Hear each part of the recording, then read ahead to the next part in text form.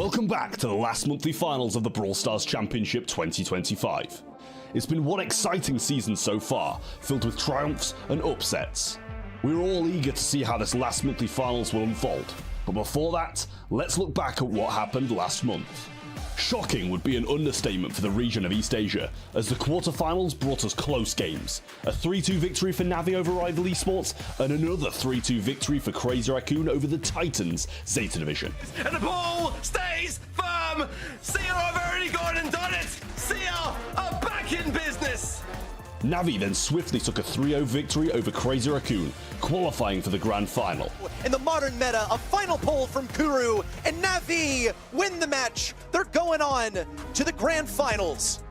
On the other side of the bracket, Reject took a steady and swift path to the grand final, only dropping one set to Frenzy Gaming. Melty with the last bit of damage with the smoke. And with that momentum, Reject was simply unstoppable, putting up a spectacular 3-0 victory over Navi, crowning them the July monthly final champions. Reject have only gone and done it, and now they can reap the rewards. This dominant victory, and with Zeta dropping out in the quarterfinals, allowed Reject to take that #1 spot in the region. Moving on to EMEA, we are greeted with exciting matches that showcase the talent of the region. Reply Totem won a well-fought 3-2 victory against Team Heretics, but fell short against the Brawl Cup champions Humble, losing to them 1-3. Way and just survives. Semantic holds on to the gems, and that is brilliance from Humble. On the other side of the bracket, SK Gaming and Novo Esports both took a convincing victory in the quarterfinals and gave us a spectacular performance in the semis. SK Gaming are 3 members strong versus 2. Subeam falls next. Biso, the last one to go. And SK Gaming, they're going to the World Finals. SK Gaming took that momentum into the grand final and faced their seemingly eternal rivals, Humble. And the outcome did not change, as SK Gaming took a 3-1 victory against them, winning them yet another monthly finals. But it is a fruitless effort. Your monthly final champions in July, SK Gaming. This victory has put SK Gaming in a commanding lead of 71 points ahead of Humble. With plenty of slots available for EMEA in the World Finals, we'll definitely see the high-level gameplay that we've witnessed online on the big stage. Speaking of big stages, the host region of the LCQ this year, South America, has been taking notes and taking names. Loud arrived at the grand final as expected, with swift 3-0s against Anotis and Alpha 7 Esports. And it'll be Loud heading on to the grand finals. Alpha 7 Esports left in their wake. On the other side of the bracket, SK Calalas SA showed similar prowess, only dropping one set to Casa Brawl in the quarterfinals. And Casa Brawl has been shut down in the quarterfinals. With both teams riding off their 3-0 victories in the semifinals, the grand final was poised to be amazing. But in the end, the better team last month was SK Calalas SA, taking a 3-1 victory over the Brazilian Titans. This is the Dino, and SKC have done it! They've been able to wipe out Loud. They are your July monthly final champions in South America! This victory inched SK Calalas SA closer to the top spot, and who knows how that might change this monthly finals. Moving on to the final region, North America, where things seem to have reverted to how they were. Elevate seem to have found their groove, taking up swift 3-0s against Pioneers and Eternal. And going to the grand finals in wonderful, wonderful fashion. Meanwhile, Tribe Gaming took a 3-0 against Team Electros, but stumbled pretty hard during their match against STMN. And somehow, some way, Tribe Gaming have done it! And full reverse swept STMN! The grand final was the stage for revenge in the eyes of Tribe Gaming. They came with a vengeance, and they served it cold, taking up an amazing 3-1 victory. Puts the doubters to rest, and Tribe Gaming will hold on to be NA's #1. Tribe Gaming is once again sitting comfortably at the top of the region, with a whopping 440 points. Yet another spot secured in the World Finals for the NA Titans. And that was the recap for July's monthly finals. Aside from the top positions being secured by the various regional titans, it'll be interesting to see how the double points will affect the teams in the middle of the leaderboards. So keep an eye out for that.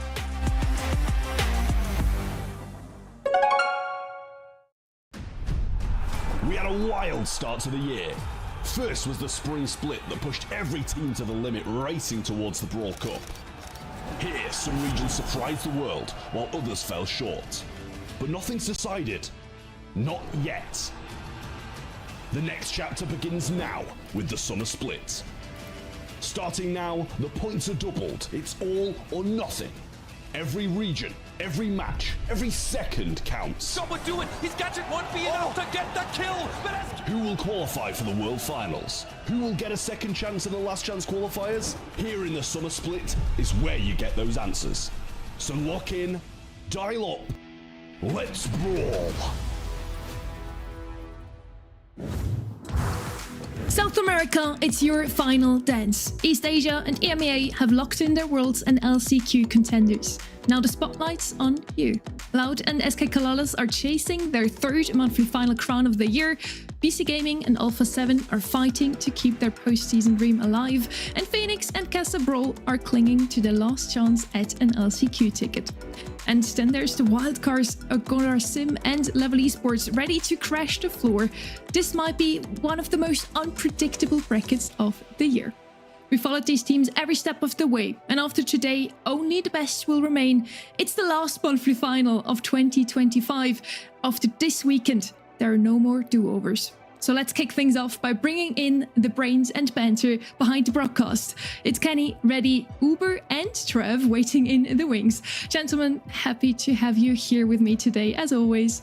Loud and SK Calalas have both won 2 monthly finals this year. Do we see one of them take a third, or is someone else ready to crash the party? that's what I'm expecting. I really think these two teams have been a tier above the rest of the squads out there. South America should be really interesting today, though. Obviously, a lot of postseason ramifications. I'm expecting big stuff. I'm thinking we see Loud SKC finals once again. It's all about the postseason seeding for these two, and they've made it to the finals every single month so far. You're talking about seeding ready. Yes, then both of those teams are already locked in for Worlds. Loud and SK Calalas take the 2 slots that South America has, Kenny.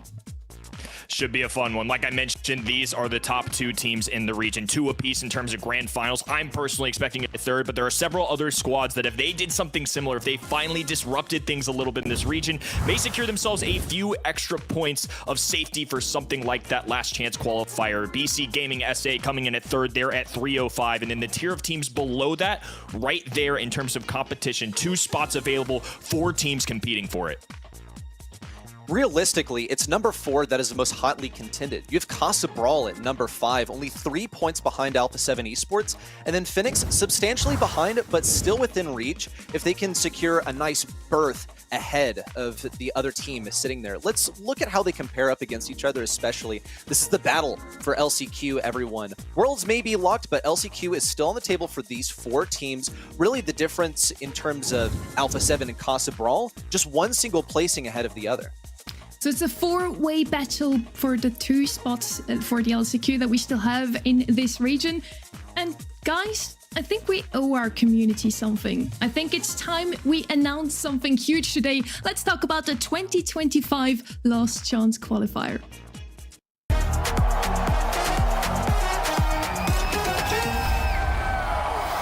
5 regions from across the globe send their hungriest teams to face one final challenge. One last chance to earn their spot at the World Finals. Yoshi goes down the spin on Chaos. He's spinning himself. He knows they've lost. 16 teams enter, only 4 will advance. Dreams will be shattered, heroes will be made. This is the Last Chance Qualifier. 10th to the 12th of October, Sao Paulo, live from the Brazil Game Show. Get your tickets now and watch your champions in person. Or watch online at event.brawlstars.com to earn Pro Pass rewards. Make sure to put that in your calendars, 10th to 12th of October, Sao Paulo. So the 4 teams that are fighting for LCQ in this region can look forward to an international tournament in their home region.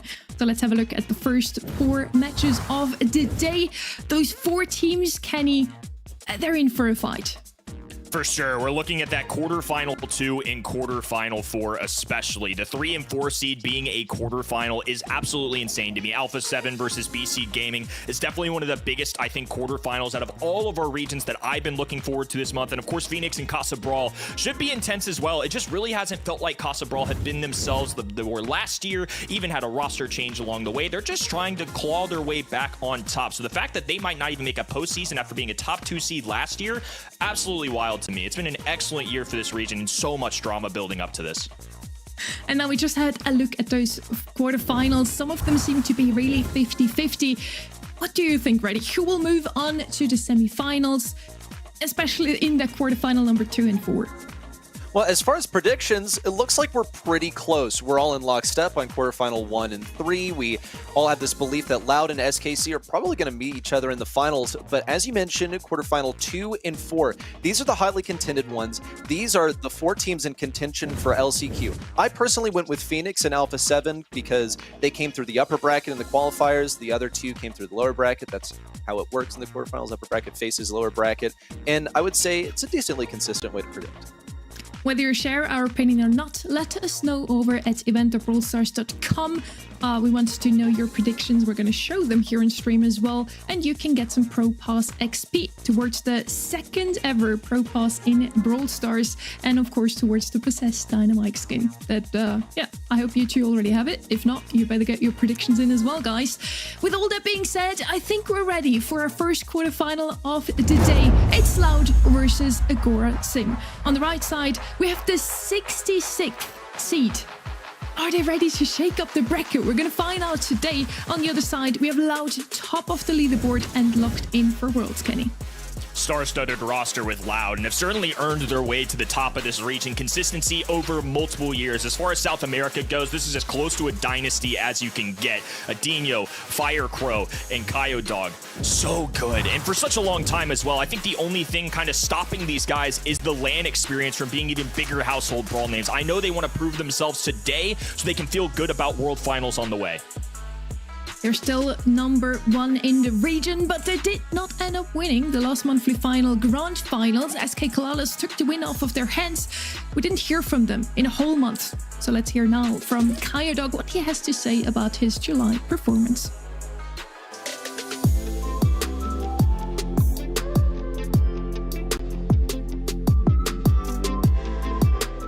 Essa derrota ela surpreendeu a gente pouco.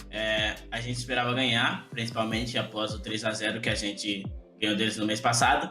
Mas também não foi uma derrota que abalou bastante a gente, porque a gente não conseguiu treinar muito esses mapas da final. A gente estava mais focado nas quartas e na semi, né, que a gente precisava classificar para o Mundial. E o objetivo foi concluído, né? A gente conseguiu estar se classificando aí. Infelizmente, a gente acabou perdendo aí. Obviamente, a gente queria ganhar. Porém, acontece, né? Vida que segue. Vai demorar pouco, né, pro Mundial. A gente planeja continuar treinando aí para não perder o ritmo, né? E a gente vai assistir também o LCQ, né, para entender bem como funcionam os outros times que podem estar classificando aí. Mas a gente planeja fazer um bootcamp na Europa e eu acho que a gente pode vir muito preparado para o Mundial. Eu realmente tenho muita confiança que a gente pode se sair bem. They will still keep up the training to perform very well at the World Finals. We'll see how that goes. First up, we have this last monthly final left for them, where they want to get that 3rd win. It did not work out last weekend. You think Agorasim will end their journey very early on, Reddy? In a word, no. But in many words, I think that they can, like, maybe put a game or so up on the board. I think that Loud is majorly going to be going on instincts here in terms of drafting. They should have something prepared because they still need to make it to the later stages in order to, you know, keep their standing as far as points. But Agorasim 3, this is a brand new team here in Brawl Stars. You mentioned that they're 66th seed in the region. That means that they came through day 1 of the qualifier. They had to make their way through day 2. They got shut down immediately on day 2 by Alpha 7, but they managed to make their way through the lower bracket, Kenny. Pretty wild to think about. I mean, even at this late in the year, we're still having teams pop off the way they are. I'm right there with you. I fully anticipate that Loud, a team that's going to the World Finals, will beat a newcomer here today. And I think you said it. I mean, the fact that you only anticipate maybe them taking a game, it's really hard to imagine a set. That's no disrespect to these guys. That's just so much credit due to Loud being good. I mean, you know me. My heart's always going towards the underdogs here. It's not going to be an easy task, though. Loud is #1 seed. They did win 2 monthly finals, made it into 4 grand finals already. So I don't see that Agorasim will win this match, but maybe they can take a set. We did see in the past that maybe Loud prepares more for the semifinals, for the finals, thinking they will get there anyway. And what we learned over the course of the last few months is to never underestimate an opponent ready. This is very true. I mean, they say underestimating your opponent, that's got to be one of the major weaknesses that you can be introducing into your squad. And we've seen it happen numerous times in Brawl Esports. Will it happen to the team that has reliably made top 2 in the region? Even still, I have my doubts. I feel like Loud, even on a bad day, should still be able to take down Agorasim 3. Just really giving you the tail to tape here, folks. It's not that chalked. In fact, the audience seems to agree. 59% only going with the side of Loud.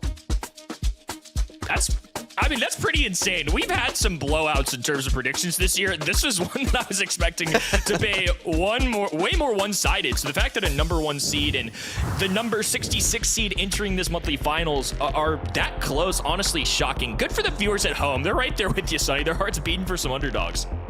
I like to see it, honestly. And again, Agorasim, yes, they dropped into the lower bracket of the monthly qualifiers fairly soon, but they then had a quick run through the losers bracket, 4 straight wins to now stand in the finals. Also beating Zarita Gang, for example, which, is quite a well-known name in this region, and they're not in this monthly final now.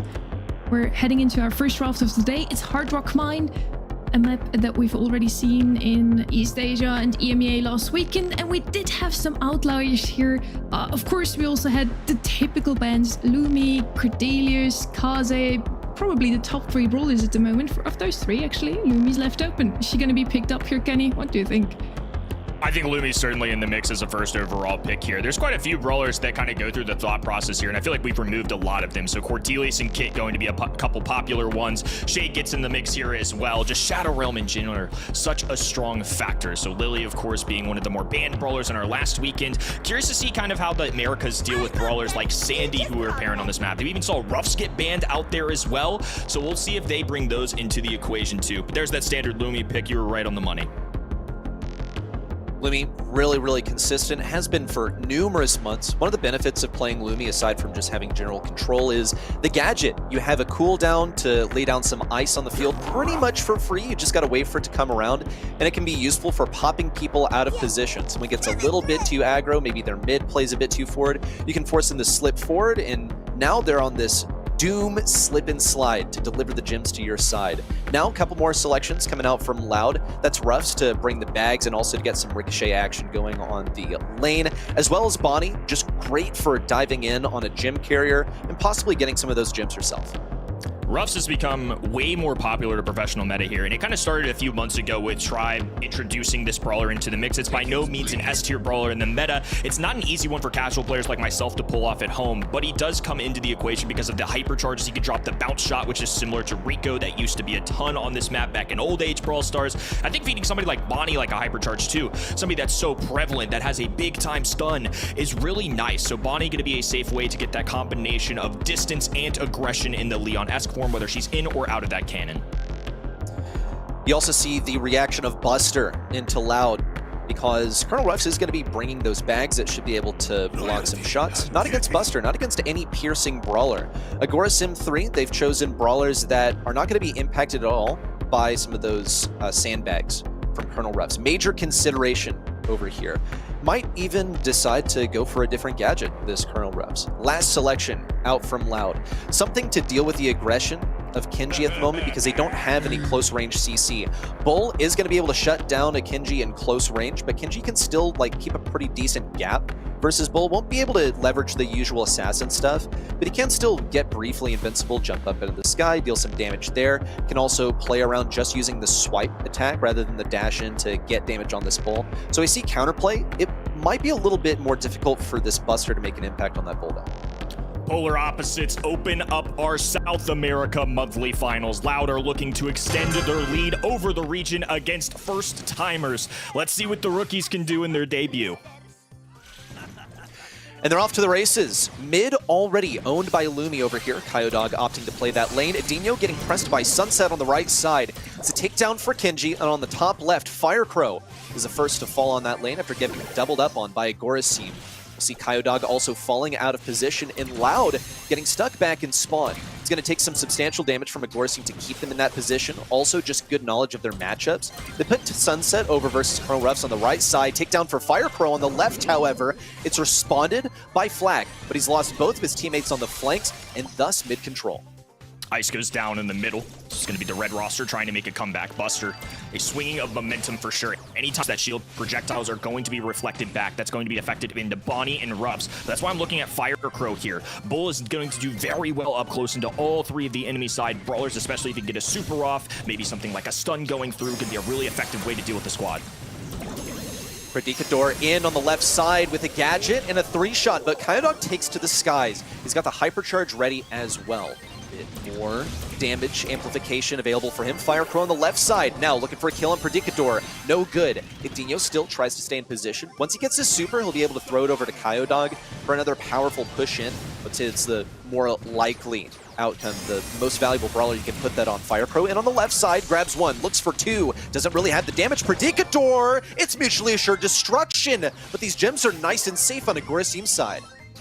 So safely tucked away, but a 9th gem now being added to Loud's collection. Firecrow off in the distance, hiding in the grass as they move forward. Sunset dashing in, Firecrow ready to respond. Hypercharge being clicked, Gadget going down as well, right into the eye of the storm. He'll take one, now a second, looking for a third. Team wipe goes through, and Loud have countdown. Kyodog's got the escape if he needs it, and that's only if Agorasim can get close to him. Predicador's going to do everything he can. Super in. Where's the movement? Sunset has a hypercharge, but he needs a super to go with it. Pops a hyper. He's got the super, but Kyodog is safe and sound on the right side thanks to a jump, and it's game 1 going to Loud. Solid stuff coming out of Loud in our opening game. This is what we expect here. I mean, a pretty solid fight, I would say, on the other end. I do like the response of Bull, though. I think it's not your tried and true old-timey Brawl Stars mentality to go for something like a shotgun brawler, especially Bull, but he's in a great spot in the game right now, and I think on-paper matchup worked out really well into the enemy 3 brawlers. Thought Firecrow was a huge part of that win. Once more off the beginning of the game, here comes Sunset, but he's already taken down a little trade here for Kyodog. Drops this to a 2v3, rather 2v1 favoring Loud. Agorasim now in once again with the aggression. They get the kill on Dino, but here comes Firecrow around the back lines. Gets one. He's looking for more. Needs to heal up, and here comes a respawn to disturb his presence on the top left. Gets taken down, and Loud aren't really able to get mid-control off of that. They're facing a 2v3, and Sunset has crept into the back lines on the left side. Got to take advantage of those Buster supers. Gadget in response of Dino. Now an adjustment here. Kyodog, hypercharge. Firecrow helps him clean up, and Dino does his job on the bottom right-hand side. Yet another team wipe for Loud. Impressive stuff now with an 8-0 lead. Kyodog could really use a super here. Doesn't want to get sucked in by Predicador. Gonna pop that gadget to stay alive on the left side in retreat. Also staying away from the Lumi gadget. Keeps him alive for now. Firecrow with a takedown. He's eliminated on the top left, but he has a super and a hypercharge for when he comes back. They can use that to get out of a potential spawn trap at the hands of Agorasim. But even Agorasim don't really seem too confident in their abilities to exercise this spawn trap. In comes Firecrow. Gem Carrier down. Predicador, he's on the menu, but he's not really desired. Really just as a zert for a Kyodog looking to grab number 10. He'd be well advised to sneak out here. Almost gets trapped by Lumi with the gadget, but the seconds are counting down. Sunset in, but denied at the gates by Dino. Kyodog also safe and Loud with a clean finish in set 1. Impressive stuff from South America's number 1. They're going to be looking to take another monthly finals here, and it starts in the quarterfinals. And of course, being with that higher seeding comes with the reward of playing the lowest seeding typically in the monthly finals. And it sure looked like it there, especially in that game number 2. Once Loud made those proper adjustments, felt like they were able to adapt pretty nicely and keep things clean. A quick 2-0 from Loud. Just like we expected, really. But we had some great moments from Agorasim, honestly. Draft, not too shabby. We had the Buster doing a lot of work. We still have 8 kills on each of the members of Loud on the other side. Ross worked out phenomenally. That was one of the outliers I was talking about, by the way, talking about the draft from last weekend as well. Not something we've seen a lot in scrims, I feel, and not on every single map and mode, but here in Hard Rock Mine and also on Crystal Arcade, he seems to have found a footing ready. He's been a pretty competitive pick here on Hard Rock for a long time. Just like useful on the lanes, can play mid if necessary because Refs has some pretty respectable range. It's a hypercharge. Combine that with Bonnie, who takes kind of a while to get hers, and the Bonnie hypercharge is so strong as well. Get a stun when you land from that super is just ridiculous. So Loud had a really synergistic comp. I think there were good moments, of course, from Agorasim because they had like good intel on some of these matchups. Sending Kinji immediately for the Refs, I think, was pretty intelligent. They managed to get a kill off the beginning of the game, but they, had some good puzzle pieces, but they did not make a good puzzle. I guess so. Hard Rock Mine used to be the Rico map. Now with all those tanks in the current meta, maybe Ross is the new Rico. Used to be the second choice here, but now with all those tanks coming in, you can also open up the map. It's just the better choice at the moment. Now we're heading over to Ring of Fire. Here, I would be surprised if Loud would leave Lumi open one more time. They definitely did it on purpose in the previous one, as Agorasim picked her up immediately, but Loud had the perfect answer to it. Heading into that draft here now. Ready, what do you expect to come in? Please show me the standard bans. I would love to see some of that. Give me like some of the new meta, a bit of Cordelius action out here. Ring of Fire, one that I pray for, which is like a sleeper pick, is going to be the Pam like 100% of the time. I know the odds of it showing up are so low, but just give us a little bit of Pam into Hank. I need to see it again. Kaze, Cord, kind of top of my mind as well. Charlie is definitely a player on this map as well. So top right-hand side, you're going to see that Kaze and Kit, and then Lily as well. I think Lily's kind of a sleeper pick as well for that blend of aggression. B is an interesting one. Bonnie usually escapes the ban phase, but such a good brawler, doesn't surprise me here. In this region in particular, I'm looking out for Charlie, and Stu has been somebody that's really risen that I've seen, at least in scrims. We saw it a good bit last weekend as well, so it feels like a brawler that's maybe shaping up a little bit. Stu, big consideration, especially when Lu is on the table. And Lu can be outranged is another consideration. Here comes Finks, great for denying long-range selections, slowing down some of those projectiles. Also can work decently as an anti-tank since you can fire off 3 projectiles and gadget back. Not only do you get away from the tank, but you get all your shots back, so then you can fire off 3 more. Respectable first pick, honestly. It, once again, is a bit of a sleeper pick. You don't see it that often, usually only at the top level of play. So Fink's going to be a good one here. Crow as a response. Expecting a lot of Crow in this region as well. It's been entered into the ban stage even on some of these maps and modes. I just think the ability for it to take down healing in terms of J-Young comps, it's got a solid gadget to slow down enemies, so we prevent that kind of healing side of things. It's also being used to address Hank, which is one of the big time brawlers right now in general, I would say. Cordelius escaping here as well, something that's standing out to me. Just one of the top brawlers in the game right now. Charlie, somebody that's been really popular in the other regions. Now that we see this Finks, it does kind of change up the mentality, I think. I'm looking for an outside shot, maybe at some berry comps later down the road as well. Gus, kind of your standard safe pick. He's definitely tailored off a little bit in terms of pick and ban rates after last weekend, but still a solid shout. Yeah, in fact, we even saw Gus banned in the last set. Gus has been a pretty popular ban if you want to keep your opponent from going something so safe, because he really is incredibly versatile, good at enabling something that goes in aggressive. Could pop that onto the Crow if Crow even really needs it, honestly. One of the things that's propelled Crow into the forefront of the meta right now is his shield. It's so powerful. You can get great damage. You can play him as an anti-tank. You can play him as an anti-heal. And I'm curious why Loud is going to go a healer into this Crow composition, knowing full well that his healing reduction has been increased lately, and it's another reason why he is at the position he is in the meta. So Byron coming out here. South America didn't show this a lot in the scrims that I was at least watching, especially out of Loud. I've seen some really interesting ones though. I mean, Buster shows up a good bit here. They love using Mr. P on this map as well. Lumi's somebody that's still kind of escaping this, and I'm a little surprised it's gone as long as it has, but I think just given how long Lumi's been out the game, South America in particular have shown confidence when playing into it. I would say in terms of ban rates, Lumi one that they're not necessarily as afraid of compared to other regions. So they're going to put some confidence in themselves here. Byron, Kenji, and Finks. Pretty well-rounded composition. You've got that support, you've got the distance. Finks is super, covers the entire hot zone. I think this is a pretty well-rounded and just solid composition. Hard to complain about this. It's pretty well-rounded from Loud. As far as the top picks on this map, didn't necessarily hit it, in my opinion. Here comes Amber from Agorasim. And this is what I started to think they were going for as soon as that Crow comes out, because Crow, Amber, it's like the Serpent and the Mongoose. It's this rivalry that has existed as long as these two have been in the game, where they sort of just like cancel each other out. A lot of times you see Crow played proactively to deal with the potential Amber, and they anticipated maybe something like that just sort of walks in, maybe doesn't have as much mobility, something that runs in. Kenji does have mobility. He'll have a better chance at Amber than most other assassins or tanky brawlers, but it's still not going to be a good matchup for them, and Agorasim are going to try and keep that Amber on that matchup as long as possible. So Dog and Adinu taking to the mid while Firecrow works the right hand in. There's an Amber going down, just gunning away. Easy money there for them to take over. Now Gus has to work the long range against two different brawlers while Dog powers up his teammate. Things going according to plan here so far for Loud. Looking pretty consistent for them. They've managed to keep this Amber away, Firecrow keeping Flak occupied, Predicador also outranged over here, and Dog providing the necessary heals to Adinu, who's able to get out of position immediately once he realizes he's overextended. He's going to look for Sunset over here. Didn't quite get it. Sunset still on 100 HP, and he's not healing for some reason. Makes him a free kill for Adinu if he pops his head around this corner, and Adinu snipes him. Flak on the right side, firing fruitlessly into the radius that slows down projectiles. And against all odds, Sunset has survived till this point. But now 80% has been gained by Loud so far, and they're not slowing down.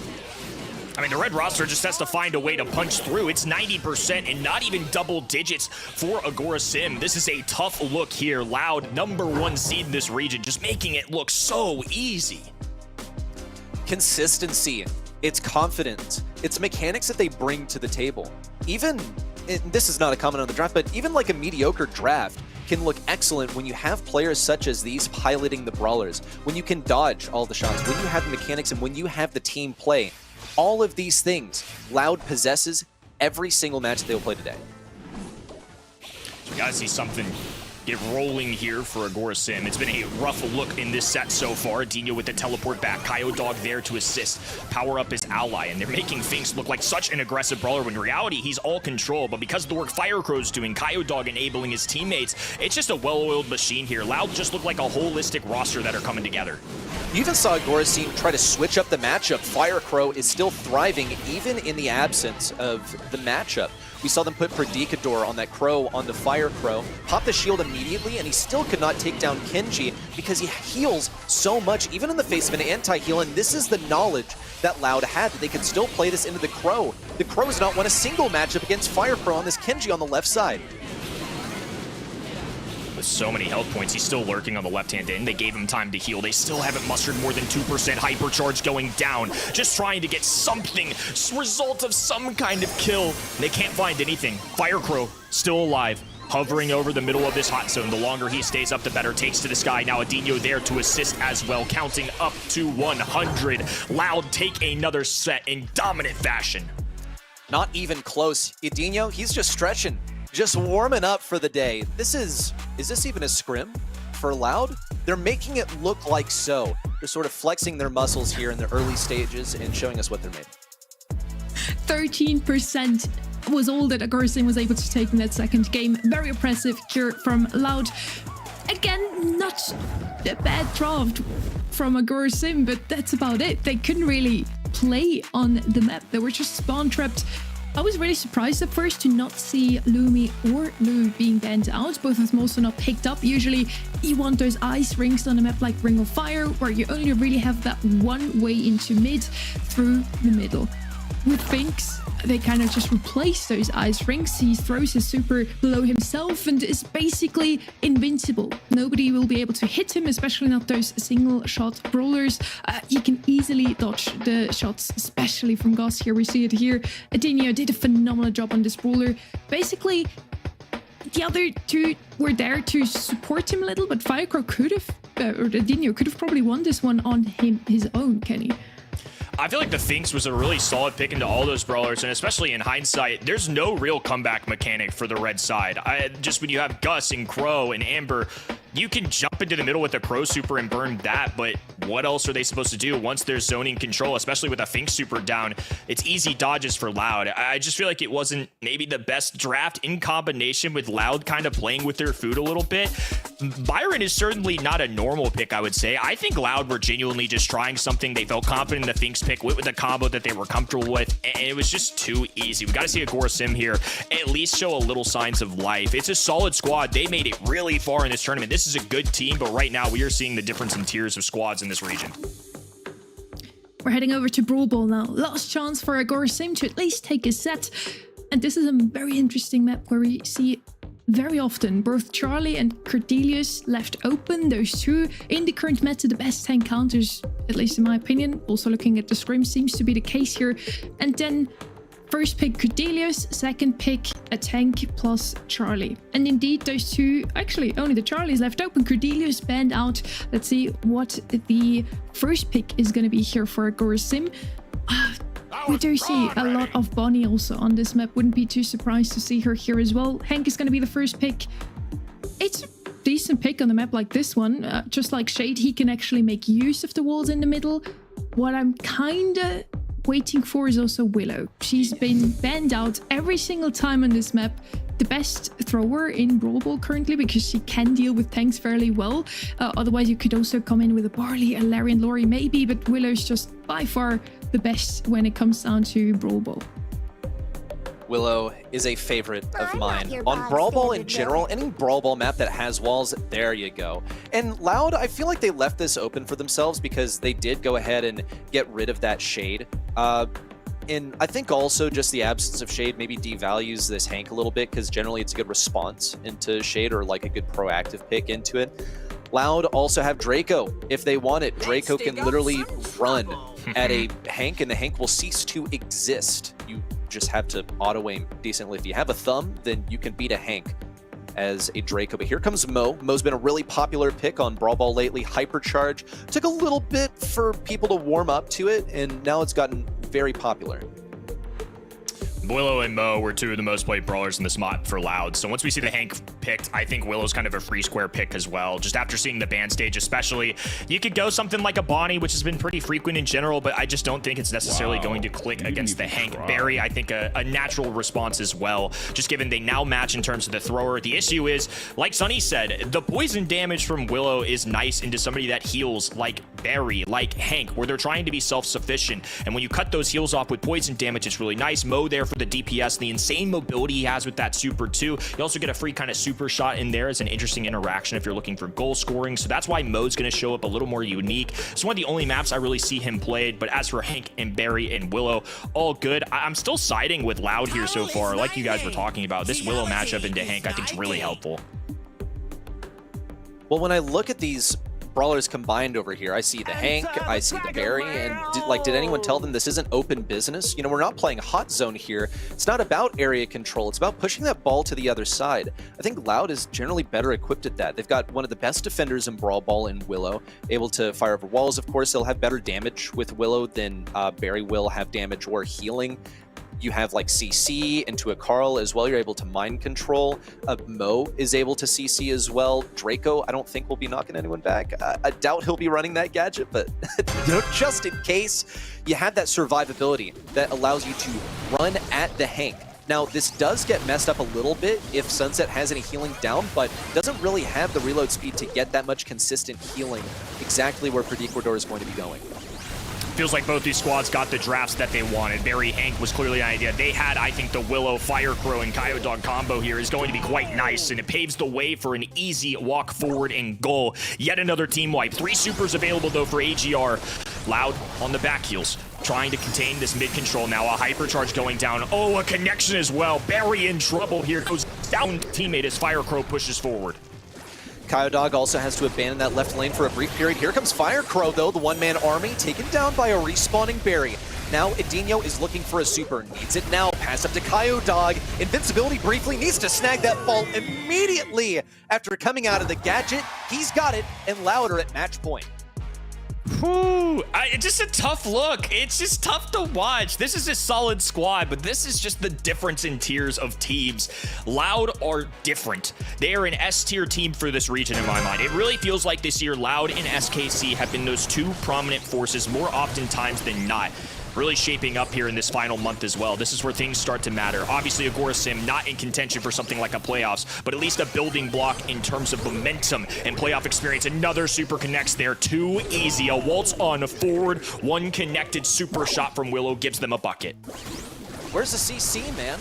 Where's that Barry gadget when we need to see it to defend a goal? It was wide open for Loud. They're looking to make that 2 and end things a little bit more mercifully for Agorasim here. Predicador snags a kill on the left side and gets the heal as well. Edinho now with a hypercharge mind control possibly incoming, looks for one on the Sunset, but is taken down by the Barry player. Firecrow trying to make it happen solo, not going to be provided that opportunity and denied mid-super by Sunset.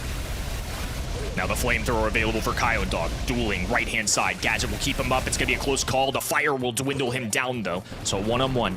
Edinho does have that super available, and as a result, Hank has to be careful. Kind of has to stay behind these walls, and at that point, it's just an even fight with the fellow thrower. Edinho's going to try and do this solo. Needs one on the Flak or on the Sunset. Sunset needs this knockback. Flak still picks it up, but he's able to get free of that mind control, pass it into the corner to provide a little bit more time for Agorasim. Kyodog low HP, gonna fall back here. Still a 1-0 lead though. It's the longest we've seen a Brawl Ball game go so far. It was a speed run in game number 1, and finally HER putting some kills up on the board. Edinho hovering over the middle of this map while Kyodog guns down the left-hand side. Edinho letting it rain. Super pass missed there. They're gonna have to buy a little time. Firecrow though getting in on the action. Teleburrows his way underground. The bounce shot. Deep footwork coming through. Loud sweep their way through the quarterfinals. A true underdog story. But if there's one dog you don't want to be under, his name's Kaio, and he's staring down the barrel of a victory for Loud. Nice stuff for Loud, not a single game dropped. And Agorasim is a bygone memory. Their season ends here. So far, 6-0 for Loud, as already said, and not a single game dropped, just like we expected, really. They are moving on into the semis already, hoping to get that third monthly final win, remember, so they still have a little way ahead of them. In this set, I don't really have many good words for the draft of Agorasim, I have to say. This was probably the biggest outdraft from all 3 sets we just saw. 7 kills here on Edinho. Reddy, Yumi both wanted to see that Willow. She was immediately picked up. She's just too good to be left open on a map like triple, really. But still, you know, they made it from 66th seed. I believe they've never even competed in the monthly qualifiers together, to 29th now with the 20 points that they gained today. So they still made a huge leap in the leaderboard. Agorasim can still be proud of themselves to be in the top 8 of this region for August, Kenny. Really good stuff to make it this far. Obviously, you know, a little harsh on them in the sense that that draft certainly didn't go their way, but this is an accomplishment of its own. To make top 8 in the region is still a big deal. Hopefully, it leads to a better season for themselves next year. I'm really looking forward to this quarterfinal too, though. I think much better stuff ahead on the day. And now I'm super excited for the next one because we kind of did see this one going the way of Loud in a 3-0. All good. Now we're coming to a match that could be super close. Both of those two teams are still fighting for LCQ. It's a slim chance for Fenix. Casa Brawl wants to keep their slot. So let's see how things are going to go down after a quick break.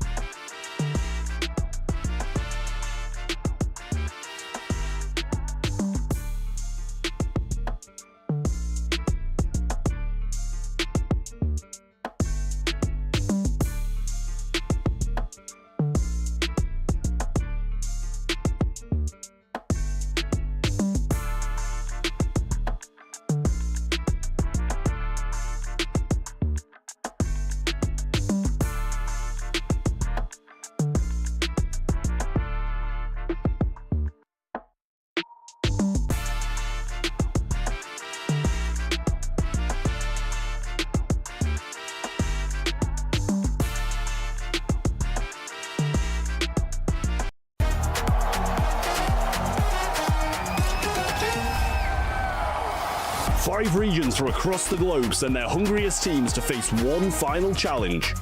One last chance to earn their spot at the World Finals. Yoshi goes down, the spin on Chaos. He's spinning himself. He knows they've lost.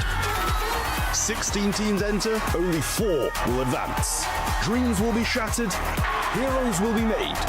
This is the last chance qualifier. 10th to the 12th of October, Sao Paulo, live from the Brazil Game Show. Get your tickets now and watch your champions in person.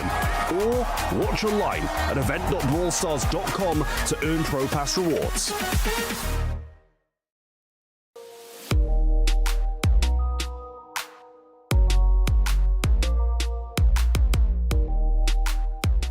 Acredito que esse mapa seja o Fliperama de Cristal. Perfeito, acertei? É um mapa que eu tive na Qualify, né? Então meio que treinei bastante esse mapa. Então acredito que era quase impossível eu não lembrar dessa moita.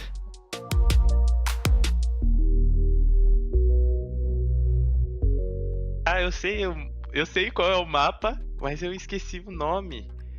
Safe Zone. É um mapa bem antigo, né? Então era meio difícil eu não saber, né? E é o mapa que eu mais gosto do Haste.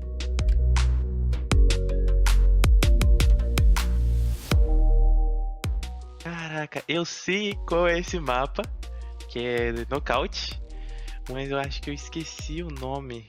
Acho que não, né? Eu acho que... Não faço ideia. Não faço ideia o nome desse mapa. Esqueci.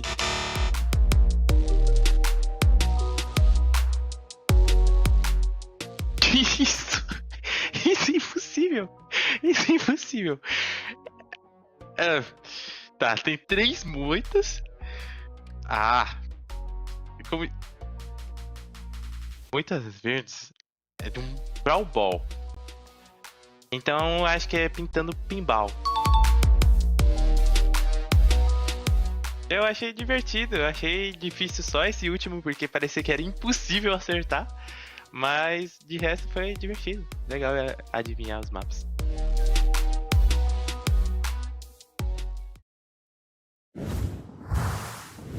It's still 2025, it's still the BSC, but for the last time this year, we're saying hi for the August monthly finals, or a monthly final overall. Also, hello Trev, glad to have you here again this weekend. You, watching that match from behind the scenes, you must have also felt for Agorasim. Who was it that gave Loud the win in the end? Who's your MVP? Yeah, I can't lie, I felt really bad for them because it was a very, very dominating performance at the end of the day, and they're not a bad team by any means either, but, you know, when you're faced against Loud, it's going to be really difficult to come out with a win. Adinho being that match MVP as well, it's just one of those ones. It was just so tough for them, but Loud come out victorious, and I think it was a deserved win. Well, definitely a deserved win. It was the things in Ring of Fire, definitely did pull his weight with that brawler, also on the other map, so deserved MVP in this one. Quick 3-0 for quarterfinal number 1. But as mentioned before the break, I feel like this next one is going to be a little closer. For our quarterfinal number 2, we have Fenix versus Casa Brawl. Both of them still fighting for LCQ. Both of them with slim chances. They have to at least make it into a grand final already. It's going to be challenging for them. Fenix is the team that is furthest behind in our 4 teams that have a chance at LCQ, and Casa Brawl, well, they're just outside of those 2 spots for LCQ. They're only 3 points behind their nearest competitor, Alpha 7. In order to do that, they need to start by getting a game victory here, and then they need to finish ahead of Alpha 7. Those teams know each other really well. They're sitting back-to-back in the leaderboard as well. Both, again, still fighting for the LCQ. We always want to shine a little spotlight also on the rivalries between the teams. This time we had the chance to sit down with Kawa. Eu acho que vai ser uma partida difícil, porque eles estão querendo bastante esse LCQ. Por ser uma equipe nova, talvez tenha alguns conflitos para eles, e a gente que é uma equipe nova, mas já estamos mais juntos do que eles há bastante tempo, talvez o resultado seja para nós. Eu acho que é uma partida difícil, porque eles estão querendo muito esse LCQ, e essa pontuação, a colocação dessa mensal é muito importante, né? Então, talvez a gente consiga uma partida muito boa para os telespectadores. isn't that nice? He's thinking of you too. He wants to give a good or deliver a good show for the audience as well. Super nice of him. I hope we get just that. I hope we get a little bit of a closer match than the quarterfinal number 1, and I do think that's going to happen. Phoenix looked really, really good in scrims. They also did qualify through the upper bracket of the qualifier, beating BC Gaming 3-0. So Casa Brawl is not going to have an easy task here today. Overall, though, they are still sitting one spot ahead of Phoenix. They are 30 points. They do have 30 points more collected over this season, and they did win in the February monthly finals. Ever since then, it just didn't look as rosy anymore, Trev. Yeah, this is the thing. They started so strong, and this is a team of players you'd expect to be right at the top of the leaderboards, you know, being in those world spots, being in those LCQ spots already. So being in 5th, for this team, it's got to be an extremely disappointing year with the players on this roster. So they've got a lot to prove. They need to get through this first round if they want to keep their chances of the LCQ alive, so it's going to be a big game for both teams. So Phoenix is hoping to deliver a good show. Let's also see what Motab has to say from Casa. Crossroads of Fate, we call this one because both of them, again, are fighting for an LCQ slot. They both need to make it to the grand final, so one of their journeys is going to be cut short here. Ready? Yeah, that right path, what does it lead to? Well, it's a dead end. That's the end of the season. This match, that is the entire postseason hinging on this. And you know what? It might be the first time that we have to come to grips with a top team not making it to Worlds or LCQ this year, at least. And, you know, if we don't get it today, don't worry, folks. There's NA tomorrow. So there's going to be plenty of opportunities for that. Some well-known names in both of those teams. I'm really rooting for both of them. Both of them would deserve to make it into LCQ, but as it stands right now, they're not even sitting in those slots. They first have to make it through the quarterfinal, and they need to hope that BC Gaming or Alpha 7 or both of them aren't doing well today. Trev, you feel like, yeah, what's your feeling? Actually, let's look at the predictions here. Trev thinks Casa Brawl wins. Why?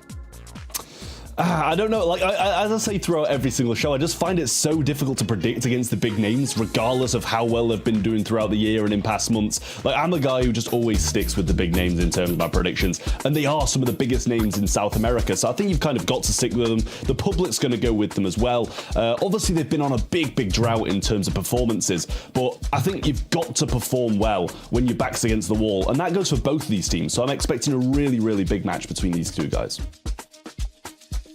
It's going to be fun to watch. 16% to 84. It's a pretty staggering matchup, especially considering that one of these came through the upper bracket and the other through the lower. One has been performing about the top 8 level. The other is, oh wait, they've also been performing at the top 8 level. Casa Brawl, they started off strong. They just haven't managed really to crack the top 4. Seems like most of the people at home voted the same way Trev did. Again, for me, Phoenix just looks a little better in scrims at the moment, but that does not usually determine how well they will do in a tournament. We're already in the draft of the very first map here. Bonnie's going to be picked up first, a brawler that we've seen in SA more often than in any other region last month already, so no surprises here. Also pretty good brawler on Crystal Arcade. What I'm kind of still waiting for here would also be a Crow again, for example, picked up fairly often as a tank counter. Charlie's banned out here, also quite a good option usually, but yeah, didn't slide through the bans just now, but someone else did. Cordelius, one of the most banned brawlers, finally slides through and is immediately picked up by Casa Brawl. Trev. Yeah, I like that Cordelius pick. It's a very versatile one. Good down the lanes, you know, regardless of what it's going to be against. It's kind of one of those maps that's just perfectly in range for Cordelius. And I really like tanks here as well, so I think it's a great shout to bring something that versatile in. Gus to follow up as well to play through the mid, providing shields to the left and right, trying to keep his teammates alive, and, you know, also himself at certain points as well when he's at risk of dropping those gems. So I like that from Casa Brawl. Two very solid picks. I do think Phoenix, have got some very good brawlers still left on the table, ready to be picked up. Something that, you know, follows a 1-2 punch from Bonnie could definitely be viable.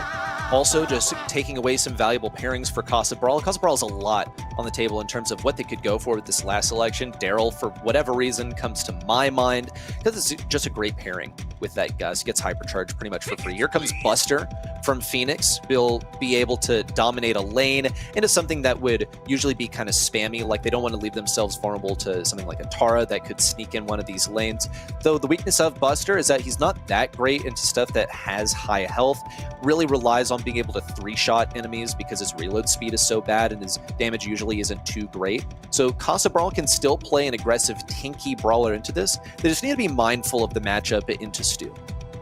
Yeah, I love a bull on this map, to be honest with you. We've obviously seen it in this region already today, so I wouldn't be opposed to that being pulled out. I really do think it's very solid. Ashe going to come in regardless, though. And Ashe is just, you know, a very solid tanky brawler that can be, you know, do decent against the majority of other tanks. So I think both sides have got some pretty decent compositions here. Stu, it kind of slips through a lot of regions metas, but obviously being picked up a little bit here in South America. I do still like the brawler, nowhere near as strong as it used to be at a certain point, but intrigued to see if it can still perform. He'll still have some range to work with into Stu in particular. Usually it'd just be like an unwinnable matchup for a tank unless your objective is to get to the enemy side like it is in Brawl Ball in a, you know, more closed-in map. Here, though, looks like Casa Brawl are going to sort of win the dice roll in terms of the matchups, but a double up from Fenix, there's no way you're going to be winning that into a 1v3. P.E.K.K.A in on the left side, still taken down in a wall break on a key wall for Fenix. Yeah, I mean, that's going to be a decent little break up there as well. P.E.K.K.A's going to come back in with Super. Doritos just beelining straight towards Raider Foot on the right-hand side, and honestly, it's going to work for him. He likes that matchup. The jump comes in, and he gets Wesley. That's perfect for the side of Casa Brawl here, but he is going to get refragged, and the gems do remain on the floor, so that's not too much of a hindrance for them. If they kind of fell directly on someone else and the Buster had to pick up, then it would have been a bit of an issue, but a nice shield there as well, just kind of predicting the pinch coming through from Motep. A shield provided perfectly there. Raider Foot will not be surviving that. Body coming with the jump, and that's going to be a pickup as well for Doritos. Hypercharge comes in, and he's trying to get all 3 of them down. He's just going to go for the gems here, pick up 8, and only 2 more to start this count.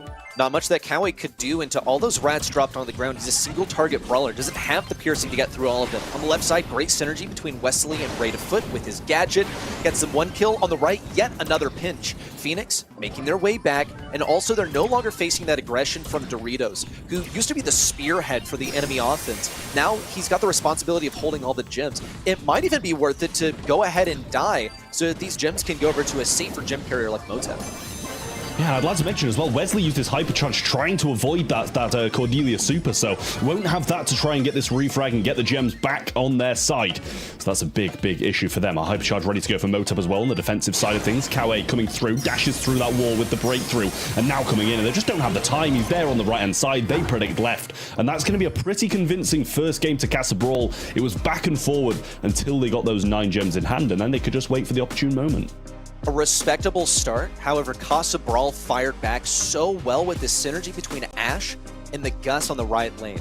Ashe, it was just sort of an unwinnable matchup for the Buster. You see Buster like laying sort of the low damage shots. We mentioned that a tanky brawler into Buster, not the greatest matchup. Raider Foot is also saying, you know what? I don't want to face Doritos at point blank. I know he's going to win. Here comes Cowie for support. Raider Foot only barely hangs on. Look at this. All 3 gems off the beginning go to Casa Brawl. Cowie misses a shot. Would have been able to get all those gems dropped to the ground if he hit that one just a moment ago, and here comes a wall break as well. Some of these wall breaks are going to be important for Cowie because it means fewer positions where Doritos can hang out. Here comes a shield from Motep, and it helps Doritos win the matchup on the left side. Yeah, these shields are perfect for Motep, I will say. He's playing a really good Gus at the moment. Here comes the Realm, though, onto Wesley. He's going to be taken down in the back lines. P.E.K.K.A's not going to be able to escape, but they won't mind just getting that gem carrier down, causing a bit of a ruckus in the back lines, and now Doritos trying to get the job done. Wesley tries to take a shot, but can't find anything. Hypercharge ready to roll, and there's going to be the Kooky Popper for Motep. Gets a bit more damage, and allows Doritos to hold this lane even more. Hypercharge can be thrown backwards towards that Stu. He's going to have a hard time dealing with it, and he's getting battered by them. Might even be brought down, as the body's not going to have the best time either. Jump comes into the left-hand side, and that's not the best of moves from Wesley. Does bring a few gems down to the floor, and Raider Foot going to fall straight back to spawn as soon as he just come from it. Sort of a pointless hypercharge out there. I know he wanted to push back P.E.K.K.A so he couldn't grab the gems, but now it's a hypercharge wasted in a 1v2 scenario. Would have been way better suited for a 3v3. Now we're going to see Wesley pop his hypercharge, but no stun off of it. This utility that Fenix has been working so hard to get over the course of the game is now lost to them. They're staring down a hypercharge possibility from Casa Brawl. But alongside all of that, they've tied up the gem count. It's 7-8. Casa Brawl only ahead by a narrow margin. They just need a play for a bit of tempo here. Another gem picked up for Fenix ties the gem count, gets him a man advantage as well. They'll slot KWBR into position on the right side to hold control. Yeah, I mean, that's a good trade from Motep there. Doritos might want to go to the left-hand side. I think that's kind of needed for him. Wesley has the hypercharge here, going to jump straight back out after he got that gem and secured that they can't get it from the mid. And now he's getting rid of all those rats there by Raider Foot. Doritos will just burn this one down, not getting the most connections. He's there in now. This could be really dangerous for them. Wesley's going to go down, and all of the Casa Brawl members still surviving. There's the hypercharge from Kawe, though. He's getting so much in, and Doritos will burn, but Motep gets another couple from mid and keeps this count going. Near hero play there from KWBR, now playing for gems, realizing, nope, it's too late. We got to get a kill. Need to take down Motep. He's now isolated in the bottom left side, trying to make it towards it. KWBR falls, Raider Foot, not able to touch him. The set goes to Casa Brawl. I mean, that's great performance from them, it really is. We can't say that the other side didn't really push back. They had some great moments, the possibility to turn things around. A few wasted hypercharges here and there definitely hurt them in the long run. But it's a risk to go in with a hypercharge with Bonnie anyway. If you're holding those gems, you're not really a brawler who's going to be able to get the most back from that hypercharge as you usually would in other situations like in Knockout. You know, it hurts too, having a pop-off moment like that with the Stu hypercharge and still not winning the gems for your team. I feel for Kawe in this one, but yes, what could happen here? Pairing a Cordelius against two tanky brawlers and one with not that much range. Cordelius was in paradise here. Pekka with 8 kills, Doritos with 10. Both of them really did well to just put a lot of pressure up against Fenix, allowing Gus to just stand in mid, help out when needed, and pick up the gems whenever they dropped. Really good performance here in the first set of Casa Brawl. Fenix's draft might have not been the best one here. It plays, yeah, mechanically, they still played fairly decent. We're going to see if set number 2 is going to go a bit differently, really. I want to say not too many misplays for either team here as well, but I am still left wanting more out of the Bonnie. I think that we saw like good synergy from Fenix on like the individual lanes, but at mid didn't see big plays happening with that Bonnie hypercharge, which is, you know, one of the most valuable things that you can use to get those gems from the enemy side. Also got to give massive kudos, like, you know, the good kind, not the kind you give your Power League randoms, to the synergy between Gus and Ash. Ash was an unbeatable matchup. Ash was so intelligent about where he's placing those rats in the face of the Stew and getting the proper support from Gus. I'm looking for more synergistic play as we move things over to Hot Potato for a bit of heist. Yeah, I mean, this map, I really do like it. There's so much that can still be played here, a lot of different compositions. You know, I've still got a little bit to be desired from Fenix, I will say. As you mentioned, there's a few kind of plays that we expect to be a bit better. No major misplays, but I do just think there could be, you know, the occasional moment where they do something that they just chose not to do, and a few hypercharges missed as well. So it's something that they do kind of need to iron out if they want to beat a team like Casa Brawl, who haven't been on their best for the majority of the year. A team who started strong and fell off quite considerably, and in desperate need of getting back to that level that they were in February right now. Bans are going to be the Chuck, the Berry, and the Charlie. Over the other side, the Cordelius, the Kit, and the Berry, Sonny. For me, Fenix already failed the first test here. We're over at Hot Potato now. The most picked and highest win rate brawler for Casa Brawl is Lumi. Is going to be left open by the side of Fenix, despite Casa Brawl having first pick, and they're not even going to pick it, so never mind. Maybe Fenix did know something I don't. Bonnie's going to be the first pick here. Especially good on a map like this one. You can jump on save, do a lot of damage, stay in the back, protect your own save, and we do see many tanks being played on Hot Potato specifically at the moment, so I wouldn't be too surprised if some tanks are gonna come in here, and Bonnie usually doesn't do too badly against it. We only have 2 brawlers that we see very often as defenders. Charlie and Cordelius are both going to be banned out, so I do expect from both sides a very rushy comp here. They both just want to close the gap between themselves and the high save as quickly as possible. Lily would indicate that as well already. She's certainly going to be making an aggressive effort over here. You had the gadget that you can use, pop into the Shadow Realm for a brief period, and appear behind the enemies or in their bushes. Phoenix going to double down on the tanky strat, now in with the Bolt, can break walls if you really need to. I think Phoenix would probably prefer to have these, so it'll be more of a benefit to have that mobility and also the damage reduction. that super can offer you. One downside potentially is that they will be feeding Hypercharge and super to that Bonnie. Really, a single Bonnie super can get through an entire shield, so that's worth considering. But it doesn't really matter too much when you out DPS the Bonnie, in fact, as long as you can survive on the enemy side. So Casa Brawl are now weighing their options in terms of things that they can use to defend well against these two brawlers. RT, definitely an excellent selection here now that you mark enemies and you also mark the safe with your split form. Yeah, I mean, RT can be a pretty good defensive brawler if you get those moments right where you can drop the legs and deal some heavy damage. But as you say, marking up the opponents is also a great thing as well. One of the brawlers that I kind of touched on, other teams touched on in the other regions. The Ems is a defensive brawler on this map, and it's one that we haven't seen in such a long period of time, and then kind of just got thrown into the mix. I was very confused. I was thrown off by it, but it defended so well, and I was honestly hoping we'd see that come through. But we're seeing Casa Brawl go with the Nita instead. Something that's it's another one of those versatile brawlers, right? You can defend with Nita, use the bear defensively, use it offensively, get the hyper bear onto the safe, get the damage in. So I think that's a very solid shout from Casa Brawl as their final. Not knowing what Fenix are going to come in with the last, I think Nita's a good shout. I'll take that Nita as well. I think that it's just like generally good for dropping bear down, absorbing some of the shots from these tanky brawlers. You can opt to go for the stun, you can also go for the shield, but Barley, and this is another one of those, like, I think I referred to it as like the serpent and the mongoose earlier. This matchup is not quite as even as that one. Barley is like the opposite of Nita, just shuts her down every single time. You've left yourself open to a possible thrower last selection. If you ask me on Casa Brawl, I don't really know if they have much to deal with this except for like a Bonnie jumping in. Aside from that, I think that this Barley is going to be thriving. No wall break either. I mean, this is looking like a great draft for Fenix. Yeah, it really is. I mean, if Raider Foot and Kawe can, avoid feeding this Bonnie, not provide that jump, then they're going to be in a great spot. I mean, he's just going to go up instantly here, get the kill, and that should be some good damage on safe. Doritos is going to get the kill on Wesley. How did that even happen? That really should not be going on there. And Raider Foot going to go in and a nice TP back to his legs by Motep. Good damage, and Pekka retreating as well. Gets another jump to safe, but shut down by Kawe. Bear in, and shield has been activated. Not too much of an issue for Wesley to deal with, just has to retreat a little bit. Now gets to play around this obstacle on the right side, and we'll see Doritos pinched by Kawe BR. Now another attempt, Kawe shut down in the Shadow Realm by Pekka.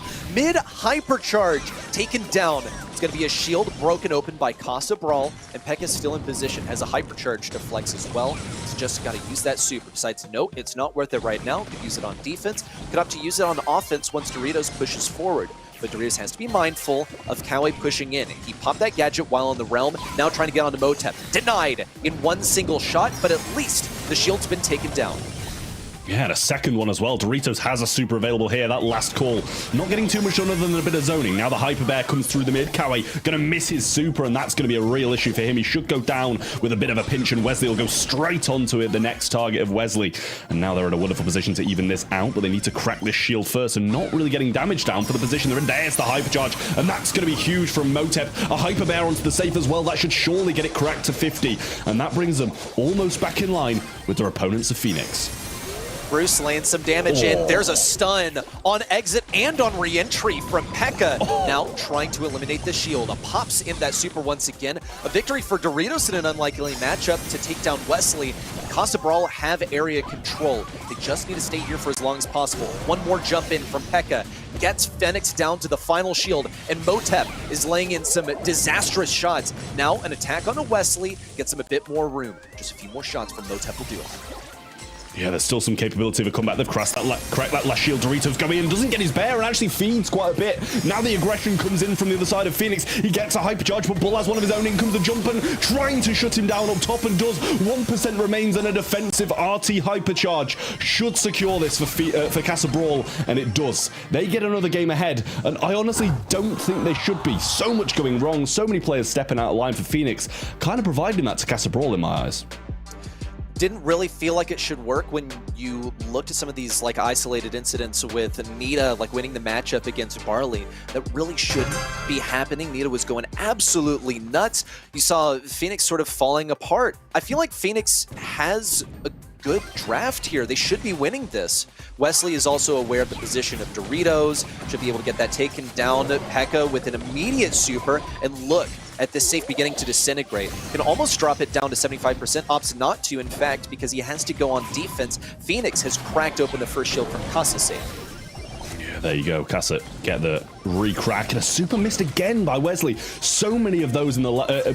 super missed by Cowie, sorry, on the other side. Now a Bear coming in as well onto Raid of Foot. And that should be the kill for Doritos on that as well. Gets the little gadget off and he will stay alive for now. But a follow-up and a Hyper Bear on safe is going to do so much, especially when he's immune as well. And it's going to be still going for that. The vertical jump by Pekka will secure that kill as well. But it's 50-50. And the Barley's doing a lot better this half. Fenix drops down below 50%. It's more or less a tie in terms of damage, but now Fenix pushes back. They've got Casa Brawl down to 31%. It's only a 9% deficit. And Motep, he's got the hypercharge ready. Put him in a blender. Now looks for the takedown on Wesley. Go for 2 onto Cowie. It's possible. Opts to just stay in that head form and go for a bit more damage. Marks up Cowie. That's all he's going to get for now. Realm active for Cowie. Now circling around to the back lines. Eliminated by the combo of Doritos and the RT, but here's Raid of Foot. Just needs 3 shots onto that safe to eliminate it. It's a close one. Fenix trailing in the final moments. Yeah, Pekka's not got to jump. He gets it eventually. They need to get in some damage in. Needs 1 more, 2 more, sorry. And he's not going to get it. Now we see Fenix going on the offense, and Wesley has a hypercharge of his own. Jumper from Pekka. Gets the stun on 2 of them, but so much damage. And the defense is still there. They hold on, and Casa Brawl get the second set. And that looked like it was going to be a big comeback from Fenix. But what a hypercharge from Bonnie. And that's what we should have been seeing from the Bonnie in the first set. Postseason dreams alive and kicking. Casa Brawl are looking excellent here, but I can't help but scratch my head at some of these decisions from Fenix. One was Bull running away from Anita that he could 2-shot that didn't have enough damage to kill him. That was bizarre. I feel like Fenix has comp, but they're lacking the execution. Yeah, 2 very aggressive comps. I would also agree with you already. Fenix, to me at least, actually had comp here, but mechanically, Casa Brawl was still miles ahead. 2 aggressive comps, and Casa Brawl fought a lot more aggressively. Even Anita went aggro, tried to get her bear quite early on, and that RT pick, actually ingenious to put your legs behind on your own heist safe. So if you shoot in the front, your legs still are going to be defending your own heist safe. Very, very clever draft here from Casa Brawl. Again, from Fenix, a little bit disappointing, honestly, because again, I feel like they did have draft in this one, Trev. Yeah, I agree. I think draft was their way as well. Just better execution from Casa Brawl, and so many moments in these first couple of sets where I feel like things were just wasted, not played as well as they should be by Fenix, and it seems like Casa Brawl's just going to go and run away with this one. A reminder as well, both of these teams need this win to keep their postseason dreams alive. They're sitting in 5th and 6th, and only the top 4 will go to postseason. So whoever wins this keeps their dreams alive, and the other team is going to be not in the competition for BSC anymore and going to be knocked out in the quarters. Well, you know, they still have to face up against Loud as well. Both of those teams have to make it into the grand finals, at least, to make it into LCQ. But this is the first step, an important step. And as it looks now, Casa Brawl is going to take that step off to the next set. Could already be the last one here if they close it out here already. Could make it happen. Let's talk draft for a moment. We're moving over to Dueling Beetles, a bit of hot zone action. Here, it's all about staying in one place and staying alive. Or, you know, you can die as long as someone's there alive, and so you get into some of the cycling of things. Casa Brawl's going to shut that down immediately. No gray. They say we don't want to deal with any teleport cheese. Just go back to the old bread and butter, bring back Bonnie. No surprises here. Again, Bonnie, most picked brawler in SA more than in any other region. And not too shabby on Dueling Beetles, honestly. Now let's see what Fenix has as an answer. Their special usually is Sphinx gonna be banned out here by themselves. What's the answer to the Bonnie here? We have Charlie and Cordelius left open for once. The 2 most banned brawlers here. Mac, also brawler they do like to play in this map. Very solid mid, a lot of HP. Charlie is going to come out here, makes a lot of sense. Again, one of the best tank counters and also pretty good into that Bonnie on the side of Casa Brawl, Trev. Yeah, I mean, I like what we've got so far from both sides. Charlie been banned out a fair amount today already. We're only the 2nd series in, so Fenix have another pick to try and reverse sweep this Casa Brawl side, but the Bonnie early shout is great for Casa Brawl. It's been a brawl that's working for them, you know, time in, time out. So second pick will be slotting in. It's going to be the Meg, something a little bit more bold, but still one of the brawlers that we see a fair amount in the meta still. Well, less than we used to, but still occasionally pops up here and there. I think could be like decent into a Stu. You know, Stu's not really able to dodge any of the shots from Meg, and Lou is still completely on the table for Fenix if they decide to go that. They've already gotten really strong CC on their team, so it could be a bit of overkill, but never really hurts to have the brawler that puts down a big old circle in the circle that you're supposed to stand on. Here comes Barry. That's going to be survivability for Casa Brawl. The ideal pairing for this is going to be some kind of tank that can take full advantage of it. Hank is available right now. Fenix could decide, you know what, actually, I kind of want to play Draco into that. But Casa Brawl can make an educated decision here and say, you know what, it's actually worth facing the Draco. Yeah, I mean, this is dangerous work for Fenix now. This Berry pick is it's an electric one. It can make so many different comps, or so many different tanks, work quite well. They're going to go a different route, throw in the Crow along with it as well, maybe a bit of anti-heal along the way, but I was kind of expecting something a little bit more aggressive in that situation. But then again, they are faced off against the Charlie, against the Meg, which has got quite a vast HP pool, and the knockback that comes along with that breaking of the mech as well. So Fenix down to their last pick, still in a pretty, well, not in a good situation by sets by any means, but in the draft still well in it. Got 5 seconds for their pick now as well, so reverse sweep still going to be necessary for them here. Need a great composition to be able to try and start doing just that, and the brawler will be coming in. It sounds like a squeak, and it is a squeak. It's a noise that you can't get out your head once you start hearing it, and one of the worst sounds in Brawl Stars, I'll tell you that right now. But going to be able to cut off quite a few avenues here. I do like that brawler, and the super can be very dangerous if hit perfectly as well. I love hearing the squeak sound before the squeak is here. It's like Galactus announcing his arrival, or, you know, the worst sound to hear in like a dark tunnel. the final selection of the squeak. So I wonder if most people recognize that Squeak is going to be an aggressive brawler here. He can play control quite a lot, but he is going to need to play aggro, and he's going to need to be a damage dealer for the team. Already getting that slow onto Motep on the left side. He's hitting like every single shot. He's looking excellent. Cowie BR around the right side has also gotten excellent positioning with this Meg. They're gradually taking damage and being forced back, but they got the initial control. Yeah, kind of expecting Motep to come forward a little bit more aggressively here, but does choose to stay back and just try and get some percentage here and there. There's the super, and it's going to be missed. Pekka going very aggressive here, and he's going to go down as well. Motep, the only remaining player left on the Casa Brawl side, and a great start for Fenix in this game. Definitely going to need to play this one a bit better for the side of Casa Brawl if they want to be able to win it, but there goes a kill on the right-hand side, and Motep starting to move up, but gets cocooned. And actually, that will make him avoid that Squeak super, but he should be hit pretty hard on the way out. Gotta love getting an assist from the enemy team. Affords Motep a trade on the left side. At least Fenix still have the positioning here. They've been taken down. At least one member has. Cowie BR still alive now. D-Meg. And here comes a hypercharge pop for Pekka. Missed super from Ray to Foot. It's fine. It's still recoverable, but it's far from ideal. This has been a theme from Fenix this entire match so far. Missed hypercharges, missed supers, and this time, at last, it comes back to bite them in set number 3 with them losing control of the zone. Yeah, eventually Casa Brawl punished something that Fenix have done wrong in this set. Wesley's going to throw the hypercharge super out here, and Doritos gets hit very hard by it. A super along the back lines by Motep to try and keep his teammates in the mix. Hypercharge comes forward from Doritos, going to get some big damage in. The Spider's place on that right-hand side. Pekka's going to come in with a jump, but miss the majority of it, and can't quite get that finishing blow onto Raider Foot. It's tough to hit someone who's already fast and then give him a hypercharge. We're going crazy. Cowie BR at least is able to finish off that kill, and Fenix are in control once more. Takedown for Wesley and Cowie onto Doritos. Casa Brawl are practically throwing themselves at this point. They'll get 1 for their troubles, make that 2 actually, and Motep is healing things up. Raidafoot sticks 1 in Cocoon. We'll see it pop out in just a moment here. Pekka's still alive. Fenix 8% away from grabbing a game and ending this win streak by Casa Brawl, but it's starting to look a little dangerous.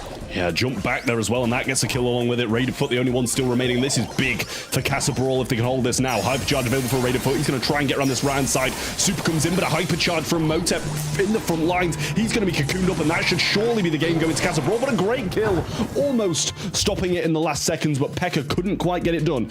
And Fenix eventually looking a bit better. It has been nail-biter after nail-biter. Every single game so far, But how has every single one gone to Casa Brawl until now? They won 4 games in a row. Every single one was super, super close. And we nearly saw it happen again in a match where Fenix got the initial control. And then they brought us all the way to 93%, almost stumble at the finish line. Surely a recurring theme throughout this match. But Fenix has held on for now. They're looking for a similar start to last time. Wesley didn't get that slow that he was able to on Motep, but he's got similar damage to offer. Nonetheless, Casa Brawl has given way less control to Fenix than they did off the beginning of game number 1. Yeah, I mean, it's better for Casa Brawl, but at the same time, Fenix still managed to hold on for quite a while last time. If they can just start this push a bit later, it'll be, the same situation if they can hold it. But Motep doing a good job of staying in the mix. Cal trying to go forwards and get back into this mech, whether he dies and gets back into it or whether he gets the super. There's the cocoon, but a jump from Doritos will do a lot of the damage required to get that out. The heal comes through beautifully timed, but he should go down. Just healing himself massively here, stays alive for a good portion, and Cal not going to come out of that super just yet, and eventually does. Pekka trying to work for it now. Motep going in with a hypercharge very aggressively here, getting some big damage down, but Cal hypercharging into his mech and getting a shield. Percentage not really ticking up as it's just an all-out brawl, and death after death is just ensuing. Cycling does work here as long as you're on that point and you're alive longer than your opponent. And so Casa Brawl has managed. Will get tagged up by this hypercharge from Squeak, make that a second shot thanks to the hypercharge double bounce, and Motep's at risk of being taken down. Thankfully able to heal himself up with the gadget. Is that really worth it? I guess so. No one's going really that aggressive onto him. He stays alive for a little bit longer and starts to lay down some key healing for his team. But Wesley is gradually forcing them away from the ideal positions for them to stand inside of the healing radius. Motep, alongside all of this, has also gotten a hypercharge that can be useful for another push in, and they're going to need to play their cards very carefully because Fenix is now nearing an insurmountable percentage. Yeah, Motep having to use that super really defensively there as well. A hypercharge comes through for Cal, makes a connection onto Pekka. Pekka going to have to go in, gets the double stun. Can he get it done? The damage comes through from Motep, but his teammate dies, and he was going to be the big damage dealer in that situation. Cal just narrowly surviving. Will go. Oh, actually doesn't go. Oh, just clips him with that last dagger, but it is not as close as last time at this portion of the game. Casa Brawl some work to do, and Fenix got to push in. There's the hypercharge from Raider Foot, going to be able to get it off. Jump comes in from Doritos backwards, big damage now. Pekka jumping in, trying to get the work done, but it's just not going to be enough in this situation. And Fenix dragging a set back, still 2 going to be required, but a few spins there as well from Kawe, so might be feeling confident. Trav, I was starting to get some deja vu there. I see like the 65% rolling in. Control starts to go to Casa. It's not looking too great. And I go, oh no, don't tell me. Don't tell me it'll go to 93% once again. Fenix, they have found their footing at last. I would say they looked well prepared for sets 1 and 2. They managed to actually get a set victory here in set 3. So I think we might be in for a 5-set series. Yes, for now, Fenix lives to see another set. They finally take a win themselves still. Pekka is going to take that MVP with the most kills, most DPS on his side. Casa Brawl with a pretty good draft here again.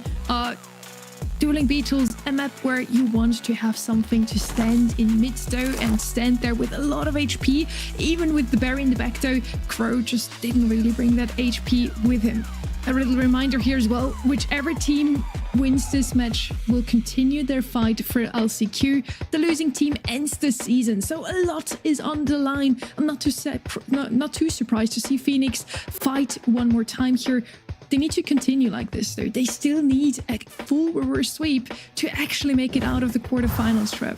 I mean, this is the thing that they've started it now. They're one step closer, so they're going to have a little bit more faith in themselves. Again, that along with the momentum and the requirement of winning this to keep their hopes alive might be enough to power them through the next couple of sets. But Casa Brawl, they're going to be a team who's going to surely bounce back from this, try and get it done in 4, because the amount of pressure that's going to be on that 5th set, especially for them with the threat of being reverse swept as well, is going to be massive. So they want to get it done here in the 4th. And Casa Brawl, they looked good in the second 2, but I feel like that last one was maybe a little bit down to the draft that they didn't win it.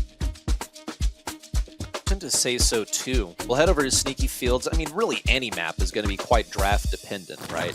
But this is going to be yet another test of the power of your aggression. It looked pretty convincing there from Fenix in the last one. I think they did kind of get run down even when they had favorable matchups on Heist, so I do have my doubts residing there.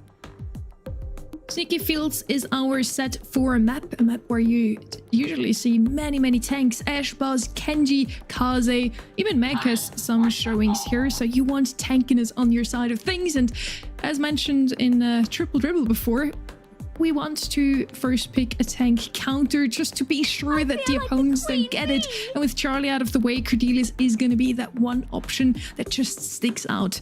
B is going to be the answer here from the side of Fenix. A decent pick, but very squishy. They're actually going to double down with 2 tank counters here.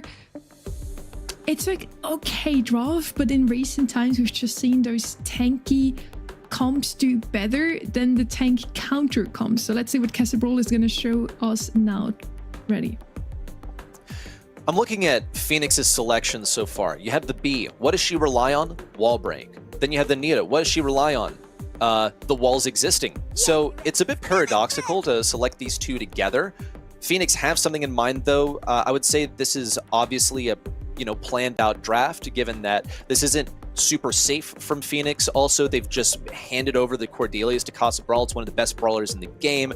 Got a damage in like supercharge buff in the last patch. That's why it's here now. Casa Brawl now came out with this Bonnie.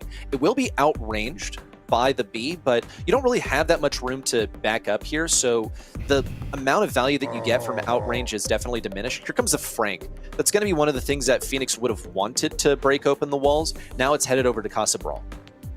Yeah, and Casa Brawl can be a little bit more kind of decisive on where they want to break open the map, where it's going to benefit them, where it's going to hurt Kawe on the flip side as well. But yeah, I think the only time that the B's really going to be doing that much more than a Bonnie on this map is when it's going to be completely open and Bonnie doesn't have a super, like when overtime hits, or if Frank kind of goes a bit overconfident, uses a hypercharge, breaks up too much of the map, then I think the B will start to excel a bit more.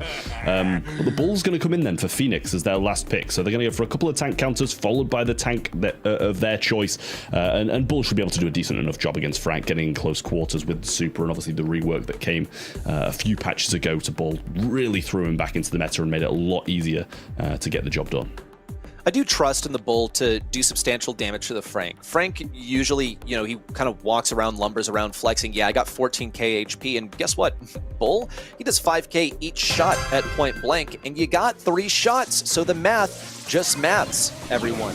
But he needs that super first. He's going to get it for free by taking some damage on the left side versus Pekka. On the right side, Kawe, whoa, upset in the range game. Wesley's able to, thankfully, to get that kill in close range. Now Pekka with an elimination. If Motep had a superhero, it would be a dream scenario, and he must be close, given that he went for kind of a risky attack on Wesley. We'll see from the next shot whether he was just 1 shot away from a super. But I digress. Fenix now are looking at similar lane matchups, trying to switch things up, and now in with a stun. Make that 2 on the Motep and Doritos, and a bit of wall break to help Wesley find his footing. Pekka can't find the shots into the B there, coming out the bush to try and surprise him, but he'll get the Nita, who goes a little bit over-aggressive in that situation. Frank just going to slide behind these wall. They'll keep control, they'll heal up and wait for a better opportunity, but Raider Foot has a hypercharge ready to roll now, same for Wesley. Kawe in the defensive lines, no super. Oh, he's kind of just got a bit counterintuitive there. He takes one off for his teammate, but the ball's just being moved out of the way rather than stunned out, and that's going to work just about after a shot against the wall for Motep bounced straight back to him for Casa Brawl. It seemed like it was a little bit questionable at the time, kind of taking him away from the stun, but it worked in the end. Look, you cannot argue with results. Oh goodness, look at this slow. Now onto the left side, there's a hypercharged Nita Bear encroaching on Doritos. Rate of foot in, paving the way for this goal. Slot in the left side from Fenix. Ties up the score. As soon as they are sent down, they're able to get their way back. They just needed the combo. But alongside that push in, they fed hypercharge and super to the enemy side. That's 1 for Doritos. Now looking for the stun on Wesley. He's a bygone memory. Now on the right side, Kawe Bier's got to do the unthinkable. Has a super, but it's just not possible. That's match point now for Casa Brawl. I mean, Casa Brawl looking really good there. It was, don't get me wrong, it was a great bounce back by Fenix after that initial goal went in for Casa Brawl, but that was about all they could do. They used all of their kit to get that 1 goal in, and don't get me wrong, you have to do that. You really do, to be able to equalize the score. But after they did all that, Casa Brawl were left with so many things to get their goal back to it. So, a bit of a rough one there for Fenix. They're going to have to start a bit stronger, I feel, and they have got a bit more control of the bush this time. Motep not going to be able to get the early kill that he did on Cowbear, but they'll get a couple of different early kills, and Raider Foot shouldn't be too far behind, but manages to escape the clutches of Pekka.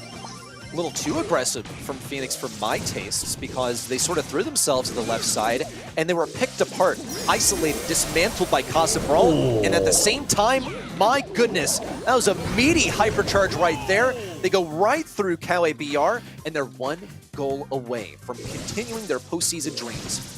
I mean, that was incredible from Casa Brawl, and as you say, just 1 goal from carrying on the postseason, knocking Fenix out of this year's Brawl Stars Championship. Considering this is the last month, Big Bear coming in again, and they're making the same move as the previous one. Now Wesley will get that kill on Doritos, who has just wasted his jump, so a better scenario for Fenix coming into this decisive goal in this game. And Pekka managed to keep his super over the right-hand side, but now they haven't got a lot of kit to defend another one.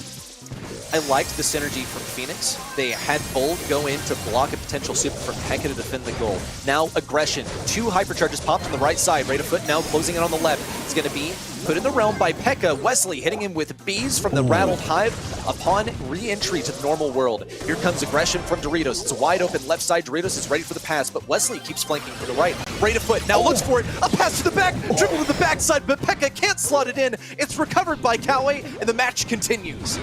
That would have been incredible. Possibly one of the best goals Brawl Stars has ever seen. The pass backwards to himself, the jump over the stun from the ball would have been incredible, but just cut short and didn't have the health or the support necessary to get that goal in. But Doritos and Motep have these hypercharges ready to go. Same for the ball on the opposing side, but Wesley trying to get the most of these big shots. Now the stun going to be there as well, but he gets absolutely demolished by pretty much everything. A load of hypercharges pop now as well, and he's trying to just pace it forward. It's going to go for the big stun, but not find any connections. Drag back in onto Wesley, but they'll give the ball straight to him instead of going backwards. Doritos surely not able to defend this, and Carol get that final kill and drag this 1 game further. We said it was nail biter after nail biter. Give me a break, Fenix! I'm on the edge of my seat over here, running on pure adrenaline right now. The match continues. They persist here in the face of a match point and the potential to see their season end here with some seriously scrappy gameplay, a clutch defense against what you called, Trev, possibly almost one of the greatest goals Brawl Stars has ever seen, but denied at the gates of a postseason and an LCQ possibility. Yeah, the possibly almost best goal ever. But a lot of qualifiers there. It didn't go in, and that's a bit sad for me, to be honest. I really liked what he was trying to do. Doritos wants to get another super here, just comes back out, super comes down, makes the connection again, and that should be a quick cleanup on the bear. And Doritos has the hypercharge and super already 35 seconds into the game. There's another super from Motep. Will get the kill this time, but will be refragged by Wesley with his super. Here comes the stun for Doritos. He's ready to receive a pass, but Pekka is like, nah, actually, I want to face Wesley on the right side. Doritos now taken down. Definitely a miscommunication. It was a real potential goal for Casa Brawl there. Might actually go to their advantage, though, that they were playing for the mid-game. Now, Kawe on the right side has this hypercharge in. They've been steamrolling up this left side. Frank needs to respawn right now. Rate of Foot looking for the pass in. A bit of a whiff off the corner. Rate of Foot tried to clutch up with the super, but it was just barely too late. Oh, that was so close. He tried to get it back into the goal, but couldn't get it with the super. Really unfortunate for him, but now it's Casa Brawl in a good position again. Super comes through, and he keeps on getting caught off guard by these Frank supers through the walls. Rate of Foot now in the shadow realm. He might be better off just keeping him there, but if he gets this kill, they're going to power on for a goal. And there it is. Casa Brawl just a minute away from the semi-finals and stopping Fenix's year. But they've done Wesley some favors here. They've broken open a lot of the walls. Here comes a hypercharge super in from Wesley. Doesn't do anything, in fact. Gets a brief slow into Motep. Rate of Foot is trying to get a super. Gets it, spams it, mid, getting dragged into Motep. It's not going to do anything. It's Kawe versus the world. Now, super, out. Got him. Whoa! No ankles broken here. Kawe knew to go to the right side. Doritos has the super. He can move in and get a kill. It's 2. Now, looking for another. Ball just out of reach. A pass up to Doritos. Super in the goal, and Casa Brawl. Their dreams are here. They've made it past the quarterfinals. They just need to finish ahead of Alpha 7. I mean, he honestly looks really good doing it as well there. Great performance from Casa Brawl. Fenix looked good in instances, but for the most part, a few too many mistakes. Hypercharges wasted, supers wasted. It was a little bit scrappy, some of the gameplay there, but at the end of the day, it's Casa Brawl who go on. Fenix, their year is going to be over. Obviously, it is the last month, so no more chances of getting points and trying to get into the postseason, but Casa Brawl's dreams are very much alive. Just talking about this very last set here, I almost had my faith restored in Fenix because honestly, I felt like it was a complete outdraft. The Cordelius on the one side, 2 tank counters with the B and Tanita and then Bull on the side of Fenix. I really didn't feel like they would stand a chance, yet still they managed to take a game. And I want to quote Kawe here coming into this match. He said, "This month is very important, so maybe we'll manage a good show for the audience." I think if that was his goal today, they definitely reached that one. I'm very sad that we have to say goodbye to them. Their journey this year is over. Their dream of a postseason and the LCQ is unfortunately finished here already, but yes, they did deliver us a phenomenal show today, and I'm looking forward to seeing them again in 2026. Well, if there's anything we know about Fenix is that they are reborn. It just kind of takes a while. So the Fenix is not quite immortal, but we hope to see them back next season. It sends Casa Brawl on to the semifinals where they're going to be facing Loud, #1 seed in the region, where Loud's going to be fighting to keep their #1 seed from South America for just better seeding in the World Finals, and Casa Brawl continue to fight for the chance at an LCQ. The first 2 teams that are going to be playing in the semifinals, we have figured out now. It's going to be Loud versus Casa Brawl. Now we have to figure out who is going to be playing in semifinal #2. And first up, it's another wild card. Had never made it into a monthly final before, but this month they made it in flying colors. They even beat Zeril again to make it here. It's Level Esports versus the 2nd seed of the region, SK Calalas. It's going to be a banger of a match. I'm looking forward to it. But first up, we're going to refresh ourselves a little and take a quick break. See you after.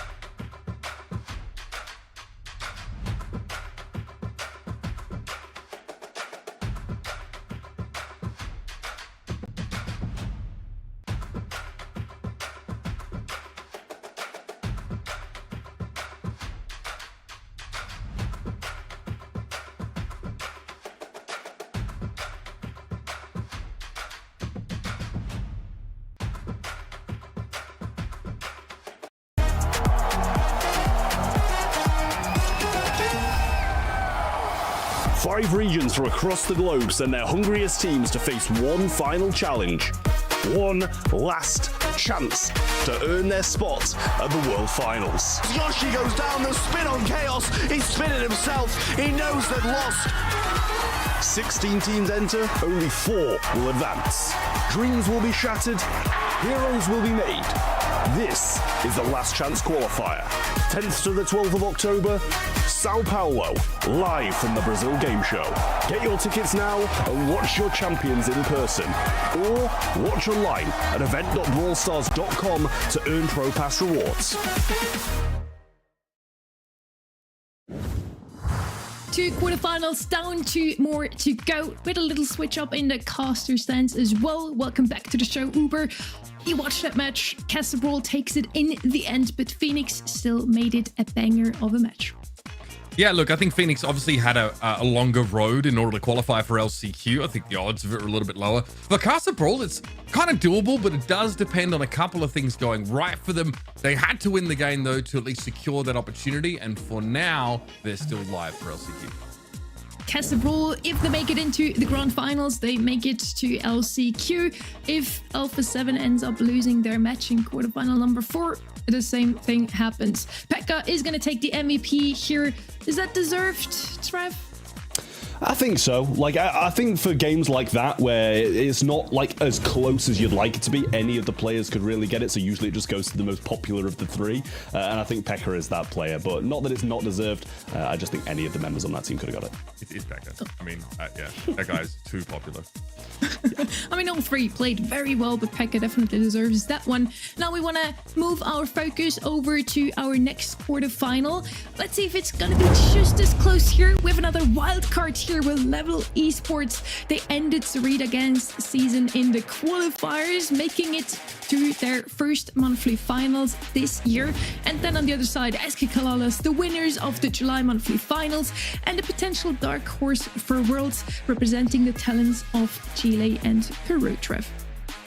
Yeah, I think this might be the matchup of the shortest names in Brawl Stars. To be honest with you, KR, RHZ, Todd, like it's just 2 to 4 letter names in this matchup. But yeah, it's going to be an absolutely incredible one. Obviously, SK Calalas SA coming into this one of the heavy favorites. Level Esports, not seemingly like they've got a biggest chance in the world, but honestly, I hope we just see some good Brawl Stars and maybe a set 5. We have 4 teams in this region fighting for LCQ. Now 3 of them are left, and we can guess, but we also wanted to hear some of the pro players talk about who they think will claim those last 2 slots in the region.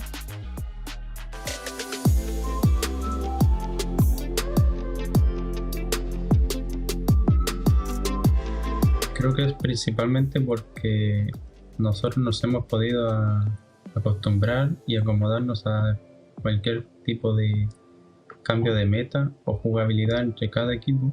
Por ejemplo, si perdemos la primera partida, al instante la segunda partida ya vamos a ver qué es lo que hicimos mal, entonces por eso podemos llegar a ganar. Y creo que eso a muchos equipos les cuesta. De primero yo creo que BC Gaming va a clasificar 100%, primero porque es un equipo bueno y también porque están en una diferencia de puntos que tiene que pasar algo muy poco probable, por así decirlo, para que puedan quedarse fuera. Y también, aunque Casa sea un equipo bastante bueno, puede llegar a llegar al LCQ, pero creo que A7 siempre ha estado en un nivel muy bueno y, por ejemplo, las veces que se enfrenta contra Casa también termina ganando, y creo que A7 y BC van a terminar llegando al LCQ. Nice words about the other competitors. Let's see who will, at the end of this day, actually take those 2 LCQ slots. On this one side, we have the already locked-in team for Worlds, SK Calalas. On the other side, we have our second wildcard of the day. Level Esports did qualify for this first monthly final for them this year. It's also the last one they will be playing in 2025. Maybe we'll see them again next year, though, Uber. Yeah, I mean, honestly, credit to them, because despite never having appeared in a monthly final, they are 10th in terms of overall circuit point rankings. They've been competing in the last few monthly finals qualifiers and have gotten quite close. So as a result, they've been able to accrue a large number of points. But you're right, this is a game that in terms of the LCQ sort of aspirations has no stakes. It has no impact on that, but it is the first and last chance for Level Esports to show what they're capable of doing here in front of all these eyes. And beating Zarita Gang to get here is no mean feat. They just so happen to be paired up against last month's champions. I mean, for me, this is the thing, right? They've already started playing spoiler to play for teams like Sarita Gang, who still had a chance at postseason. They've already started playing spoiler, so why not try cut a few more people out as well? Obviously, SK Calalas SA being a team who've already made it, but what's stopping them from going forwards and beating teams who are trying to be in contention as well? So they clearly have had a good month to get into the monthly finals. As you've both said, it is their first one, so my expectations are still low, but beating Sarita Gang to get here is a definite up. And just imagine if they would beat SK Calalas in the quarters as well. Just imagine this world for a split second. That would definitely be a statement, and Level Esports is looking forward to making just that. All of us do think that SK Calalas will still take it. It makes sense, also looking at the spring results. SK Calalas is looking as fierce as ever, as fierce as last month already. And, well, look at that. The predictions for this one are a bit more one-sided than that Loud versus Agorasim match, Uber. Yeah, look, I mean, and fair enough. I think SK Calalas also recency bias coming off last month, probably expected to make pretty short work of this opponent. But something before we get deep into the draft I noticed about Agorasim is that some of their drafts were odd. It felt like they were drafting for heist when we were on Hot Zone, for example. There's something we really want to see Level Esports have nailed down in this matchup. I think what they draft in some of these sets is going to tell us a lot about their experience level as a team. And talking about draft, we're heading into the first one of this match. We're in Ring of Fire again. And yeah, we've already seen how good Fenix is on this map specifically. Let's see if he's going to be left open. Another brawler that we kind of still wait to be picked up here that we want to see is Pam. We did not see her yet. Charlie Kit have some showings here. Cordelius Lumi, the usual suspects. What we only see in SA is Penny. She had some showings in the scrims. Let's see if she's going to be picked up here. Fenix is actually going to be banned out by the team that has lost picks. So Level Esports definitely made their homework. Also probably watched the previous matches here, Trev. Yeah, I mean, it's going to be a tough one for Level Esports here. As Uber said, they're going to have to pretty much draft well and, you know, show us what they've got to really have a chance. Lumi going to come in here. I think it's just kind of, at this moment, a better option to the Lu. Obviously, Lu being banned, you can place those Morning Stars down, get the freeze along with it. The super's good, the shots are good. Lumi's just an all-round better brawler than Lu, so why not take that kit and add it to hers? A few brawlers obviously being banned out as well. The Griff not going to have that kind of, the wall break on the sides, as well as some pretty explosive supers. Grey, nobody wants to see that. It's like the least entertaining Brawl Stars possible, just complete teleporting into the mid over and over again. It really just adds a level of, you know, riskiness that SK Calalas don't need to add to the mix when they're doing so well at the moment. It's crazy that you actually dislike a brawler that adds volatility into the game, because I don't know if there's anything boring about things getting turned sort of upside down in that way. But here's probably the expected pick here from Fenix. So seeing plenty of the Gus being brought in. Lumi obviously is a very strong start. Grim and Frostbitten is a very frustrating gadget to play around, and anything that really adds risk to playing inside the hot zone is going to give you the edge.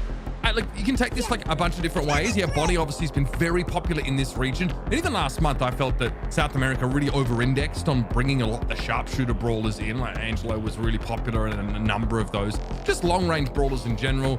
Bonnie's hypercharge makes it kind of filthy.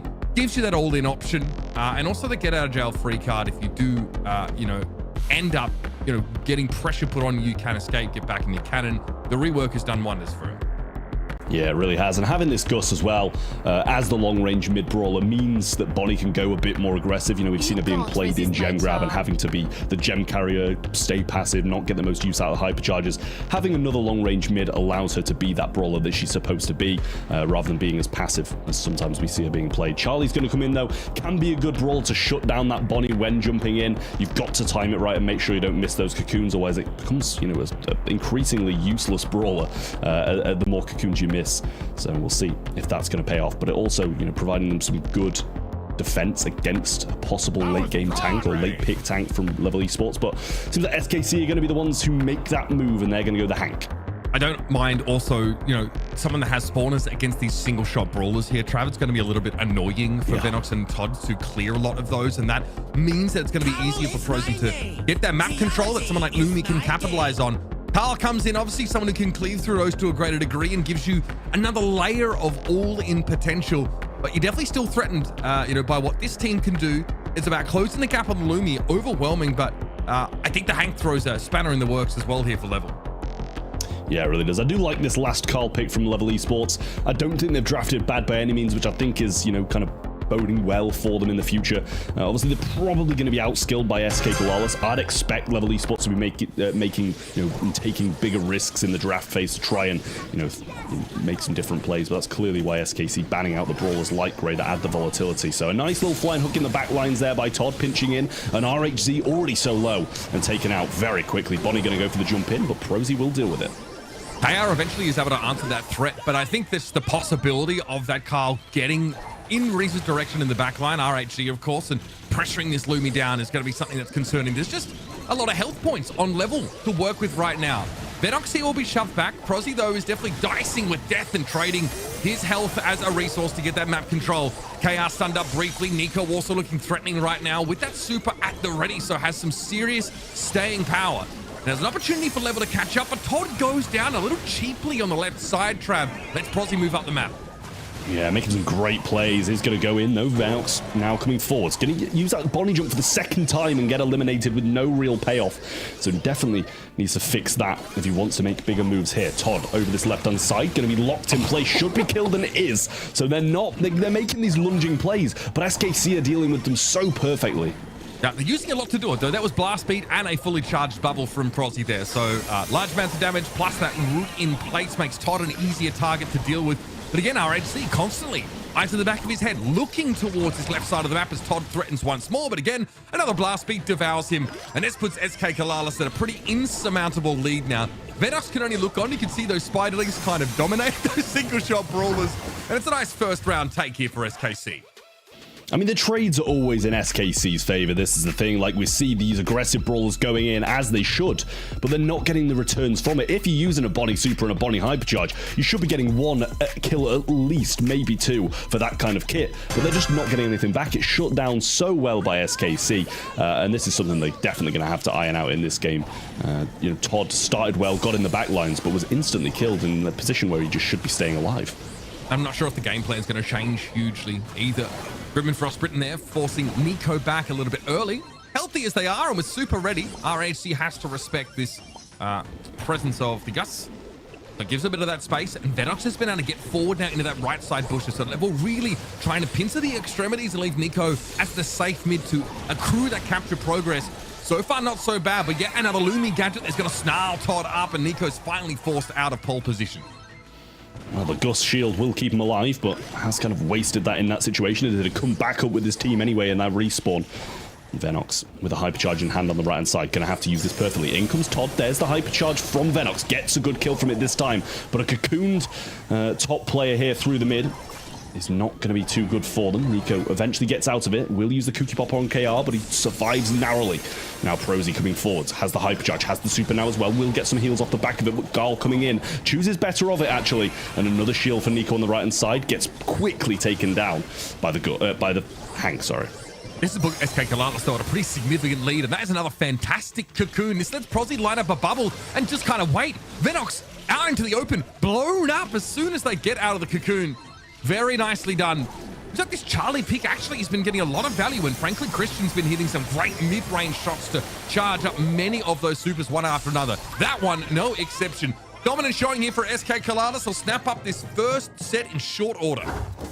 I mean, for me, that's not 100 to a 31% game. It seemed very back and forward. There were kills going both ways, but I'm not sure if it's just a positional error coming in from the opposition. But it's just not working out for Level Esports at all in that situation. There were trades. They should have probably had more percentage, but in the end, SKC do come out on top and are looking a bit of a better team at the moment. Not only in mechanical skill, but also in draft here. I kind of struggle with the fact that we didn't see Lumi earlier on this map. Pairing it with a Charlie resulted in a perfect symphony of area control and tank counterplay, and therefore a clean 2-0 victory for SK Calalas. 7 kills here on the Lumi. Yeah, it was just a perfect comp here. Fenix was banned out, so I think those two brawlers are the ones you want to have. Wasn't the biggest fan of the Hank, but it worked out well because we had 0 counterplay from the side of Level Esports here, Uber. Well, you also have 2 stuns, virtually stuns, on your team to line up these free Hank bubbles, right? You have the Blast Beat root, and then you have a cocoon.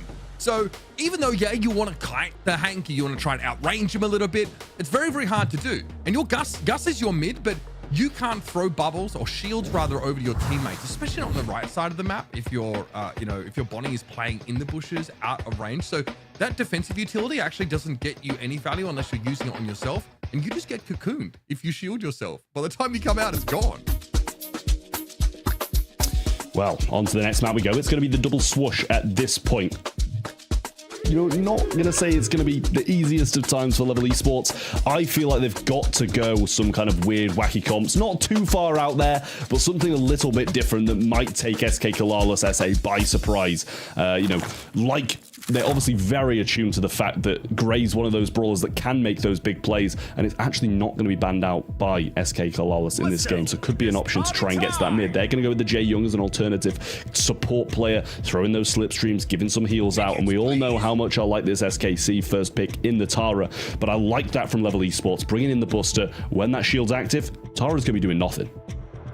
Do you like the pickup so far? This used to be the map for Mr. P and Jean specifically. Now we see a lot more Janet, Sandy, something with a little bit less range in mid, but a little better into tanks. And we see many tanks already fly in. Here, that great Jackie comp is gonna be absolutely oppressive. Just send in your Jackie, potentially with a hypercharge available as well. And Level Esports can't really do too much to evade that. Last pick now for Level Esports. Uber, what do you want to see here? I think anything that can allow them to deal with this wombo. Like, there's just so much lockdown on the side of SK Calalas that they do need like a very powerful. Okay, I was expecting them to try and pick a brawler that has a better time in the weak side of the map, right? That sort of can push into those bushes. They're really going to be inting a lot with this Draco. I don't know if there's a ton of great options here. Tara as well can sort of, get sort of advanced notice on you and lock you down in her super. So Level Esports are going for the all-in strategy, and it's a bold one. Yeah, I mean, if Tara can make these good moves against the Draco, it's going to be a pretty decent matchup, getting those pulls off. And also the Hypercharge can be able to break so much of this map here and kind of mold it to what SKC will want against this double tank on the opposing side. I thought this would have gone the other way. I thought it would have been Level Esports picking up the Grey and adding that volatility into it. But SKC, they've got a great composition here to make this 2-0. Psychic Enhancer. You can just move into the enemy side of the map here. Notice what we split diagonally is Level don't really want to, throw a brawler at the weak side of the map, the one where obviously the bushes are available to the opponent. So every now and then, a Psychic Enhancer is going to give a pretty good opening and allow RHC in theory to set like Prosy up on a collision course with a gem carrier. So it's going to be tough for Level. They've got to keep moving. They've got to stay proactive here. That's a good exchange though, Todd, for Prosy. Venox trying to push up here, caught by the walking cane though, and just able to walk away without having to pop a gadget. That is crucial. Here's the hypercharge coming in though from the Jackie. Nico drops the gems. Prosy looks like he's going to be able to walk away. Another super to cycle here. That's 4 gems going over to SKC. I mean, unbelievable stuff from SKC. A bit of a wasted super in there from KR, but those 3 consecutive 3-card blows will get him back instantly. The TP's available there as well. KR just going to go in with the TP forwards. Try and get a double pull. Going to get the damage on both as well with that hypercharge. Cycles it out, and Nico will be shortly behind, sent back to the spawn. Brilliant stuff from SKC here, and another convincing game on the board. Yeah, Christian thinks his trap talk's out there. Some real aggressive gameplay. But when you've got that level of information about where the enemy gem carrier is specifically, you hit like a truck up close with those 3-card hits. And like you mentioned, you can cycle those supers so easily. Time after time, we're seeing these 2 brawler supers being caught up for SKC. They're showing confidence and also showing no level of respect. I think that's the first hurdle Level need to cross here, is they've got to make SK Calalas regard them somewhat. Yeah, and I mean, it just doesn't look likely at all at the moment. This kind of gameplay from SKC that's been provided. Little walking gains to the right side there. Didn't get as much value as it liked, but that'll be a nice TP. And surprisingly, got it so early on as well. They're having no regard into what they're feeding. But this TP to the right side, I don't know how useful it's going to be just sat there. Maybe it'll give Prosy a bit of an entryway into that side, but I think I would have preferred it going forwards. Yeah, it does generate some level of threat, I guess, for Venox, who wants to sort of move up here on the map, but it doesn't do anything to keep Nico up at night, which is what you want. Oh, I like the bait and switch though. Prosy almost going in the direction of Nico after feigning that he wanted to fight Venox, and does draw that gadget out of him. There's a super. Nico flattened. The lone gem that Level were able to accrue is very quickly spilled to the ground, and SKC are up to 7. Well, I mean, that will do it as well. Double pull is brilliant from KR again. A little heal from Nico, but like they're not moving out the spawn, and another Tara pull's ready to go as well. Todd has a super, but I don't know. He throws it up now just to ensure, but that's going to be a TP into the mid. They're actually making use of the TP that I thought would be doing nothing, and KR getting another kill for his troubles as well. Brilliance from SKC here, and Level Esports didn't even get a look in this game, and that's going to be 2 sets as quick as that. One of the quickest sets, I think, of Brawl Stars we've seen, just like that. And we have a 2-0 in this series. SKC, happy for a bit of a warm-up, but don't want it to take too much of their time away. They'd like to sit, they'd like to watch what some of the other teams are doing, especially that next game, which is very spicy, to see who their opponent might be in the semis. So far, our 2 wildcards today, Agorasim and Level Esports, didn't really manage to shake up the bracket as they'd hoped. Level Esports still has one last chance. If SK Calalas wins that next set, it's gonna be over for them as well. So fingers crossed for them. if they can take a set here, that would be one of the biggest statements I think they can make today, other than even just making it into the top 8 of the region. Double Swoosh, a map where you want to have area control and bush control, and I feel like SK Calalas didn't leave those bushes once. They didn't leave it for Level Esports once. Level Esports had no entrance point here, Trev. Yeah, I mean, you know, you're usually able to take advantage of teams when they get a bit overconfident. You know, someone steps out of line, you get a surprising kill and a few gems flip over. But that just wasn't the case. You know, they were overconfident but cautious whilst doing it as well. So, honestly, great gameplay from SKC. With this gameplay, you expect it to be done in the next one. And these pulls were disgusting by KR. So, some really nice stuff from SKC. And they're the team that they have been over the past few months, are the reigning champions of this region. And it definitely shows. It was a perfect setup once again with the Grey and Jackie. Makes a Jackie look really good if you have a Grey in the back that has TP within the first 10 seconds of the match. Level Esports didn't really do too well in not feeding that Grey TP early on over. Yeah, exactly. And I think it just allowed for far too much, like I mentioned, volatility to be introduced into the game, which is something that a team like SKC are pretty comfortable with, pretty used to, not only because of the region they play in, but how experienced they are. And I think when you sort of, throw that element of chaos into the mix, it is the less experienced teams that tend to fall behind. So I'd like to see heading into this draft, Level play to their strengths, but also try to employ a game plan that's pretty consistent here and doesn't have too many pitfalls. If they want to show what they're capable of as individuals, it's about having a game plan that doesn't require for too many things to line up in their favor. Yeah, well, SKC in a wonderful position at the moment. Doesn't seem like Level Esports are going to be able to mount a bit of a comeback coming into this one unless they get the absolute dream draft and play out of their minds. This has surely got to be a 3-0 to SKC, the reigning champions of the South American region. They're just a team to be so scared of at the moment as well. So a wonderful position for them to be in, wanting to get onto the semis. They're already locked into Worlds. They're playing for honor. They're trying to get up a seed here as well. Make their run at the World Finals that little bit easier. And obviously, some cash never goes amiss as well. We're heading to dry season now, potentially the last set if SK Calalas managed to take this one as well. As far as I can tell, SK Calalas has actually only scrimped this map twice, so let's see how well prepared they are for this one. They love to play Jay Young on this map. Let's see if he's going to be left open. Carl is the brawler you want to have here. We talked about it so often already, how on a map like this one, you just want to get blue star and then lean back, fall back into your own spawn. There's going to be some walls that protect you from the opponents, and if they come too close, you get a free supercharge as well. So Carl, maybe a Mortis, maybe a Kenji, just anything to claim that blue star early is going to be your first pick here, Uber. Now, Carl yet to win a set so far here in SA's monthly final for August. So obviously, like you mentioned, great to get that early lead on you. Obviously, bear in mind, things like Bonnie and other powerful sharpshooters are still floating around. Kaze Jeyong taken off the board here. So SK Calalas, not an opportunity to bring that in. And we know that level of volatility Kit can introduce, I'm going to use that word again, is going to be taken away. Obviously, with a hypercharge now, that RT looks a little bit scary and actually offers a decent reason to drop legs here. So Level have snapped that one up. It's going to be SKC going for the Gus. So far, another very hotly contested brawler this month. Yeah, I mean, this is the thing for me. It's one thing getting the RT hypercharge in Hot Potato. It's another getting it in a map and mode as long range and as many walls as there is in dry season. It's going to be so difficult to get that hypercharge. And if he does, he'll make big plays, don't get me wrong. But I just doubt he's even going to be getting closer. And if he does, it's going to be in the closing seconds. Carl going to come in from SKC. That would have been the expected first pick in Myers. Getting that blue star, having the versatility of being able to go aggressive or, bring in that burn as well if you really want to with Gadget. Flying hook to get that blue star early on. And then you've got that ability to take people by surprise, catch them off guard, go in aggressive with that tailspin. So I really like these couple of picks from SKC, and it's really shaping up well for them.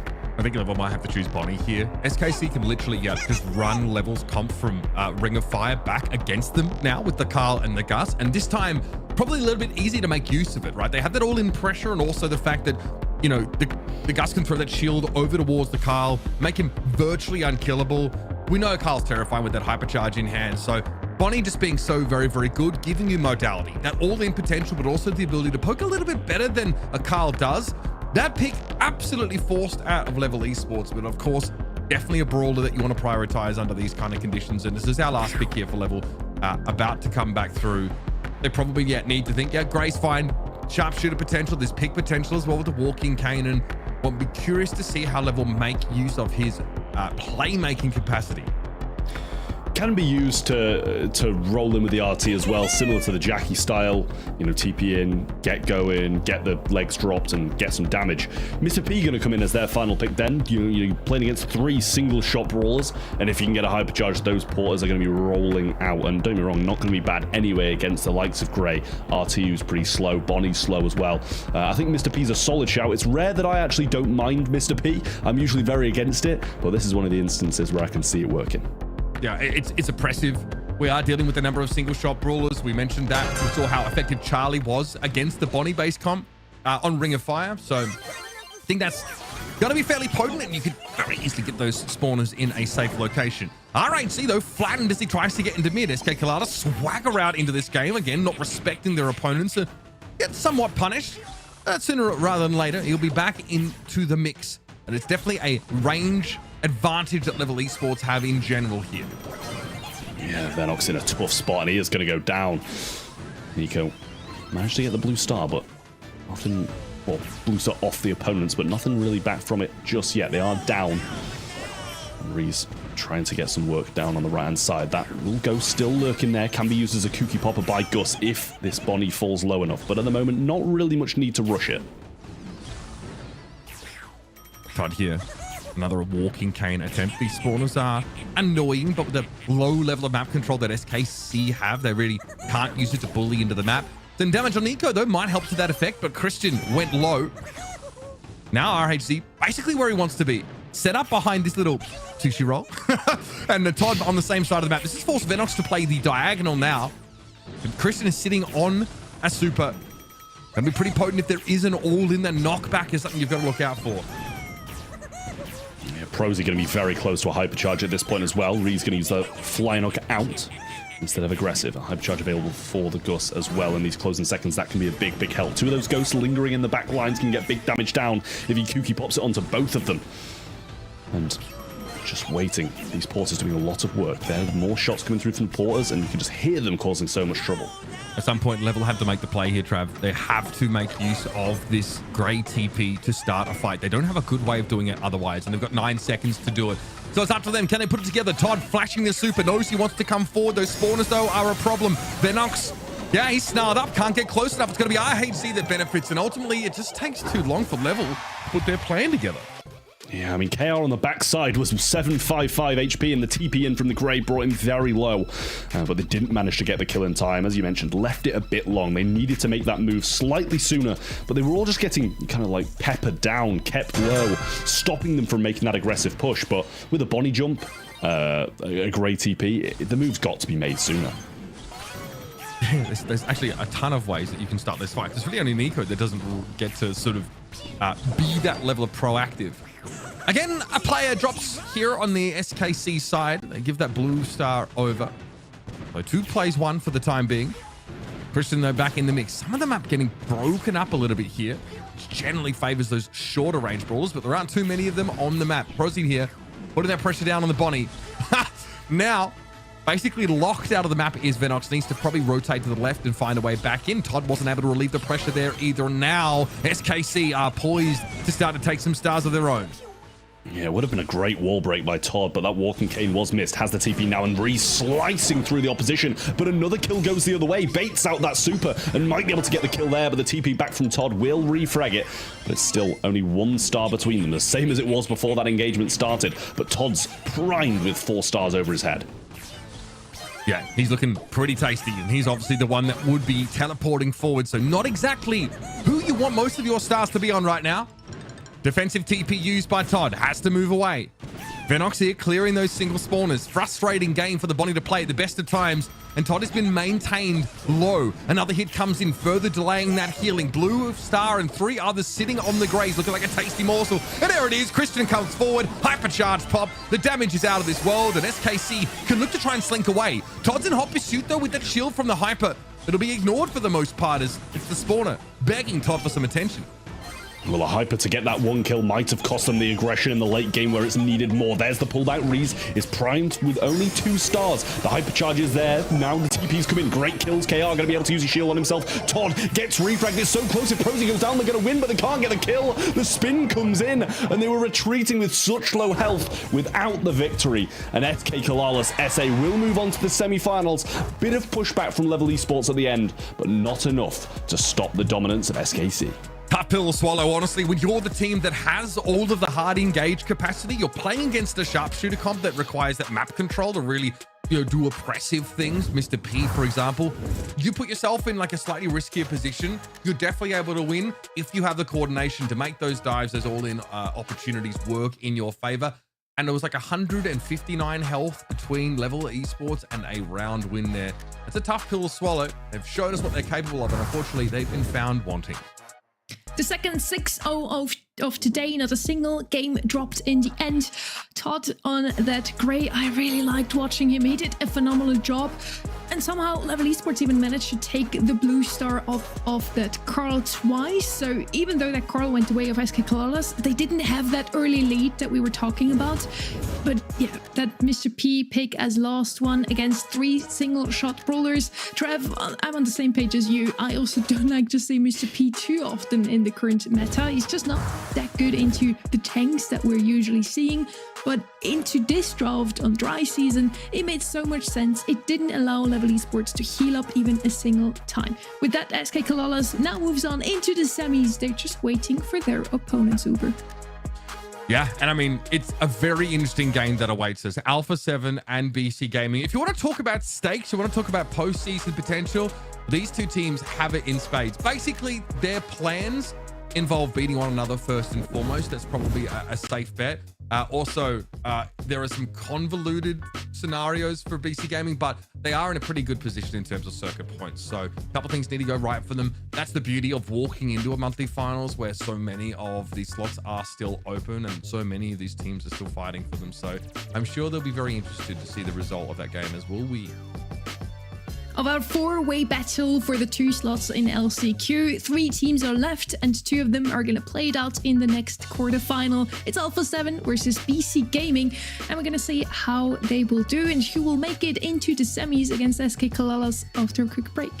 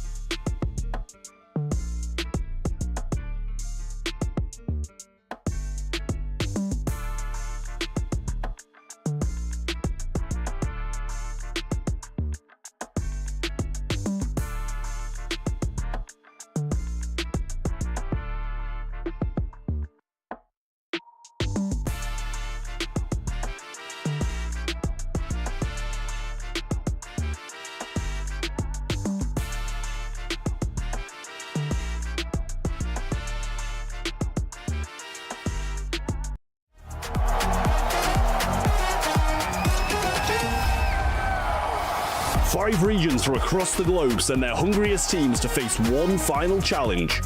One last chance to earn their spot at the World Finals. Yoshi goes down, the spin on Chaos. He's spinning himself. He knows they've lost.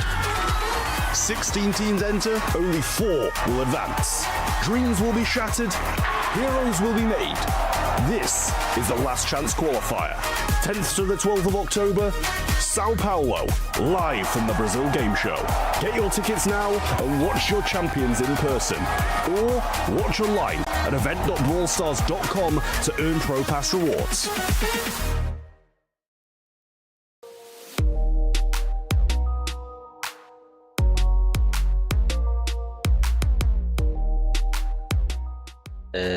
Cristal Arcade?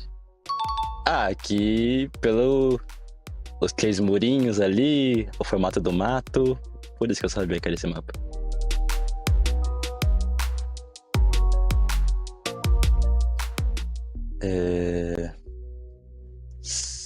Safe Zone?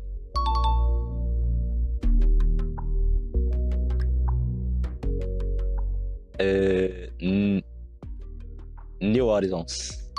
Por causa do lago e o formato do muro e da moita.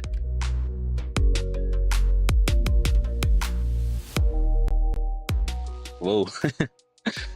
Eu não sei isso. Deixa eu lembrar os mapas de Brawl Ball. Tô pensando em Brawl Ball. Pinball Dreams. Foi quase. Eu acho que foi fácil até. Acho que foi fácil. Só esse último que eu fiquei mais complicado, mas foi fácil. Welcome back to South America. Welcome back to the August monthly finals. And also welcome Kenny. Glad to see you again. We didn't see you in a while here. A very quick 3-0 in the last match. The 2 wildcards that we have in this August monthly final didn't really shake up the bracket too much. Nothing too crazy so far, but I think there is certainly potential for it. Alpha 7 Esports versus BC Gaming SA. Certainly one of the quarterfinals that I've been looking most forward to throughout all of our regions. Brazil takes the MVP here. The addition definitely proved to be a key upgrade for SK Calalas. They won in July, and now they made it into the semis again. Now we want to talk about our next match though. Who will face up against SK Calalas in the semifinals? It's gonna be either Alpha 7 Esports or BC Gaming SA. BC Gaming in a very strong LCQ position, not yet guaranteed. This is definitely a must-watch with big implications because it could also unintentionally influence Casa Brawl's survival. If they beat Alpha 7, Casa Brawl is going to be the team to move on into LCQ. And then on the other side with Alpha 7, it's such an important match for them. Again, if they win this one, if they make it to the grand finals themselves, they're the ones to claim and keep that LCQ slot over. Yeah, there's like a ton of stuff that Alpha 7 need to go right for them. Like you mentioned it, right? They need to get to the grand finals. They also need Casa Brawl to lose in semis. So that's pretty important. They're a little way off, the race here. This team is sick though. Like I'm glad to see them still in a position where they're fighting for that LCQ opportunity. They've really shown us some great games over the course of the year, and I think they've just matured as a squad. So it's nice for me to come back in after a couple of months and see them still looking like they're in with a shot for LCQ. We're already looking at the Alpha 7 team here locked in. We also had the chance to sit down with Golden previous to this monthly final. Had a little chat with him. What do they think about their performance so far this year and a little outlook about today.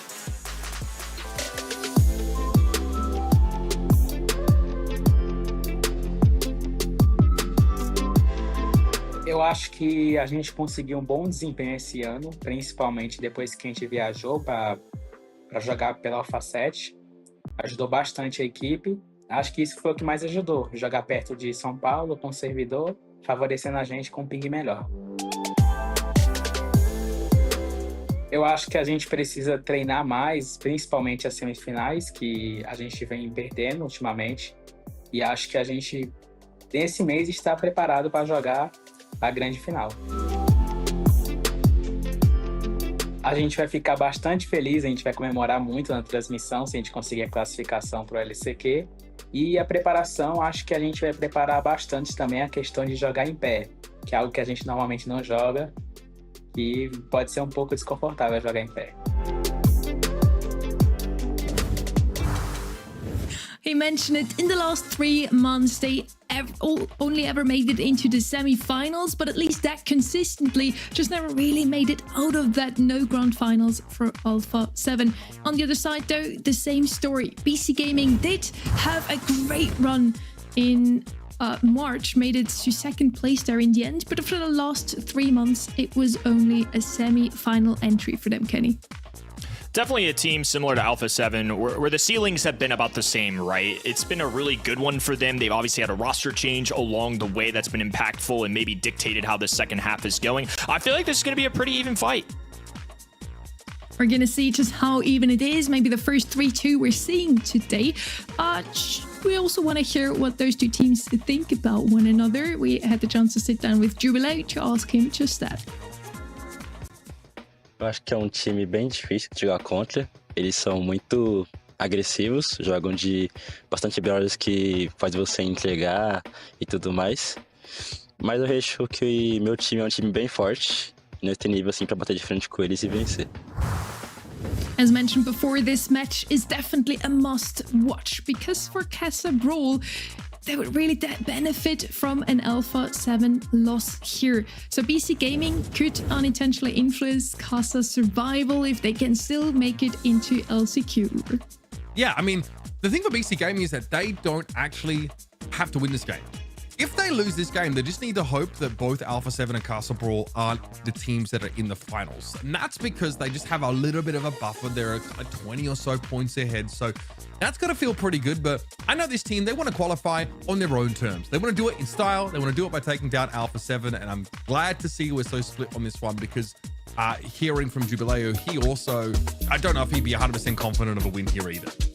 That was also be my reasoning for voting for Alpha 7 here. I feel like their motivation must be greater to win this one because even if BC Gaming loses, it still leaves them in good chances for an LCQ spot themselves, Kenny. I feel like this is an interesting one too, just looking at the qualifiers. You know, almost 70% of fans at home going with BC Gaming, despite them being the lower bracket team. Maybe a slightly higher seed, but Alpha 7 did win 3-1 versus Casa Brawl on the road here. BC lost 0-3 to Fenix and then won their lower bracket matchup against a lower seeded team that's obviously not here. So I just feel a little more confident this month. I feel like I've been more of an Alpha 7 truther in terms of predictions this year as well. So with one final month, they've done me right in terms of predictions so far this year. I'm going to go for one more ride. So 2 versus 1 on the broadcast here. Uber, let's see if Kenny and me are right or you in the end of this match. Kit is going to be left open. That's an interesting one. I think he was the most banned brawler so far today. Brawl is going to pick him up immediately. Alpha 7 already with a nice setup here on Hot Potato. There are other brawlers that slipped through the bans here. I'm eyeing the Bull. Could be a really good asset here. Nita is going to be banned out. Cordelius as well. So many tank counters are out of the way, Uber. Yeah, I think Bonnie also is something that just can't be overlooked here. So powerful. Like you mentioned, with those tank counters taken out of the way, there's a chance to fold a few of them in. You know, we've seen how powerful Bull is. That hypercharge that has 80% damage reduction basically means he's virtually invulnerable for the duration of that ability. And just how hard they can hit those safes up close. You really want to go there. We've seen already how effective RT can be on this map, especially want to go for an all-in. You can drop legs back, it's safe, which means that you can respond to attacks pretty well. And you can actually, it's one of the only brawlers that lets you play both sides in that sense, which is kind of crazy. Like I said, there's more incentive to do that now with a hypercharge that actually affects both halves of you. Here's that Bonnie, Kenny. It's an absolute must bring here in so many maps. The stun on both ends is pretty insane. She's very, very good at just knocking those shields off. Pretty standard stuff so far, especially after the ban stage with Lumi gone and Kaze gone. Those are typically 2 of the higher picked brawlers. So with them out of the way, Kit's either going to be the first or second pick here. And I feel like this is a big time decision, I would say, for Alpha 7, who didn't end up with this first pick. Kit is such a strong brawler, one of the most banned throughout our few weekends here. And RT has been a hyper aggressive target in these drafts so far in South America. It's a great defensive build, really preventative of Miko picks later down the line. That guy can be really pesky. They'll use the out of line gadget and things like that to try and get some big time defense. So Bonnie going to be more of that offensive situation, a little hybrid of range plus that in front of your face attack, and obviously some big time high safe damage. So into the face of a Draco, I'm curious to see how this does. I think some pretty good analysis coming out of you though for that pick. I mean, Jubileo said in the interview, Alpha 7 are very aggressive and force you to give your all. This Brawl and Golden combination is pretty scary. And also, you know, folding Charlie into the mix, very good when she's up close. Also, when she's close to a safe, her DPS actually, you know, starts to reach pretty respectable levels as her fire rate increases based on her proximity to the target. So another good option for that all-in if it's what comes to pass. And now BC Gaming have to figure out how they respond. There's tech that can take one of their brawlers off the map. There is tech that obviously can keep Golden alive and really empower the Draco for long periods of time. Just outside of the gadget, obviously, Kid is just terrifying like that. But when you've got 2 abilities on Alpha 7's side that basically lock a brawler out of the game, you've got to be very aware. And I like the idea of Amber coming in to try and shut those threats down before they can close on you and really dominate the more open parts of the map. Yeah, opening up the grass I think will be very helpful, and also does well into the spiderlings of something like Charlie. Easy super feeder on the other end with Draco, and of course Kit loves to be invisible, so the fact that they can kind of at least see when Kit goes invisible with more grass removed is great for them. So two very solid compositions, number 3 and number 4 seed from South competing here, postseason on the line. They need to come a big win here, otherwise the fate does not rest in their hands. All right, Firecrow already wants to get forward. Might be an early gadget drawn out of them, and Loco doesn't want to fight against that Draco at all. Now on towards the safe again. Bonnie just doing Bonnie things. Golden eventually gets brought down, and Loco gets a couple of extra shots, but probably needs to prioritize the healing at this time. Brawl burned to an absolute crisp. That's not where you want to be. This Amber involvement here means that Alpha 7 need to do a little bit more than just walking up and trying to vomit this damage in the direction of the red side. BC Gaming have been controlling the middle of the map. Now Brawl there to assist Ice Crow. Shots being laid down on the left-hand side, almost down to that first 75% threshold. Loco expanding his territory, now dashing up the middle of the map. BC with a retake, some high save damage of their own. It's neck and neck, but the red roster definitely occupy the middle. So much map control, and this is the hardest part of the map to play against these abilities. Oh, buddy, there's the hypercharge from Jubileu. Derp also deadly at this open part of the map. Brawl going to be able to get in shore, uses a super in order to deal with Derp. Loco, though, can pivot on a dime here, and they do. Dive in, miss the stun, caught inside the cocoon. Golden at least shutting them out of the game for now, but Jubileu is back with a vengeance, and that's another shield popped on Alpha 7 safe. They are so far behind this damage trade. You know it's a good game for BC when RT hasn't had to be required to play much defense. This is excellent stuff. The fact that he's on the offensive end really showcases how much of a difference this is. Golden with the super available, now hypercharge up as well. Loco going for a gadget. Ice Crow just trying to get some points and damage on the board, dropping that indestructible gadget. Can't even bring down RT. They send Kit the other way. Golden burned up here. And they still haven't even cracked that 50%. Finally gets so, but they have another layer of high save to catch up on. And there's no shields left for Alpha 7 safe whatsoever. All it would take was one more all-in, and Loco has that damage in spades. BC Gaming with that last pick over both these sort of sets. That last pick's been really impactful. Seeing the Amber taken in here, really difficult for that kid to be invisible. Eventually those gadgets just aren't available to them. That is brutal stuff for Alpha 7. BC Gaming just looked like a full team contributing there. I didn't really feel like there were any weak links, and I felt like everybody was just doing their job. Jubileu doing excellent on defense. That's why that RT pick comes through, especially with the build he's got going. Really difficult to deal with. Even with the Kit diving in on them, they're able to handle that quickly. Now the legs being dropped, so static will be imminent. Ice Crow trying to keep the distance, does not have a flamethrower on his side, so just gonna have to do it with this knife, trying to punch his way up and not going to win that duel against a gun. Jubileu happy to play away from legs for the time being. That extra durability goes a long way, and Loco just throws in a super. Very easily going to be able to take Golden down. Ice Crow chunked and doesn't have the opportunity to make use of the gadget before getting out of his part of the map. Brawl, by the way, the cardboard box doing very little except making it more flammable. Noted in mid and burnt to a crisp here. It's Loco with that elimination credit, and now they've got a hypercharge to make the play with.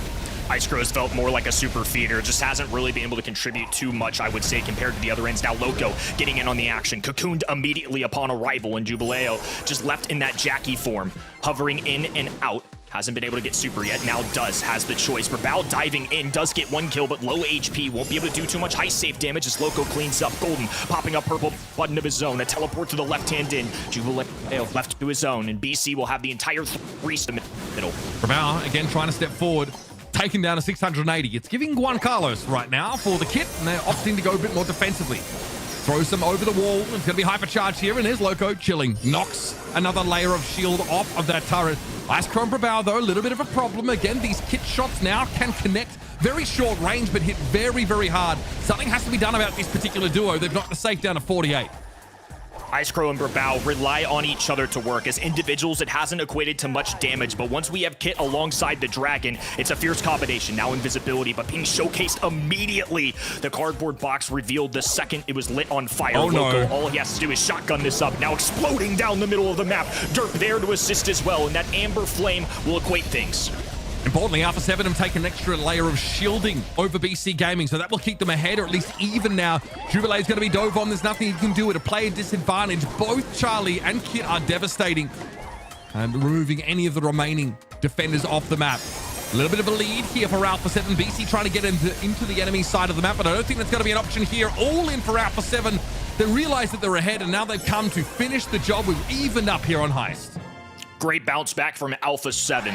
Game number 1 felt like BC Gaming were in control the entire duration. This time round felt much more even. You saw that progress throughout the set, a lot of back and forth. Every time one of these teams gets through that layer of a heist safe, it makes a difference. And something to keep your eye on. This is a different day and age for heist. While base races are still a thing, it does feel like any time you can get a little more control-oriented comps, it does slow down the pacing a little bit. Felt like that game number 2 is a lot more hot and heavy there in terms of both sides pushing forward. Ice-Crow marked up as he will be for much of the round. Jubilee opting to give a fair bit of respect to the Draco and is going to draw out that last stand. Gadget, Ice-Crow handled without doing any safe damage yet. Brawl might just go dive on in. Does not want to be the sole attacker for the time being. And see that damage tick down is really affecting them. Derp able to clear Feline Menace off the map. Here's Ice-Crow with a super. Doesn't do a whole lot to command respect from BC Gaming. They're going to pick off the Draco yet again. And slowly but surely, Kenny, it's BC Gaming taking map control. A7 being focused down one at a time. It feels like none of them have been able to stick together as a unit. Brawl had a wasted super, charges one up, but won't be able to use it now that he's in the graveyard. Loco doing a little bit of poke damage there. Golden finally asserting himself as Ice-Crow pops a gadget on the top right-hand side. 13%, a little extra being done there as Brawl jumps right on in, gets a trade, but it's still BC Gaming with the numbers. Can they convert this into damage? It's been the issue for them so far. Ice-Crow's going to take some tick damage. That's going to further delay the healing. Okay. Aggressive hyper use there from Jubilee. They're trying to get forward. Cocoon on a Loco, though, able to stand on his own 2 feet after he pops out, but Ice-Crow's damage is a problem. Down to Derp, yet again, BC Gaming struggling to get past this midpoint of the map. Hypercharge super thrown down. A lot of coverage off that, but Ice-Crow and Brawl combining it now. That nasty Kit Draco combo is knocking on the door, and BC Gaming lose more safe health. Both sides exhausted a lot of resources, but BC Gaming's was much more unsuccessful. We saw our RT's hypercharge not do much. And on the other end, the Dragon Kick combo was nasty. They've already penetrated through that first 75%. BC Gaming still working on that on the other side. Loco diving in, gets a kill up top. A7 trying to breathe away at this RT. Jubilee holding them. Derp there to assist, but so many health points. The heals and amount of HP that Draco has just been to so much damage here. Clever from Brawl starts targeting the legs dropped by the RT instead of the main body, just to force Jubilee to gadget back over in that direction. Eventually, Ice-Crow's got to be stopped here, but this is too much of a deficit to make up, and BC Gaming look like they know it. Cocoon yet again thrown on the RT, and here comes Brawl. Have a couple of free swipes at the safe, but the game is already won. Alpha 7 bounce back beautifully. You give them that kit first pick, and they're going to make use of it. That draft's a really interesting one to look back on, because like I said, I feel like there were a couple points of decisions that really impacted how that went down. I think that first overall selection, after looking at the bans, really dictated the strategies for both sides. I think you could either go with Kit or the stereotypical RT, who's been a defensive stalwart in scrims leading into this.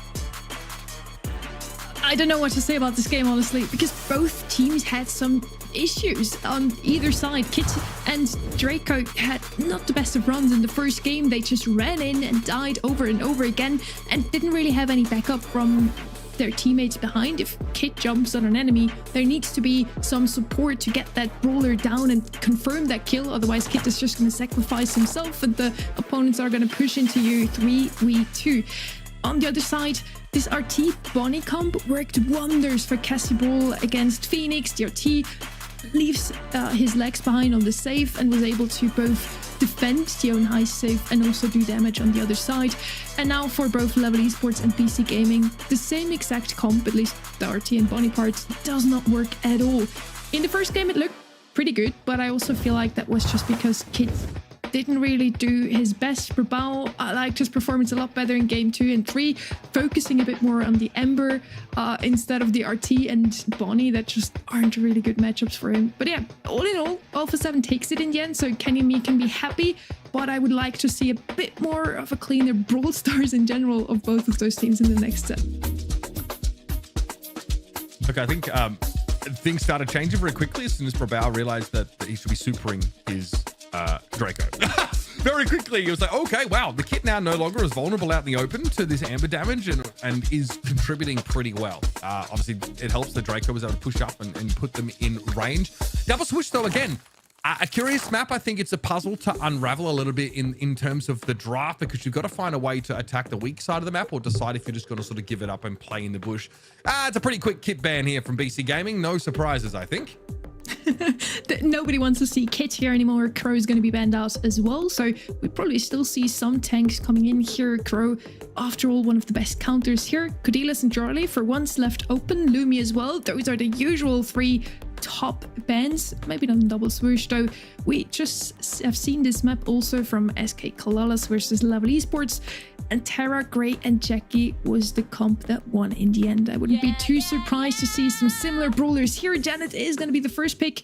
As mentioned, Dean and Mr. P were the champions when it came down to a gem carrier on this map in like previous days 2 years ago. Now it's mostly Janet and Sandy that take over this role, so do like that as first pick. It leaves them very vulnerable though to tank still, so later in the draft I would like to see some more damage, Kenny. Fenix was kind of what I was keeping my eye out for, especially after seeing this first overall pick from BC Gaming. Alpha 7 used it a ton leading into practice, and this is the other one too. Look, this has become a very control-oriented matchup at times on this map in particular. I feel like we're used to the day and age of tanks and aggressive brawlers, all these is coming out. But once I see that Janet first over, sometime in these draft phases, especially in preparation, we've kind of zigzagged to a whole nother ball game, and I think that's what Fenix allows you to do, especially with these projectile brawlers. Once they kind of shoot into the middle there, Fenix is a very safe gym carrier because of the dodges that he allows, the shots fired a million miles per hour, and of course with the teleport away with his gadget, it does allow him to kind of escape bad situations. Draco going to be the follow-up pick here, so BC Gaming this time thinking they might like to push up on this Fenix and sort of nullify the impact of that Fenix super. Of course, Draco doesn't give a darn about it generally. And also, seeing if things sometimes makes you want to try and work those side lanes just a little bit harder. Squeak is going to be annoying. Is going to be able to sort of scout out the bushes really quite effectively here. So it's a decent way for Alpha 7 to have a strong side of the map. But Casa getting picked up here by BC Gaming. It's going to give you, of course, with that sort of moment of invisibility, some nice options here to make some plays, and with the ammo reduction inside that fan storm, it'll be pretty annoying when push comes to shove. I think Cordelius could be in the mix here. We'll see what they go with for defense. Yeah, they needed something. So I liked BC Gaming's thought process here, though. They picked a Janet first overall, which is a very safe pick. They've got their gym carrier locked down. Alpha 7 committed to 2 very squishy brawlers, 2 area control brawlers, and just a solid overall brawler in Fenix. But Squeak is somebody that's going to get immediately taken down up close by a Draco or a Kaze. So Bull in the back pocket there, a shotgun brawler to address those 2. I think some positive matchups on each end. I'll be curious to see how this plays out. I could see a world where BC Gaming overrun the other side, but thankfully Alpha 7 beefed themselves up a little bit with this Bull pick. Okay, here's Ice Crow running headlong into Jubileo, and that bit of damage from Golden Linkers. Sakaze off the map already. Decent start for Alpha 7 and BC Gaming. They have the Draco. They have to get aggressive. Unfortunately, it doesn't favor them when they are a player down. Keeping that Kaze alive is going to be of utmost importance. Golden is dishing out some serious damage as a Squeak here, a kill on that top left-hand side. BC Gaming already trapped in their spawn. Alpha 7 love to see this. They've got a Fenix super down, control of the mid. Golden has to back away. Brawl there to play bodyguard. A dive in. Jubileo doesn't quite connect. It will equate to a kill, though, nonetheless. Derp low HP. And Ice Crow doesn't connect that shot. There it is. Now gets a frag of his own as Brawl returns. Jubileo trying to back away. Hypercharge now developed. Ice Crow trying to get aggressive fan storm baited out, and nobody affected by it. Brabaldo has to give up a little bit of ground here.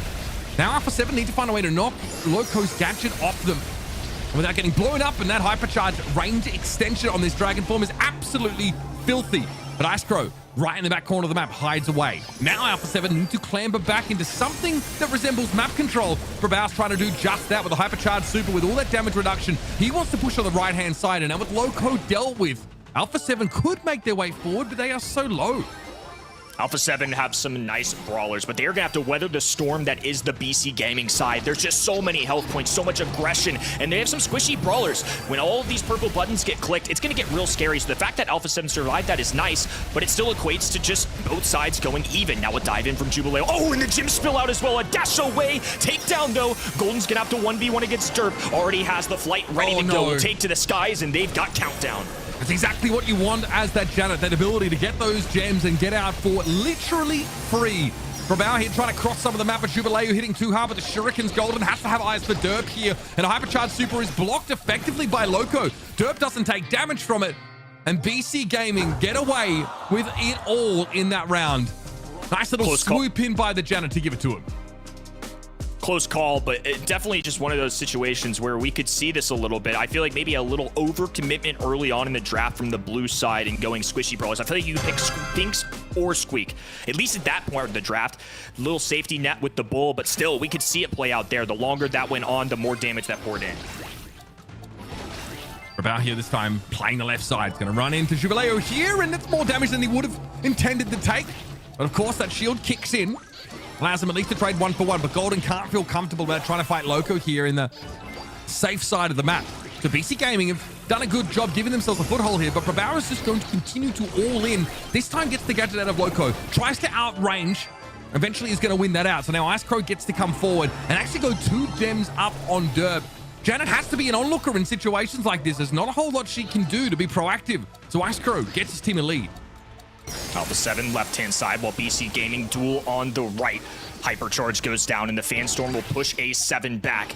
Red members filling the middle of the map while Brawl sneaks around, trying to lose where he's at, but a great gadget there to reveal his positioning. Now Loco will crawl forward. Brawl diving in. Indestructible gadget will keep Loco alive a little longer as Ice Crow dives in with an aggressive gadget, typically used for passivity. Instead, though, it's used to assert himself. And great change of target there for Brawl. He gets the gadget out of the Draco and goes straight after Jubilee, who needs to use his shots just to avoid in that Geisha form. Tries to dive on Ice Crow's direction, but he's a little bit too safe in that position. And here's Loco once more. Unlikely that he has a gadget available. No, he doesn't. Golden's able at least to take him down, but the gem lead is shrunk now to 1. Derb's going to be able to even up the game. And with that super in the back pocket, if BC Gaming can stabilize here and get into a countdown, they may have this. Brawl was going to be a problem, a destabilizing factor on the left. Brawl holding on to a hard here now and straight at Loco.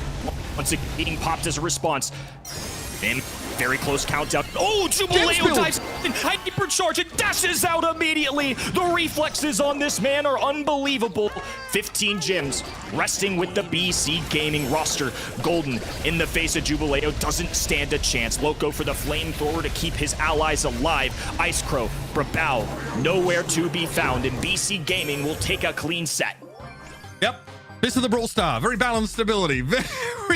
Very easy to deal with. Lots of counterplay. Nice little turnaround there, of course, by the Casa. That mobility that she has allows her to do just that.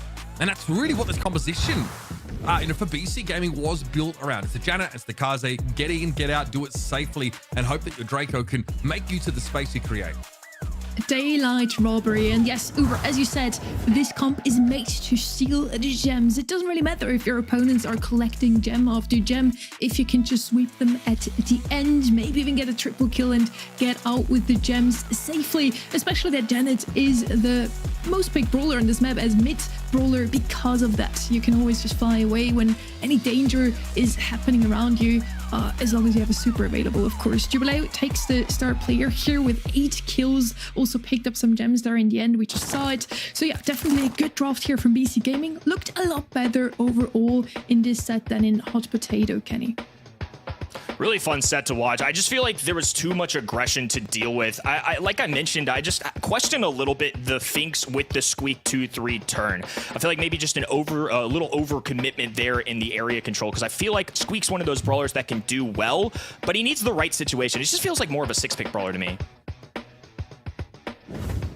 We're now heading over to Triple Dribble, the Brawl Ball map that could decide again which of those two teams will take the lead here. It's now an even board with a 1-1 so far. It really all just comes down to draft, I feel like, between those two teams. We've seen some great plays from both of them so far, Uber. Yeah, and I think that, both these teams also shown they like to play a kind of similar style, right? It was BC Gaming in that previous set that adopted that more aggressive play style, really like around the Draco, wanting to sort of at least get in there and use someone to soak up so much of the attention.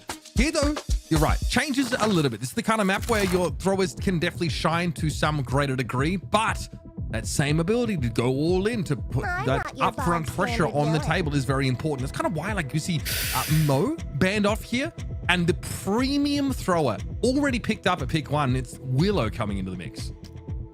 SA sometimes just is a mystery to me. Willow left open, Cordelius as well. I wouldn't be surprised if both of those are immediately picked up right here. The best tank counter and the best thrower on the map. And this map has so many walls in mid that are unbreakable too, that you want to have a thrower. If your opponent have a thrower, Alpha 7 is kind of forced to go in here with a Barley, maybe Larry and Lori or something to use the walls. Otherwise, Shade and Hank would be the two brawlers that can do that. They go with Hank here. I hope that works out for them. We did see in the past that maybe answering with a thrower is the wiser option, but of course, yeah, they know what they're doing. Alpha 7 ready for this draft here. Their most picked brawlers are Stu and Kaze. Kaze banned out, so Stu as well, so yeah, not really their draft so far. B's gonna be the next pick here. I don't mind it. Willow's gonna have a great time into B, especially hiding behind those walls. It really just comes down to if they can control Willow with the Hank, Kenny.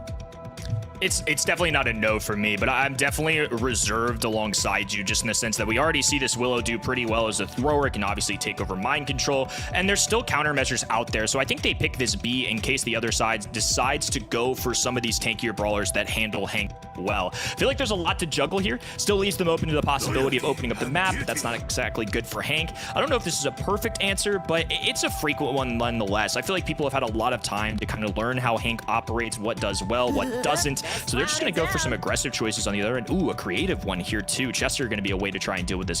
Okay, it's hard hitting. I think that's going to be important. It does offer some, you know, sort of straight line range that BC Gaming didn't really boast in the beginning. I think we know just how devastating Kenji can be. It's that mobility that makes it a little bit hard for someone like Hank to deal with him at the best of times, and then a hypercharge that will suck everybody in and also allow him to reappear at the epicenter of that ability instead of his starting location. Cordelius here is a very reasonable pick. I think that, you know, on multiple occasions, Ice Crow is going to want to try and take Jubilee or whoever's on the Kenji out of the game, and maybe not try and fight them. It really depends, but Cordelius coming in at pick 6, kind of insane to me. It's not as if this brawler undervalues them, because we've seen him taken very early in the rotation earlier on, but I'm surprised to see it last so long into the draft. You got Hank, you got Cordelius as well. This is fantastic and a great way to answer the mid-draft Kenji. Definitely some great value considering the ban rate last week, and his win rate, however, was a little questionable, but they get all of the picks in front of them to make that decision. It's not an early pick, it's a later pick, so they believe in the Cordelius. Kick over to the left-hand end, takedown alongside it. BC Gaming down to 2 members and waiting for a respawn. Loco, though, already has that super available. That can be used for goal scoring or for defense as a goalie. Not a great matchup for the Cordelius here on the right, having to go into the Chester. Someone who just, you know, agnostic of supers will out-damage. Ice Crow here, yeah, has to go for a super there. It's getting pretty dangerous, and Jubileo comes in and deals with Brawl pretty quickly. Map control for the right here for BC Gaming, but Jubileo's taken some solid poke from Golden, who's honestly fighting on 3 fronts at once. Keeping Derb under the thumb as well. Tries to go in for an Iron Hive. There is no connection, but Ice Crow has mind control that obviously moved away from the danger zone. I like that Ice Crow almost forces out the super there. So now Willow doesn't have it. They've got a full stack of roster members in the middle of the map. Still complete control as well. Brawl trying to get sneaky here. Has the Shadow Realm available as Ice Crow will trade places with him. Rattled Hive going off for B. Direct connection to Loco and Jubileo. A bounce-in gadget combo there coming in from Brawl. So a fight going in the underworld, and up top, Hank falls. Even without Kenji out of the game, the Chester is still a problem for Hank. Just does some pretty filthy amounts of damage.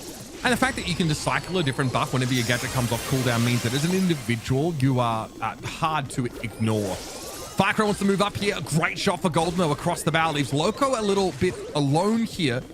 But Babao, again, just got that super online. So now Willow's out of the game. You don't have to worry about mind control hitting you defensively, but still Ice Crow needs to make a way for you to get in. The fire rate isn't great. That's some sharp shooting there from Golden. Quick pass, shot as well to take the Chester out of the game, and an early lead for Alpha 7. Alpha 7 had a ton of control there, and it just felt imminent that they would finally knock one through, but BC Gaming looking to retaliate. Super on the right-hand end available for Derv. Loco trying to punch one through. Golden left alone. Ice Crow not enough reload. They kick it forward. Oh, passed right to Jubileo's hands. Beautiful interception, and puts one in the back of the net. And that's what you kind of expect this BC Gaming comp to be capable of, to just run at you, especially with supers ready, and be able to bowl you over without you being able to say anything about it. An early mind control here for Ice Crow, though, does allow the pick off on Golden. Brawl was trying to disrupt, but just assault Cordelius won't really be enough to do that. The problem for Alpha 7 is really getting into an aggressive stance. They realize that's going to be harder now. Things change a lot. The map opens up. If you're Golden, you're loving this. You're in a good position here as the B to capitalize in his overtime scenario, especially with Jubileo dragged into the Shadow Realm. B loves the green grass in front of her. And now Alpha 7 marching forward. Goes for the sharpshooter and doesn't quite connect. Loco, right hand in. Bodyguard over this ball as Jubileo tries to jump in. A kick over. Brawl with a super available. Makes the connection there. Ice Crow dealing with Derp. Golden chasing him down. Jubileo falls. All three members of Alpha 7 standing tall. A pass to the right hand in and an easy waltz forward. It was a grind, but Alpha 7 come away with game one. There's such a clutch Shadow Realm there coming out from Brawl to save Golden. They're in the top right corner. They're being pressured down by a Kenji, and they're basically cooked until Brawl whips around, throws a super down, and unlocks Golden, lets them back into the rest of the map, and they're able to pop off. Credit, though, some great mechanics to dodge these B shots coming in from BC Gaming. There were 7 consecutive missed B shots that came through. I'm not going to blame that all on Golden. So, nice job, but again, takes more than fancy footwork to stay alive in that overtime B scenario. I can't believe you can do math and cast at the same time. I certainly can't multitask the way you can, sir. It comes with the experience, I'm sure. Brawl right-handed, now rotating left-hand side. Has Derp trapped in the underworld, but will still survive nonetheless. Loco super available. He is not going to be a great brawler at multitasking. Ice Crow there to play defense, and BC Gaming finally possess the map. Loco does catch Ice Crow here with that mind control. That'll keep them on the other side of this and likely just dangle them close to Jubileo for easy super charge when he pops on out. There's Derp, though, runs over the B. That's an issue. Brawl comes in now with the Shadow Realm. Jubileo is going to have to kite this to some degree, but Ice Crow now looks a little bit awkward out in the middle of the map with no support. Hank absolutely requires an infrastructure around him to get that value, and Loco eventually is just able to poison him on down. Here's Golden with a hypercharged super that ends up blowing up in their face. Fortunately, Brawl's at least able to take that one elimination and maybe a second here with a super connection on the Jubileo. That's well done, and that might give Alpha 7 a way back into the map.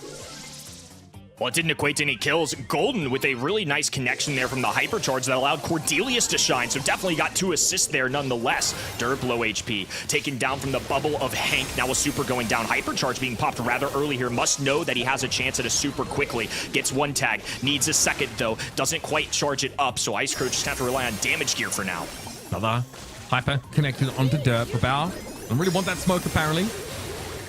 Gets good damage on the Chester, eventually able to finish the job. Will pop up now behind Alpha 7. This gives A7 a little bit of time to collect that ball defensively, and that's nicely done by Ice Crow. Pops Loco, able to keep the ball moving forward. Jubileo is low and out of the fight for the time being. A Rattled Hive there, hit on towards the Kenji would have been nice for Golden, even just delaying some of that healing. Jubileo is topped back up here, whether from the healing gadget or just from the passage of time. And now, speaking of which, we're down to 25 seconds in the round. No one scores yet.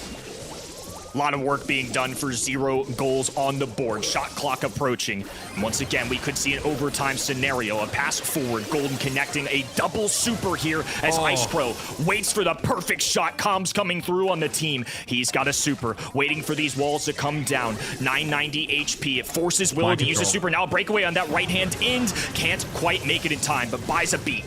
Okay, again, the B is supposed to be pretty devastating here.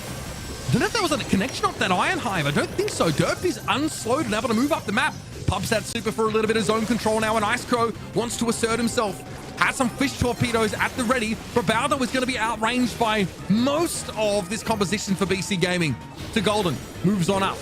It's obvious that they've got a charged shot coming at them, and Jubileo is able to avoid it for the most part. Here's a hypercharge. Golden gets the super when he needs it. Jubileo just gets blown to smithereens. Here comes Brawl. Just needs to make space. That's all. A Shadow Realm hit there on Derp, but he pops out just in time as Brawl falls before he had a chance to take that brawler out of the game properly. And now with mind control on Golden, BC Gaming have the power play. Oh, what a shot off the back. That leaves the ball unrecoverable. Now Brawl with a hypercharge, just trying to make something happen. BC Gaming, I think, have decided they don't have a chance at this as Alpha 7 sprint to the top right-hand side. Super available for Ice Crow. Loco puppy guarding the ball, and all that hard work. What a battle during that game. We got a draw.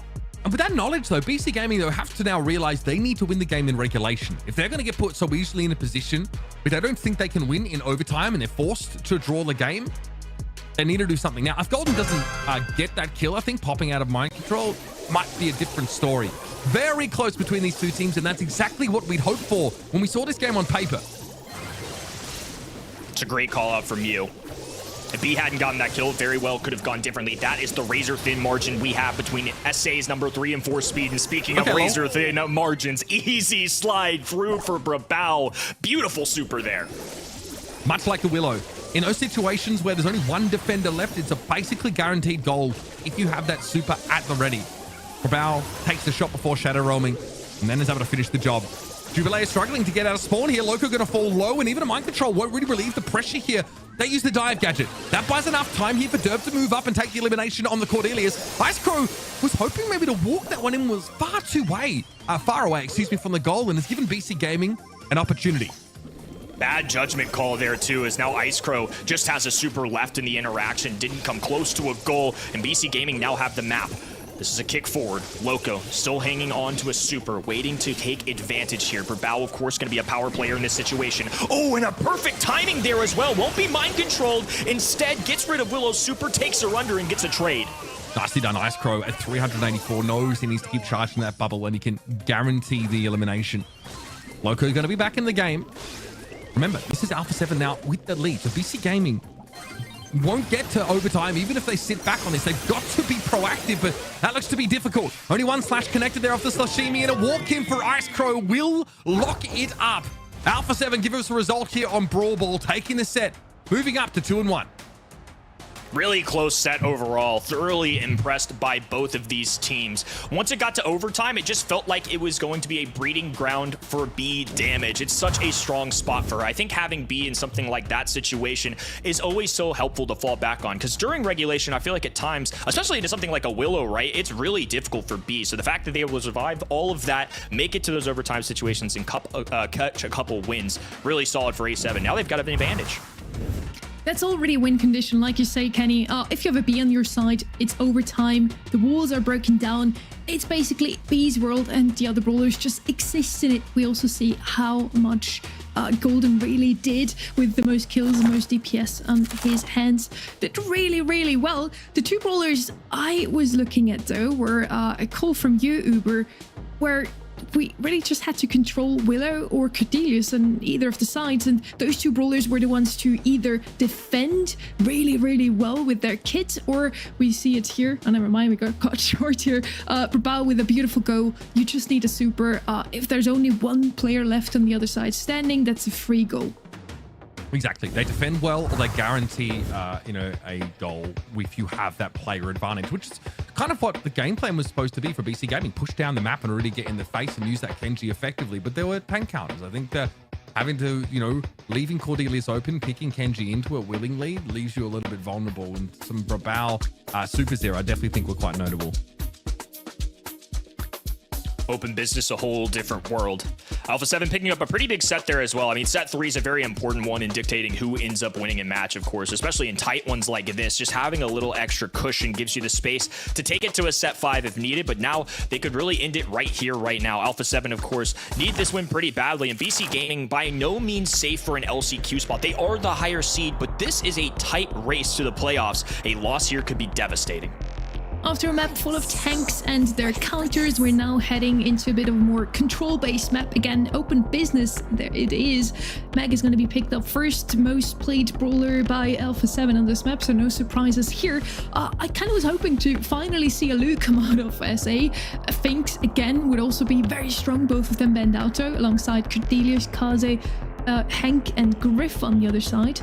So yeah, with that Meg pick, I wouldn't be too surprised to see a healer come out of Alpha 7 later. Could be paired with a Jae Young, maybe a Barry, a Barley we see sometimes as well with the Herbal Tonic. He's just as good as that.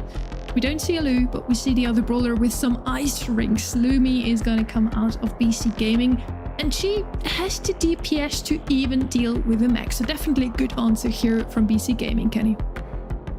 Lumi, one of the most successful brawlers last weekend as well. 12 sets played in the opening couple of monthly finals, 83% win rate, which is absolutely ridiculous. Such a strong brawler, and it's one of those where it's at a strength level, and it depends on the map and mode, of course, where it's not always going to get banned. So the fact that it slides through here is a great value play. Frank is an interesting one to pair this with, though. I feel like Frank shows up sometimes on open business, but this is rather early, I would say, and I don't always see it.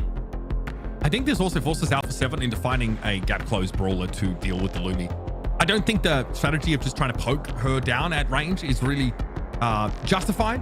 And we might have, you know, Jubileo here for some of that wall break, really open the map up a little bit and enable like a long range pick coming in at third. Also, potentially shut down some thrower options. You know, we've seen, you know, Barley, like was mentioned earlier by Sunny, but even like Larry and Laurie in the past have been used on this kind of map. Nita to try and take that map control.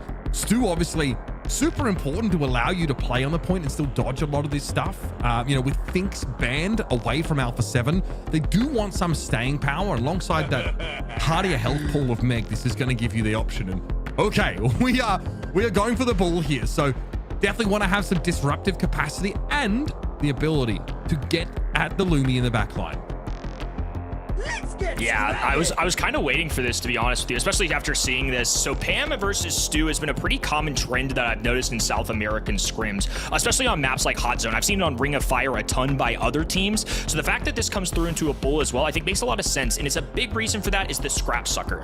So Pam naturally makes sense. A fanning shot that applies a lot of pressure onto the enemy side. You're constantly chipping away at them. And then when you add the fact that she can take away the ammo of these tanks that rely on being up in your face, they're caught with nothing. If they're in your face, it's easy to line up shots that teammates can assist. I've seen Pam be used into Stu a lot and to these tankier brawlers. Yep. So I actually think this is a pretty creative solution. Yeah, Pam into Stu is one of the rare occasions where damage you do to an enemy impacts their mobility. Stu obviously needs those shots to be able to keep cycling that super, and without ammunition, there are no shots. Lascro here is trying to do, of course, get forward. Definitely has to be mindful of these gadgets coming in, but it's a very safe spot to play from here for Derp and Loco, and it's going to be tough to break that wall. I don't know if Lascro has that breakthrough gadget. He's actually trying to work around the wall to get to it. All the while, healing coming in absolute spades for BC Gaming, and they're unbothered. With this map control and a nice little connection there off that blast beat, Brabao simply vaporizes. They've got so many good positions for this healing station. They're going to have to slowly take them out, so that's why I think you're going to see that gadget choice coming out of Stu. Brabao diving in. Not doing much, though. Golden demect immediately. Ice Crow without a super does not do well from this range. This is stomping their way through Alpha 7. This is very, very potent of a strategy. Brabao can't even deal with Loco, who is very healthy and is just cycling super after super. And the fact that BC Gaming don't even need to break line of sight behind that healing station tells you a lot. Golden's trying to get back in here, but Jubilee is completely unbothered, and BC Gaming are immovable. Not a damn thing that could be done about it. They have comp here. Definitely. It's going to be tricky, even with breakthrough, I think, to actually attack those healing station positions. Especially with a good early start, I feel like it's going to be BC Gaming getting those healing station down. And especially when you're as beefy as Frank, you get the stuns off. It's so easy. Stu's somebody that's not going to be able to quickly take down Jubileo either. So it's one of those things where it's easy to make the shots, tough to get the kills. That's what Brabao has to do here. Jubileo does not win it this time in the middle of the map. Ice Crow immediately takes down this left-hand side. I feel like the wall break strategy and rotating in those supers and gadget combos from Ice Crow could be a difference maker here in this game too. But again, BC Gaming's it's snowball. If Alpha 7 can stop them from being able to set up effectively and also just break up the map a little more, it's tougher for this red side team to get in. Still, there's the threat of Lumi and the threat of Frank, always present.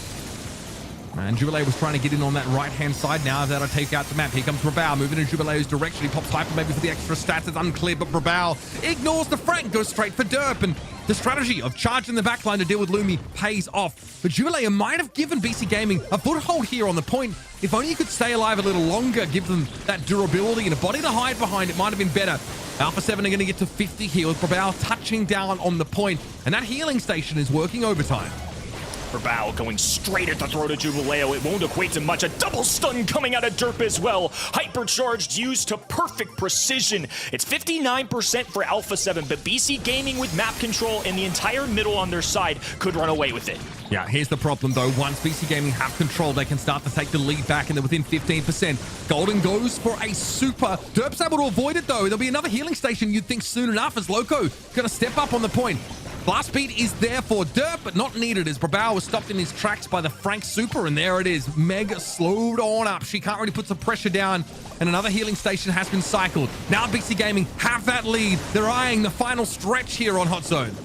Brawl's just gonna have to send it. They don't have a choice at this point. Right hand in, Jubileo gets the elimination. It's a full BC stack in the middle. Golden gunning it down, but it's not going to be enough. The healing station plus all the health points of BC Gaming will tie it things here. We're going to set 5. That is extremely gross. That composition, really nasty. I think the Frank drew some questions from us, seeing that come in, maybe wondering what the reason was, but simply Berlin City Club, they wanted a strong tank that could play on that point, could block projectiles, and also the bigger your health pool is, the more you can benefit from that healing station, because you can't be burst down in a pinch like some of those squishier brawlers. And who better to pair with the Pam than the Frank here?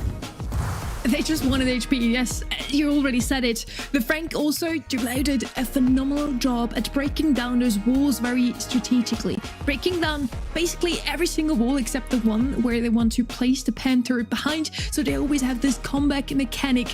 It was really just wait until Loco has another Pam turret ready, and after that it was a free game for BC Gaming, really. Frank standing in that healing turret, we see it here, is just basically invincible. Even at the end where all the walls were actually broken up, they just put the turret behind them, actually body blocking for the Pam turret. And with that, especially with that Sue, Alpha 7 just didn't have the DPS to get the takedowns they needed to get back into the game, Kenny.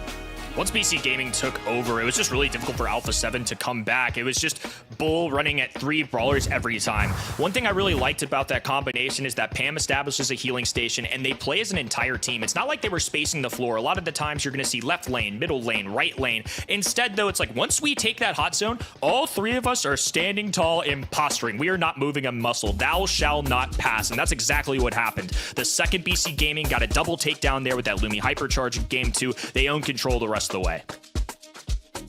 Oh, man.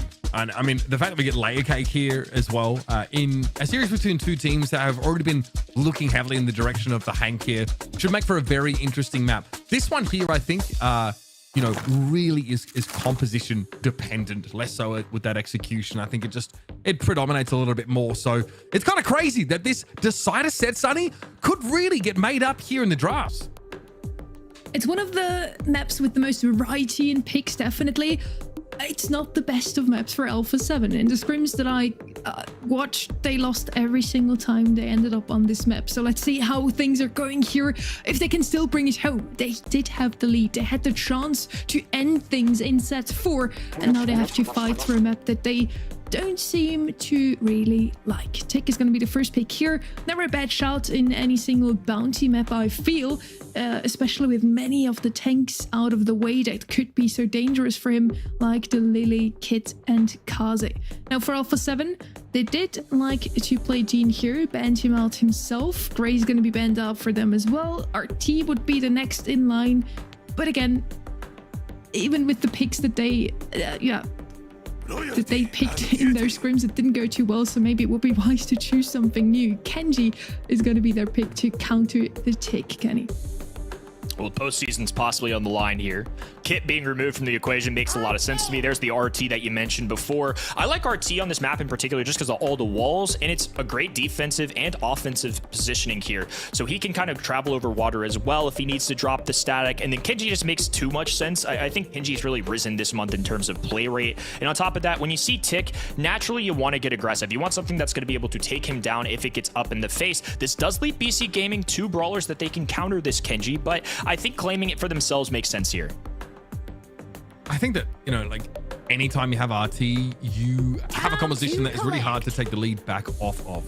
The BC Gaming had to sort of all in. That's why I'm not surprised to see them playing these fairly arm's length kind of brawlers, right? The Tick and Bell, we don't really want to get too involved in a lot of the fighting, but are very, very good when their opponents are clumped up and denied that kind of map control. So it will require some mechanics here from Brawl to, you know, put Alpha 7 in a like even or fair position on the map, as opposed to just having to give up because of the overwhelming pressure that comes in from the bell bouncers, that comes in from this Tick damage. BC Gaming, they do want to find something. Okay, they're just playing a full poke composition, frankly. None of these brawlers want to be accosted up close here, but they are very, very good at oppressively shoving opponents into a corner. Very likely a situation where Alpha 7 could commit to just running it down and getting aggressive. So building those health points and having an advantage for the left-hand end, and they're also, again, in the faces of the enemies, they want to get crazy with it. It would be certainly interesting. With postseasons on the line, it really feels like BC Gaming have gone for a pretty conservative approach. That's a pretty conservative one at that, too. It's a little wild in terms of the meta, but I think with all the walls down the ground, I think they like this matchup of Sprout into Bell specifically. Obviously, having a thrower into the sharpshooter is nice. Having the walls to cut off and be able to cycle those with a gadget allows their team to kind of push forward or back as needed. Two very interesting sides. I feel like this definitely isn't the stereotypical route I'd expect. I like the Sprout shuts down the sightlines for 2 out of 3 of BC Gaming's brawlers, and I think that puts a lot more emphasis on the tick play here for BC. They are going to have to step up when those hedges are active in the absence of the damage from their other 2 players. But nobody on this team wants to run headlong into Kenji, and Ice Crow is not going to give them the option. See a nest egg thrown down very defensively, so Derp was already expecting there to be a pinch from the left side of the map, and Ice Crow doesn't trigger it and is able to back away. Brawl, in terms of range, is going to have the most fun to somebody like Tick that can kind of fan out shots like you're seeing there. The mines go in a triangular formation and allow them to expand just a little bit. Ice Crow will only be tickled by that, though. With well over 8,000 health points alongside the shield gear. Pretty easy stuff. Oh, Golden caught in a very difficult spot, though. A perfect gadget traps him right in the middle of the ice rink. He couldn't move a muscle. Not good for Alpha 7, though. This means they've got to get aggressive and they've got to fight for this map control, but how much of their health can they afford to give up in that endeavor? Ice Crow there realizes down to 5k, can't pushing in Jubileo's direction, needs to watch out for the returning of those 2 Morning Stars. He's able to avoid that damage deftly. Slowly but surely, Golden trying to break open this right side of the map. You've got map break, and of course we've got Brawl who can throw hedges in the way of these sharpshooters. So less concerned about the diagonal right now, but that's another blast beat catching onto Ice Crow, and they get disintegrated. Remember, BC Gaming didn't even have to win this game, but Alpha 7 sure as heck do. They need to make the grand finals to keep their postseason lives on the line, and so far they're faltering. The longer this drags out, the more nest eggs that go down. And of course, Lumi has shown that she can cycle in these gadgets with great timing. Ice Crow caught up this time. Brawl right-hand end does cut them off, but doesn't have the distance to work with. This is the momentum swing that they need. They have cornered BC Gaming. This is a defensive composition. They don't like the spot that they're in. Ice Crow barely holding on. Stun goes through. Hasn't gone down yet, though. Hanging on to this left-hand side with low HP. Ice Crow knows he's probably cooked here. Trying to bait Jubileo or someone else forward for the damage, but he's able to get back and get a Morningstar connection. And now that map control is going to go back over to BC Gaming. And with that head first connecting onto Brawl, there is nothing Alpha 7 can do to get back in the map. They are held at the final gate. And a strong lead, 6 stars for BC Gaming to take a crucial round in this decider. Great composure coming out of BC Gaming. They were down 2-1 after a very tight Brawl Ball set. Dominated set 4. And now with their safe composition, have given themselves a lead here. Match point for the right hand end. And like you mentioned, obviously postseason hopes for Alpha 7 here could be put to a halt. All right. Brawl here. A couple of those early shots to come through to make it a little harder for Jubileo simply to waltz out into the open and start lining them up. Golden also playing this right side will be slow and steady about it. This RT doesn't really have the ability to force those engagements. You need to let the game come to you. Ice Crow moving up this right-hand side. Pacing themselves a little slower, I would say, than last time. I feel like they're being cautious, especially in that early one. I feel like they had a couple kills that were a little sloppy. BC Gaming had some perfect traps set between Lumi Ice Rinks, Bell Nest Eggs, and then super stuns coming out of the blast beat. Loco, though, in prime position alongside his teammates here. Alpha 7 definitely don't love being in this back spawn. Ice Crow just biding his time. A chance to get out of this little L-shaped corner. As long as BC Gaming overextend, that could be a problem, though. Grim and Frostbitten comes down. Brawl and Ice Crow forced to back away, but on the fadeaway, Jubileo gets caught overextending into that gadget. And Ice Crow takes one for the team. Alpha 7 giving themselves the lead and are happy to hand that map control over so long as these hedges can continue to shut the diagonal down and keep the Sprout in an advantageous position against these sharpshooters. Brawl had to be nothing less than perfect there, and then Ice Crow knowing exactly the math to tank a shot was a big deal. This one's going to be a lot more troublesome. All those tick mines fanning out, the regular shots coming in as well. Ice Rink to cut off that left-hand side, and it's still Brawl popping off on the left-hand end. Another tick head goes down. This man has no shortage of supers. Still that lead here for Alpha 7, and Ice Crow knows that he can actually sacrifice himself, offer him up, and it won't matter if he loses the stars that he has. It's too healthy a lead to be assailed here. And Alpha 7 have kept themselves in the conversation for a spot in the grand finals, or at least the semis, and that chance at LCQ. And they do it in style. Little fadeaway there from Brawl gave them the lead that they refused to give up. Double match point. Wouldn't have it any other way. It's the last month of SA for 2025. Both of these sides dueling for a postseason position for LCQ. Just a chance to make something like a World Finals. Icecrow once again up the middle, grabs the blue star. Bounce shot will connect. Icecrow has shown that this is a tough set for him to play. On paper, it looked like such good matchups, but BC Gaming have played as a unit. It's been really difficult for Kenji to just dive in and get a kill. Those Morning Stars always threatening for Icecrow. Brawl also knocked back here by a shot that came in from Derp. Alpha 7, though, of course, very pleased to at least just have that lead. That Kenji mobility put them in pole position at the start of the round and puts them on the front foot. Gadget here from Lumi. This time, Jubileo doesn't overextend into it to try and turn it into an elimination.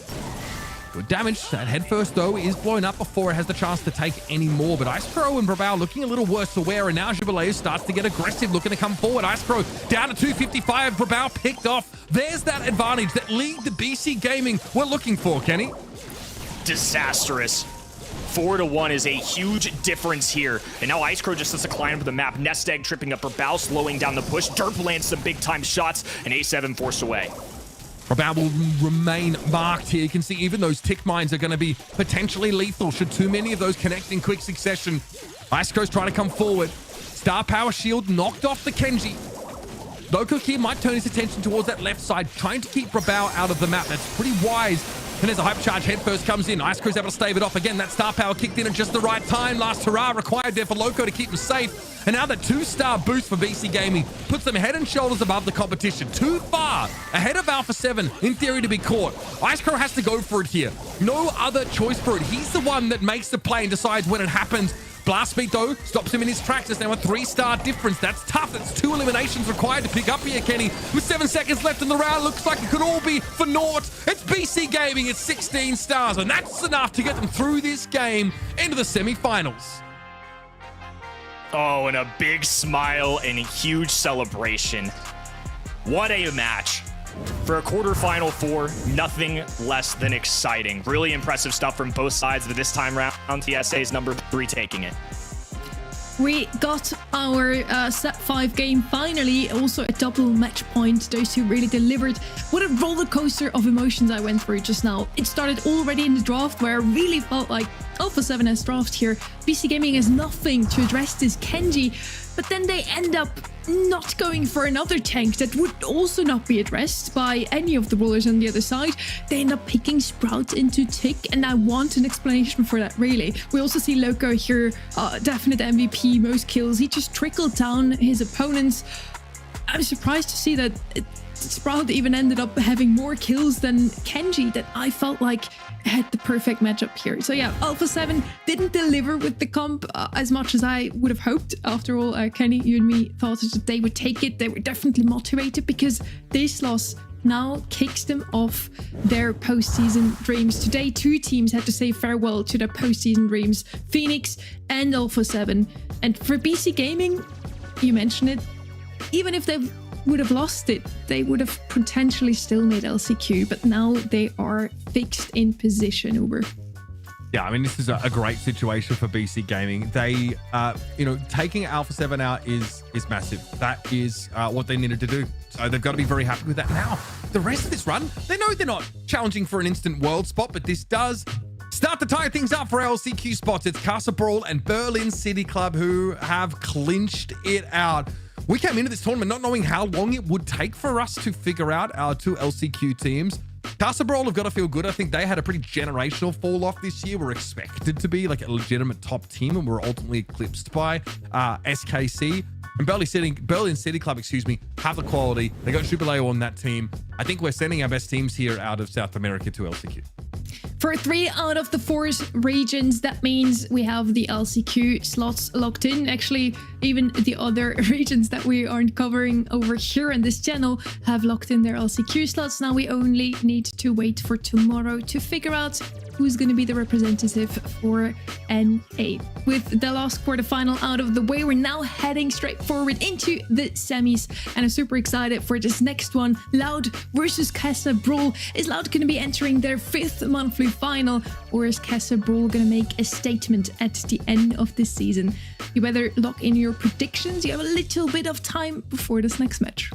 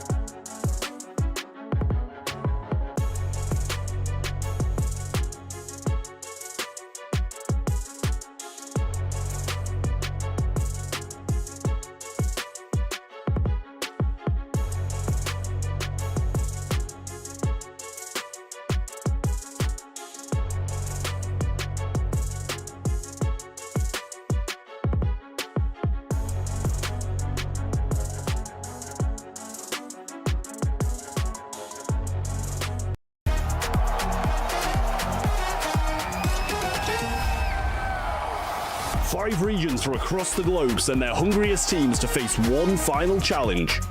One last chance to earn their spot at the World Finals. Yoshi goes down the spin on Chaos. He's spinning himself. He knows they've lost. 16 teams enter, only 4 will advance. Dreams will be shattered, heroes will be made. This is the last chance qualifier. 10th to the 12th of October, Sao Paulo, live from the Brazil Game Show. Get your tickets now and watch your champions in person. Or watch online at event.brawlstars.com to earn Pro Pass rewards. If you just tuned in now, you did miss who actually made it into LCQ in this region, but you still tuned in at the right time, because now we're heading into the semi-finals. Ready? Welcome back to you as well. The 2 teams that did make it are BC Gaming and Casa Brawl. Any words about the performance of BC Gaming in their 3-2 series against Alpha 7? It looked shaky, but they got it done when it mattered. They managed to give a huge assist over here to Casa Brawl as well. That is my MVP as well. Can you really deny this guy? He has the biggest camera presence as well. What a celebration from him as well when they finished. Jubileo did a phenomenal job, his whole team did, and next up for them is SK Calalas. Before we see that much, we first head into another banger though. Loud 3-0'd their quarter-final opponent, and on the other side we have Casa Brawl with a 3-1 against Fenix, locking in their LCQ slot. Kenny. This is a 2024 showdown, to say the least. It really looked like coming into the season, especially after these 2 teams made the grand finals right off the rip, that we'd be seeing the same old South America that we'd seen in past years, obviously under different banners, but mostly the same players. Obviously, Doritos coming in here as a little bit of a difference maker, but this is only the 2nd time I believe these 2 teams have played. We haven't seen them show down since the opening month. Yeah, remember when we used to see these guys square off in the grand finals every month? Pepperidge Farm remembers. It really does feel like a bygone time, but we'll finally get another taste here in the semis. As you mentioned, Kenny, this is a 2024 showdown. Those 2 teams know each other so well. It's an age-old rivalry, so we wanted to hear from Kaidog what he has to say to or about his opponent. É sempre muito da hora enfrentar a Casa Brawl por conta da rivalidade, né, que a gente tem aí há anos. Então, é realmente um oponente bem digno aí. Eu acredito que a gente vai se enfrentar, querendo ou não. E é isso aí. Eu gosto de jogar contra eles porque é sempre uma briga boa e eu gosto que todos os 2 times dão o máximo para ganhar, porque é como você Real Madrid e Barcelona. Always a good time facing off against them, Kaidog says. So let's see if they're gonna have such a good time if they make grand finals again. Because yes, for Loud, this would already be the 5th monthly grand final, and potentially their 3rd overall win. Let's see if they can actually do it, if they can actually keep their score up as well. Because so far already, they're 6-0. They didn't even drop a single game. It's looking pretty strong. They looked similarly good in last month's monthly final, except when they got to the grand finals, where they were utterly shut down. But they've made some pretty flawless runs through monthlies before. Let's also hear from Motep if he thinks of this matchup just as much of a good time as K-Dog did. A Loud eu acho que é um time consistente em questão de sincronia. Eles costumam usar tipo brawlers como Barry, Ashe, jogar meio junto. Então eles são um time que sabe jogar muito em conjunto. E às vezes o individual pode ser que às vezes pese em questão de alguns brawlers, sabe? Mas tipo assim, eles são um time que joga mais conforto e sincronia. E isso que torna eles tipo mais forte da nossa região. Also looking forward to this match, saying that they like to play Barry and Ashe. So let's see if those two brawlers are going to be banned out on our first map of this match. It's going to be Kaboom Canyon. I do feel like we could see one of those two brawlers. It wouldn't be the first on my list, Kenny. You never know. South America really feels like they've kind of got their own thing going. There's some top picture brawlers, you know, the Kits, the Lumis of the world that I think every pro player kind of decides we don't want to deal with that. But there's other brawlers in the mix too. The Pam, like we saw earlier, Stu's somebody that this region's played a lot. They've got some more unique ones. And of course, Mr. P has somebody that has shown up a ton in the scrims leading up into this event. We want to see some of that Ashe and Barry. I think open business is on the horizon. It's in set number 4, so we'd have to make it there. In order for that to happen, Loud would have to perform totally contrary to what you folks predicted at event.brawlstars.com. 94% to 6%. We saw them with a flawless performance in the quarterfinals, which I'm sure they gave minimal preparation to. Instead, steeled down for a semifinals and a grand finals run. Kaboom Canyon is going to be our first map here. Let's see if Barry and Ashe are going to have any showing in either bans or pickups. Loud really loves to bring in the Chuck here, an age-old comp that doesn't show up as often anymore, but paired with some other very strong brawlers like the Fenix to give him a bit more range to fight. And Fenix also better at just defending whilst the Chuck goes ahead and does some damage on the safe. Even in today's day and age, Chuck can still work out. Let's see. And he's actually going to be left open. Bonnie, Crow, and Angelo are going to be banned out by the side of Casa. Brawl, Loud bans Charlie, Crow, and B. So Chuck technically open. Let's see if they go with him again. Whenever you play against the Chuck, it's basically just a timer that runs down for your team, because Chuck will eventually trickle down your save. So you just want to do damage quicker than your opponent with that Chuck pick ready. Pretty much, and there are many accelerators in the world of Heist. You can go something super aggressive, maybe pop off the Melody. Here comes Cordelius, and so in the Chuck discussion, there are a couple brawlers that shut it down. Charlie's one of them, Cordelius is the other one. Thankfully, we're in a Cordelius meta right now where he's viable, but typically here on Kaboom Canyon, not the top choice. Reason being, it's a pretty open map with long sight lines on these lanes, and that's not something Cordelius is very good at. He needs walls because his range is so short, but as long as you can cycle out that super, then you're in pretty good territory. I think that's a good point from you. This is one of the few maps, I would say, in the rotation where we get something completely different in terms of the band stage. Kit, Lumi, and Cordelius, a clear top 3 in last weekend leading up to this weekend's monthly finals. But this map's so open, like you said, it's not always going to be just a bunch of tanks running around. But because of Chuck, having Cordelius on your side for defense can be nice. And this was the brawler in particular I was looking out for, the second most played brawler leading into this event. Only a 40% win rate, though, and I think that's partially because if you want to have Casa, you got to scoop her early. This gives a team like Loud or any team playing against her more time to kind of pick up some countermeasures. So Cordelius, all defense, definitely not high safe offense. Lumi, a good hybrid. Kaze, of course, can shred through a high safe. She'll be able to get to mid as well, get that initial control. That'll be so important. I feel like Lumi has a tough time pushing back into mid once it's been won. To be fair, almost every brawler does. Casa Brawl have also gotten rid of one of the key ways to get control of mid. Here comes Loud with the Chuck. Usually you don't see teams of such a high caliber picking up the Chuck. It's more of a nuisance to them. They want to play a skilled game. And Loud, they're going to be doing that for sure, but they're going to try and win this draft. So here comes the Chuck. What is the defensive option for Casa Brawl? Loud has already gotten rid of really the anti-matter to Chuck's matter. They'll annihilate each other when they come into contact. They've gotten that Cordelius on their side. One more thing to keep them defensive, perhaps get them some initial mid control would be huge here. Belle is going to be a solid option for winning individual matchups at long range. She's just going to be playing for defense, and she should be able to outrange this Illumi and deal with her quite effectively. Chuck's got the team on his back right now in terms of high safe damage, to your point there. I mean, Cordelius defensive, Belle, I mean, can maybe do some chip damage from a distance and drop some nest eggs, but it's not like that's going to give them explosive bursts of damage. They're just going to need some consistent showings from Chuck here throughout this set. And Melody on the other end is a great way to go against this. In terms of racing to the other side, Melody can contest with the mobility she has with that 3-for-1 super. And also, once she gets those musical notes in rotation, all she has to do is connect to the high safe, and she will definitely outpace the Chuck.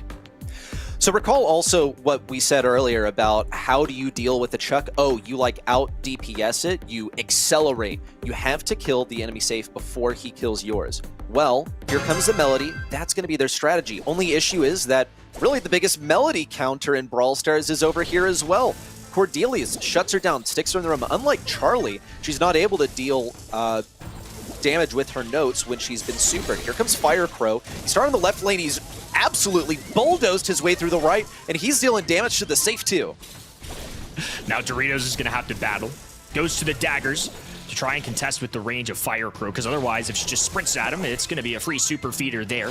Now a super available for Doritos. Going to be looking for the Fan Storm. A little partial connection onto Fire Crow, while mainly dealing 1,300 roughly a second onto the high save. All three members of Casa Brawl are now encroaching. They're in the enemy side, and they are getting team wipe after team wipe. On the other side, Dino putting in some good work up top for a little split screen moment, but it's definitely Casa Brawl outpacing at the time. Well, Loud has lost their second shield. It's okay because Fire Crow got the couple of kills that he needed, and the Chuck is now set up. Just have to get the second shield out of Casa Brawl, which looks pretty solid on terms of defense, but Fire Crow is struggling to catch up with P.E.K.K.A. Now he's got that super on the left side. Maybe didn't need to use it, but didn't want to risk using his last shot on a Melody that was about to dash away. We've seen yet another shield come out. Casa Brawl now at a deficit and with no mid control. So Loud possessed the grassy area, but Casa certainly marching their way forward. Nice shot out of Coyote Dog. Gives the way for Adinho to go to the other end. Fire Crow trying to play defense. A hop away, had a super available, but P.E.K.K.A. with enough DPS there to deal with two brawlers. Adinho waiting, has that super available, hasn't yet used it. Took a beat to play a little defense. Does get them even further down. Now on the top side, Adinho falls with 13% to go. One more great push and Loud could have this. Here comes the super out from Adinho with the respawn shield active as well, and it's not even close. A last-minute push from Casa Brawl got a bit of damage there, but once the Chuck was set up, there wasn't really much dealing with it. Need to see even more clutch pushes from this Melody. We saw moments where she was able to sidestep the Cordelius, not necessarily avoid a super, but catch him off of cycle, which takes tremendous skill and just good positioning and dodges. But Fire Crow has been a menace on this Cordelius. As long as he stays consistent, then they should be able to run back another victory. It's a really interesting one to watch because it does require Loud to have some good mechanics and win some interactions just like that one. So Fire Crow low HP takes down the dominant damage dealer from the Casa Brawl side. Adinho still trying to charge up, now takes off. Coyote Dog on defense, low HP from Motep. Motep survives. Fire Crow rushing into the middle, has a super as a backup plan, but takes a lot of heat for it. P.E.K.K.A. in with the push. And a bit more damage here, dropping things down to 67%. And no real Chuck setup to speak of. Adinho still trying to occupy mid. Now going for that final post to complete the setup. But it's costed a lot of control for Loud. We've seen this next shield come out. Here comes a Kaze super as well. It's going to get a bit more damage on that safe, dropping it down to 45. Loud have to hunker down on defense. They're able to get a hypercharge super connected from Coyote Dog. One more shot would kill Doritos. And here comes the hypercharge Melody from P.E.K.K.A. And no Cordelius defense to speak of. There's one falling. Doritos the next. Need to see a pinch from Coyote Dog, but he misses a shot. And here comes the next shield, the final one out from Loud. Casa Brawl are just rotating so frequently, and they're already shredding this down to 25%. Adinho's delay in getting those train posts down has really cost them here. He's trying to make up for it now as they get through that 50% marker.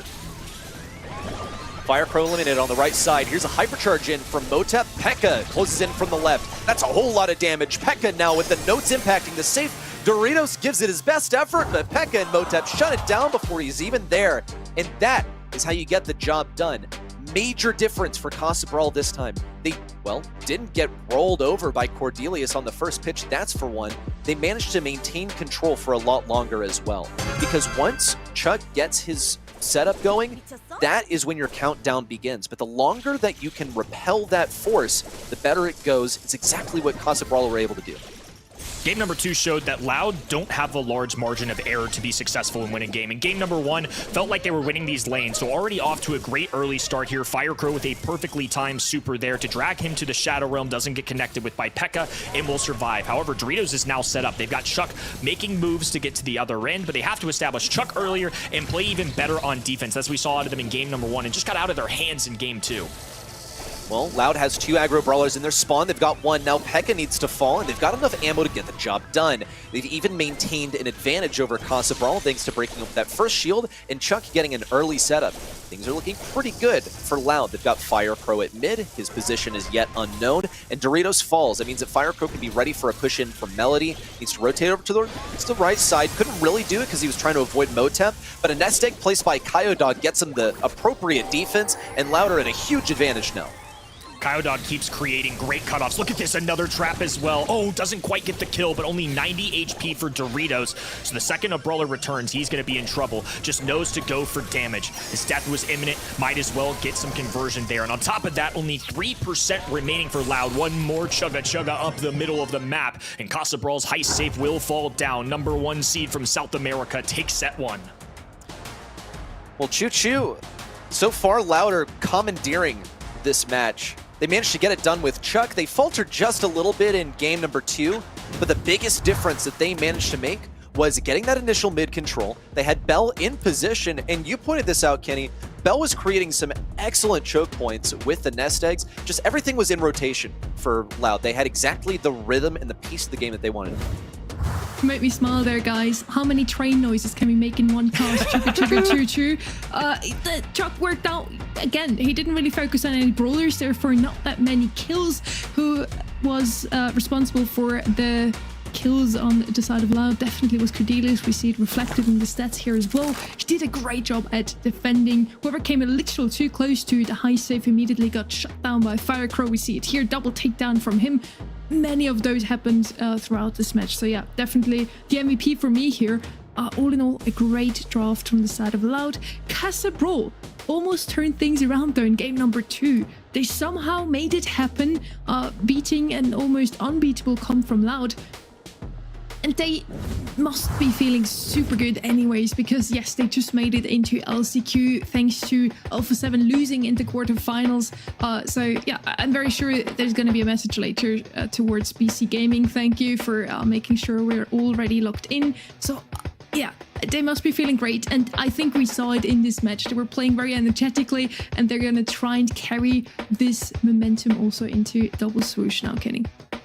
I think so too. I mean, obviously a huge burden lifted off their shoulders knowing they're going to the postseason, but I definitely think they're a little disappointed with the year. And I mean, roster changes from earlier in the season say that they bring in Doritos, just trying to address problems. I think if they can at least compete with Loud, it shows them that they're a good enough team from South America to compete globally. LCQ is not going to be an easy feat. 16 teams, only 4 spots. 4 of 16 teams make it out of LCQ. We've got some stellar squads in there too. Just the teams from EMEA and East Asia alone that we had weekend are tough for anybody. So I think Casa Brawl need to show us that they can at least compete in their own region to compete globally. Let's see if SA can make it on the global stage. We have 2 teams locked in for World Finals as well. Loud is one of them, and they want to prove one more time that they have what it takes to win their 3rd monthly final. Let's see if they can even make it there. Casa Brawl so far looked very good. It was a close first set. I definitely feel like Casa Brawl has some chances to make it into a grand final themselves. They did make it in February, even won that one, but after that it was an early dropout every single time in the quarterfinals already. So they already got further than in previous months. We're heading into draft now. Double Swoosh, a map that we've seen often already today. Great Jackie was a comp that stood out. Janet, a brawler that showed up as well. One of the best gem carriers on the map like this. I feel like we're gonna see something completely new here already. Terra, I see, is banned out. Squeak, Buster, Janet, and Amber as well. So maybe we're going to see some new ideas here now. Well, double swoosh, and you see what Loud has banned for. This is honestly like an insane read for Casa Brawl. So they've been obviously doing their homework. Just gonna walk you through the story that these bans tell. Look at what Loud has gone for. They have first pick, they get rid of Amber, Janet, Buster. You know what that's really good at dealing with? Tara. And they clearly want Tara. Casa Brawl say, you know what? I'm actually not gonna give that to you at all. A single ban shuts down the entire enemy first pick strategy. But it's okay because Loud can still correct by returning to the river. Going to the same old, pick up a Cordelius. Solid aggro pick for now. Casa Brawl retaliating with their own. Mr. P saying, I'm actually getting like serious 2021 vibes from this one. Honestly, in terms of scrims, Mr. P and Sandy have been showing up quite a bit here. So after seeing those bans, I think Tara was a great call out by you. Sometimes, especially if you have that first overall pick, your bans are very indicative of what you want. And all three of those made sense to me. But I think that's like a clear option there for Cordelius. Buster has been away. Pro teams have been addressing Cordelius in South America in particular. They get away with Kit as well. So they're just taking all the popular bans right now. If they grab Balumi, they basically have the big three here in terms of what we've been seeing in Brawl Stars. And on the right-hand side, that's just some good old-fashioned 2021 stuff. I think the Mr. P spawners are going to be good for doing a scouting report onto the other end. Obviously, it would do well into addressing a Gene if they wanted. The one thing missing from Loud's comp right now is a middle brawler. They need some kind of gym carrier here, because otherwise, I don't think they're going to be able to support themselves in the middle of the map. There is no range for this composition. Yeah, they got plenty of options to go with. Here comes Hank. Okay, yeah, you can send that up mid. It's a little bit unclear. I feel like Cordelius or Hank would definitely be up to the task. Kit would just be a terrible decision to send up there. So let's break down what the strategy is going to be. This draft is a little bit all over the place because it looks like Loud's plan sort of got derailed right off in the ban phase, and some of the more consistent things have already been banned out. Here comes an Ashe from Casa Brawl. So this is their plan to deal with the Hank. Ashe is a pretty good matchup into Hank if you don't want to like risk going with a Draco or something. Also able to pop out of these bushes quite effectively. And I'm also looking at the possibility of defending itself against Cordelius, and thankfully it has some rats to block things off. So this is going to be a bit of a bizarre one. This is such a departure from what we typically see on double swoosh, maybe with the exception of Casa Brawl, because I feel like I've seen Mr. P here more than anything else that has been picked here with the exception of Cordelius. I feel like there's potential for Loud's comp to just absolutely fall flat in its face, but I'm really excited to see what happens because this is very untraditional, like you were saying. There's no real gym carrier here. I mean, Kit doesn't necessarily want them because he's going to be trying to piggyback on teammates, but I think Kyodog's just going to stay glued to Adinho because range-wise, what's the little cat supposed to do against the big sword on the right-hand side? There he goes, jumping onto Adinho there. It's P.E.K.K.A trying to deal with this. A nice natural way to address this combo. Firecrow working his way back. The whole team of Loud just traveling together here. I think they just have to migrate as a unit because there's no way they're going to be able to space the floor. They're also lacking burst damage. Like maybe Firecrow can sneak around here towards Doritos, puts him in the realm at least. That's going to take some good team comms to get the jump on Doritos as he emerges from the Shadow Realm. Going to do it now. Adinho knows exactly where he was going to be or just had good intel, some good game sense. Has damage as well. Ready for Sandy on the bottom left, who's lacking that DPS. And here's the hypercharge from P.E.K.K.A. Now looking for damage on Adinho. Adinho's just going to face tank it and goes, okay, sure, Kyodog, why don't you pick up all the gems? I don't know whether that was intentional because that wasn't an awesome trade-off, but at least he and Kyodog make a good duo beyond the gym carrier synergy. Really curious. Kyodog picked up some of the gyms, but not all of the gyms, so I don't know if they necessarily wanted Dino to take these. There's a little bit of a split decision there by getting them both. They definitely had the opportunity for Kyodog to scoop all of them. Instead, though, they're splitting them. So for a piece, Kyodog, once again, going to be moving along. It's going to be a buddy system for sure from this last position. 6 gyms being collected for Casa Brawl. Middle control. Now a scouting report being done by all these pesky porters. A scoop of a gym, a jump back. Firecrow in on the action as well. So many rotating brawlers here. And a rotation up the left side, now in hot pursuit of Sandy, and mission successful. They've gotten him taken down. On the right side, gem recon retrieved for Firecrow. It's 10 gems in total for Loud. They can't afford to take a loss here. P.E.K.K.A's going to disrupt things. In with the hypercharge. That looks like a double kill. There's 1, 2, could make it 3. Kyodog fighting for his life, and Doritos is going to go for it. Knows that he has a hypercharge to make it away. Now just 10 seconds to go. Firecrow has his hypercharge super. 6 Motep in the Shadow Realm, but cannot finish off the kill. 3 seconds to go, and not an enemy in sight. Casa Brawl with the whole heist. to bring the lion's share of the gems to their side. There's the egg on the face that I was talking about. I mean, this composition just has potential for that. I love the creativity. This is honestly really fun to watch because we could not have two different strategies going on this map right now. We have a Hank playing the gym carrier, a Kit there to assist him, and normally you see a left lane, a right lane, a middle lane. That's almost everywhere in Brawl Stars. That's just intuitive for our players. Instead, though, it's the little cat traveling alongside his shrimp friend, and then Cordelius the mushroom man just trying to get up close to the enemies. This is just so different than what I'm used to seeing. Yeah, a whole zoo over here for Loud at the moment. And a literal mushroom. I don't know if you would find that in a zoo. But nonetheless, you can rest assured that you'll be finding one in those bushes. The question for Casa Brawl is, where is he? Right now, they're playing so cautiously around the left side because they don't have a read on where Cordelius is right now. You can tell because they were staying a little close to the left side, but Firecrow was still not able to get the jump on Doritos. He was just out of reach. Casa Brawl is playing a much more control-based game this time, just playing for tempo at the moment, because as long as they stay consistent, they should be able to take the win. They lose one of their number on the right side. Kyodog's one shot by Motep, and that's a kill secured. Now Adinho needs to be shut down. Doritos picks up the kill. Firecrow, position unknown. He goes directly underneath the suitcase and only gets tapped once. Loud, not in a good position right now. With Casa Brawl not playing into their hand, they're sort of out of options.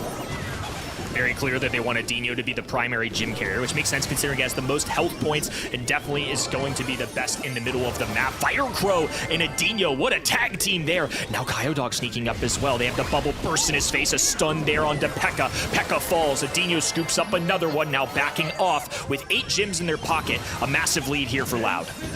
And now Casa Brawl are forced to play aggressively into Loud. It's exactly what lent Loud a near victory in the previous game. And it's what Loud wanted this entire game so far. It happened once, now they need it to happen again, and it's going to be delivered to them on a silver platter because Casa Brawl has no other choice. They play for tempo here. Loud will get the gem that spawns closest to them. Here's a hypercharge out from Motep. That's a real game changer. They need for Adinho to go in and get this, or they need to get a gem right here and now. Hypercharge in from Doritos. That's a stun. Adinho's being pursued by Pekka, who's trying to stay invisible. On the right side, Kyodog's also low and vulnerable. Adinho fighting for his life at the moment. Needs a one-shot onto someone. Could get Pekka. Could get Mr. P. Only 10 seconds to go to make a difference. Firecrow dragging Pekka down to the Shadow Realm. 2 gyms in his pocket. Has to juke these suitcases perfectly. Gadget on the ground. Motep with 7. Doritos with 6. Kyodog jumping in. A complete swing and a miss here. Casa Brawl steal every last gym and a set alongside it.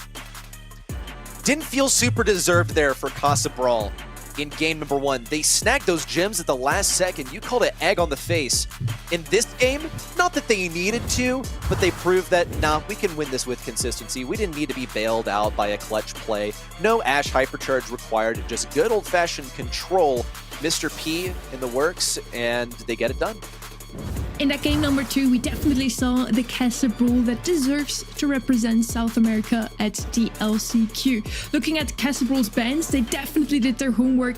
They knew exactly what Loud likes to play on double swoosh. And Loud ended up with 3 strong brawlers individually, but not the best synergy and no clear gem carrier. At some point, we had some gems on all 3 members of Loud, so nobody really could go in and hold on to them. That was the issue in game 1, I believe, Kenny. I feel like there was just times where Loud got overwhelmed as well. So we don't have a big burst of damage. I mean, Adinho can hit a big shot, but not in succession. It takes him a while to reload. Sure, Kit can get a stun, but it's going to take multiple members to bring them down. Cordelius, excellent, but more of a defensive brawler, not necessarily going to be some top frag for your unit and team. It's just kind of curious to see that we had Mr. P hypercharge porters and Ashe robotic rats. I just feel like at some point, there's not enough to be done. Casa Brawl just felt like they had the better strategy there. I love seeing it from Loud, though. It was a great experiment. Casa Brawl with that also handed the first set loss to Loud. They came out of the quarterfinal unscathed 3-0, and now it's 1-1. An even scoreboard, an open playing field here, and Casa Brawl might as well take the lead here in Bell's Rock now already. Oh goodness, my pattern-seeking brain when I think something might alternate in terms of set victories. Hey, look, it's just human condition. I wouldn't mind a set 5 either. In the pre-game interview, someone painted it as Real Madrid as well versus Barcelona. And yeah, it kind of feels like that. I don't think we really left that in last year. This rivalry is still strong and alive. It's carried all the way over to the final month. We're going to get started here on Bell's Rock in just a moment.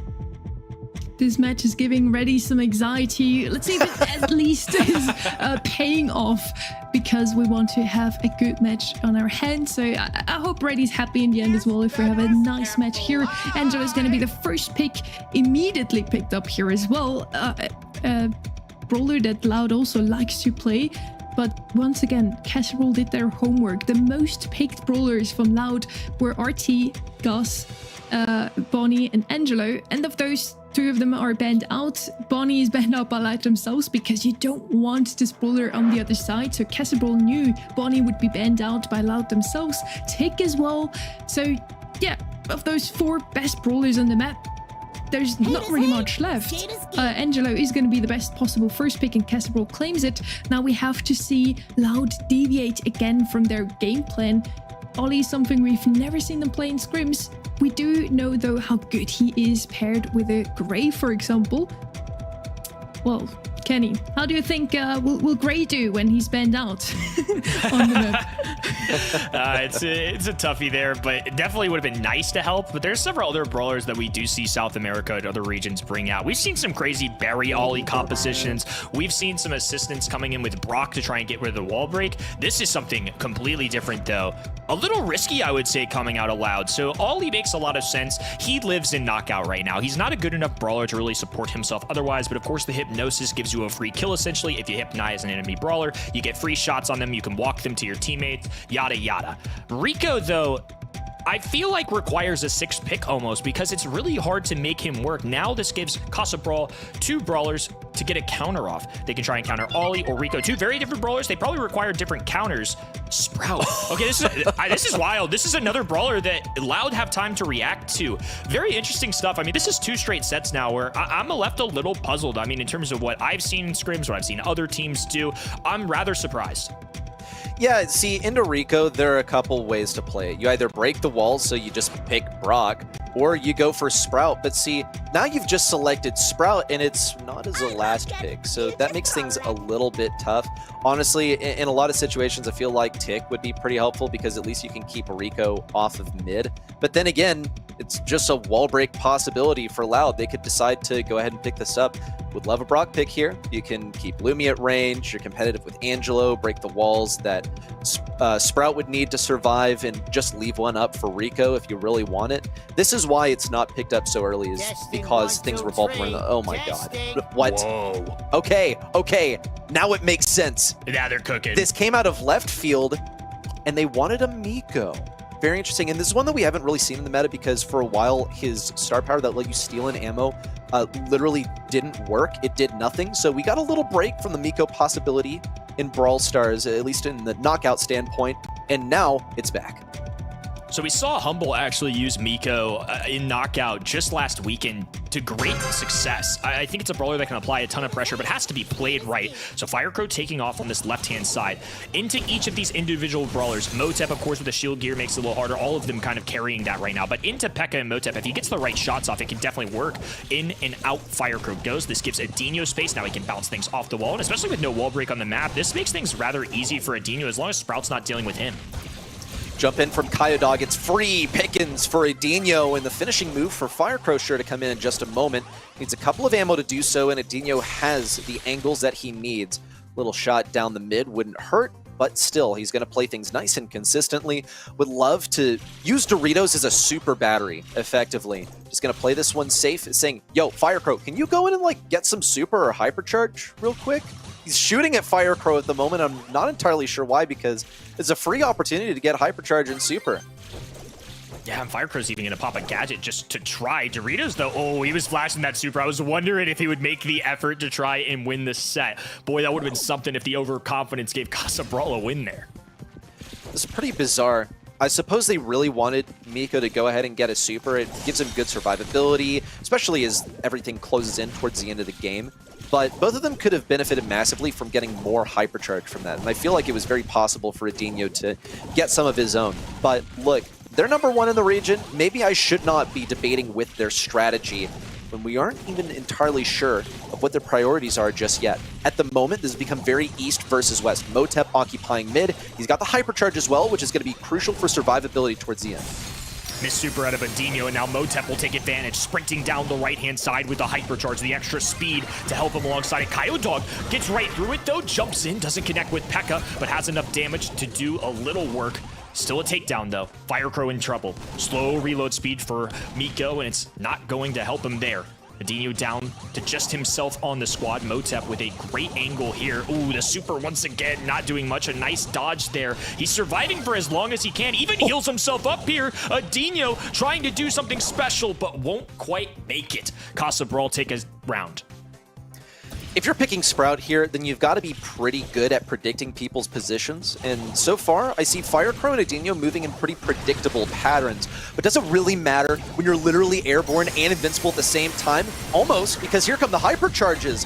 P.E.K.K.A gets one. On the right side, that's Doritos fighting for his life. Still taken down. P.E.K.K.A needs one. Now onto Kyodog. It's going to be a tough matchup. Whoa, he's just going to go for it. Okay. Kyodog needs more damage. He sacrifices an ammo to use his super. P.E.K.K.A lines up a shot, but it hasn't been charged long enough, and Kyodog stays alive. This one is going to go down to the final few seconds. Kyodog should be able to win just based on health alone, but if P.E.K.K.A manages to get a super, then that could change. P.E.K.K.A just went for it. And I think knowing that the health point disadvantage he has is huge, so getting an elimination was kind of needed there. Now P.E.K.K.A just going to the other side, has a gadget available with Kyodog with an easy lineup. What an interesting set we've got going down. It's going to lead to a Loud first game victory, though. Few misplays there. Definitely a choke at the end for Angelo, even though it was a pretty bad matchup for him. Needed to hit a shot before he jumped away so he could at least get his super. You saw he was like one shot off of his super to make that one happen. So close to ending the match there. We also see some just difficult to break down, let's say, target prioritization. Firecrow sometimes going for Lumi, sometimes deciding to focus Sprout. They know that Loud can play passively and just stay alive versus Motep, but they can isolate this Lumi, which is what they're trying to do. Kyodog snags one. Here comes Firecrow for the second. One shot onto Doritos will do it, and P.E.K.K.A's just playing for super in hypercharge this time. It is a round win for Loud. Loud once again with an early round victory. Firecrow not quite yet with the super, but his teammates have plenty of utility, and they leave Casa Brawl to dry. So once again, Casa Brawl traveling as a unit here, cutting off two of these lanes. Kyodog, though, pouncing on the right-hand side, grabs the kill. Adinho gadget to try and stay up a little bit longer. Firecrow jumping his way up the middle of the map, makes this a 2v1. P.E.K.K.A, not a lot to be done here. Low HP, as Firecrow just takes the time to heal up. Adinho will do the rest. It wasn't clean, but Loud took the set. Yeah, a little bit dirty there. Some misplays on both sides. In the end, you can see just how dominant this Loud composition was bound to be just from the draft phase. But when it came down to execution, I saw real potential for Casa Brawl to take this one. I think they did a great job of staying together as a team and making sure that Miko didn't isolate their Lumi, take her down solo. In the end, Loud found a strategy to keep them all together and then deal damage to them as a whole. I want to give big kudos to Ollie for managing to penetrate them all at the same time. Casa Brawl keeps following the same strat of just banning out the most picked brawlers from Loud on each of the maps. So far, Loud came up with some great ideas though to still put together a phenomenal composition. I did kind of mention that usually we see Ollie paired with a Grey. Grey was banned out by Casa Brawl as well, so they kind of foreseen this too.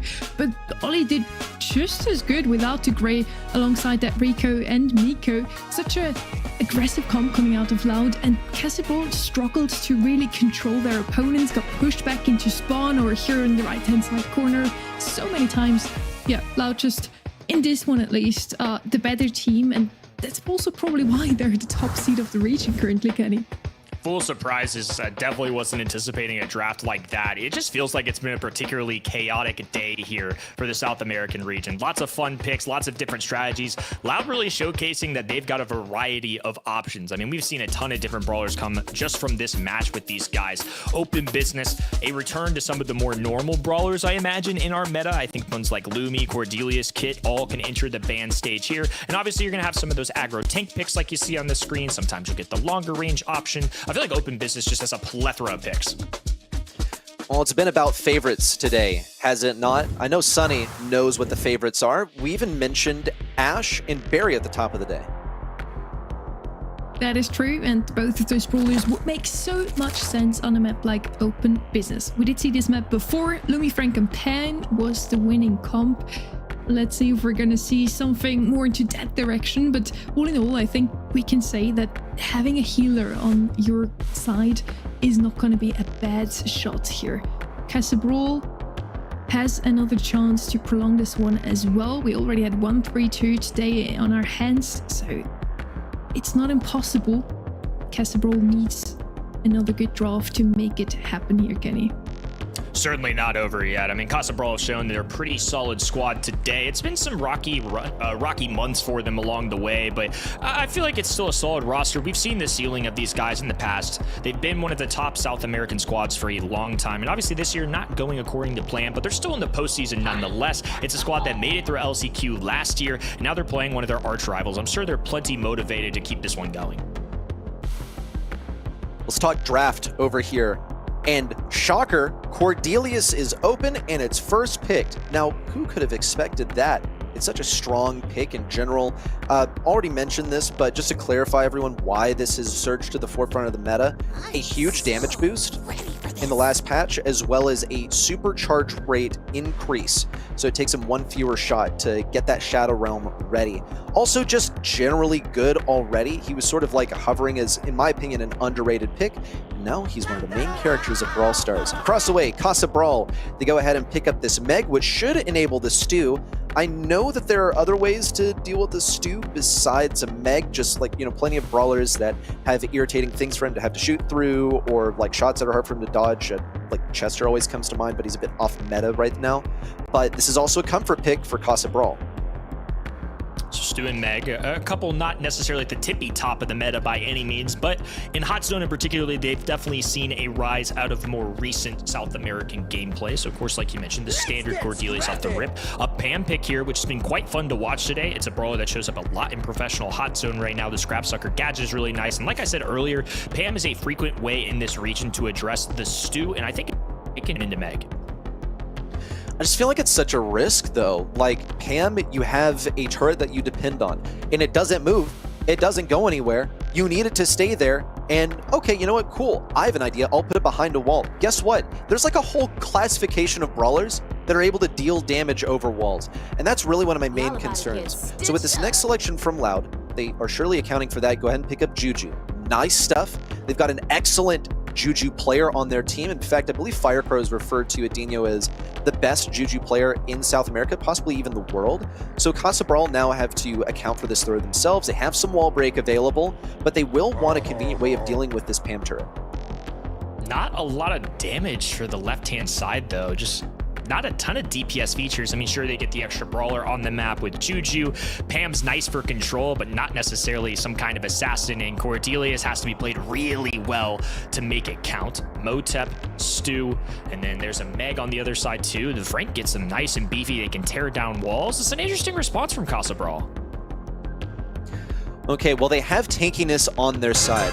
They know that Loud is basically going to be peppering them with damage over here, with the exception of Cordelius, who can send Frank into the Shadow Realm mid-super, even if he's using the gadget that, you know, keeps him safe from the stuns and the like. Firecrow's just going to go for it. Not even prioritizing damage, just going to go for the Mushroom Kingdom here to keep himself a bit more survivability.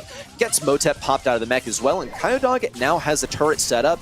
I'm still lost for how Casa Brawl plans to get rid of this Pam super, because the only way for them really to do it is to get some wall break with Doritos or P.E.K.K.A. Yeah, it definitely is an interesting composition. I feel like this Frank's 6th pick is a little less than expected. I mean, Juju is somebody that's going to benefit from, or excuse me, the opposite, going to benefit if the walls go down, but same can kind of be said for Frank. So Doritos going to be going down this left-hand in, Firecrow working alongside P.E.K.K.A. That's going to be a pretty solid natural matchup for Firecrow. He likes to see those tanks, but nonetheless, precision from P.E.K.K.A. Now he's going to tear through that right-hand side, and it's going to be much more difficult for the healing station to be on the right-hand end.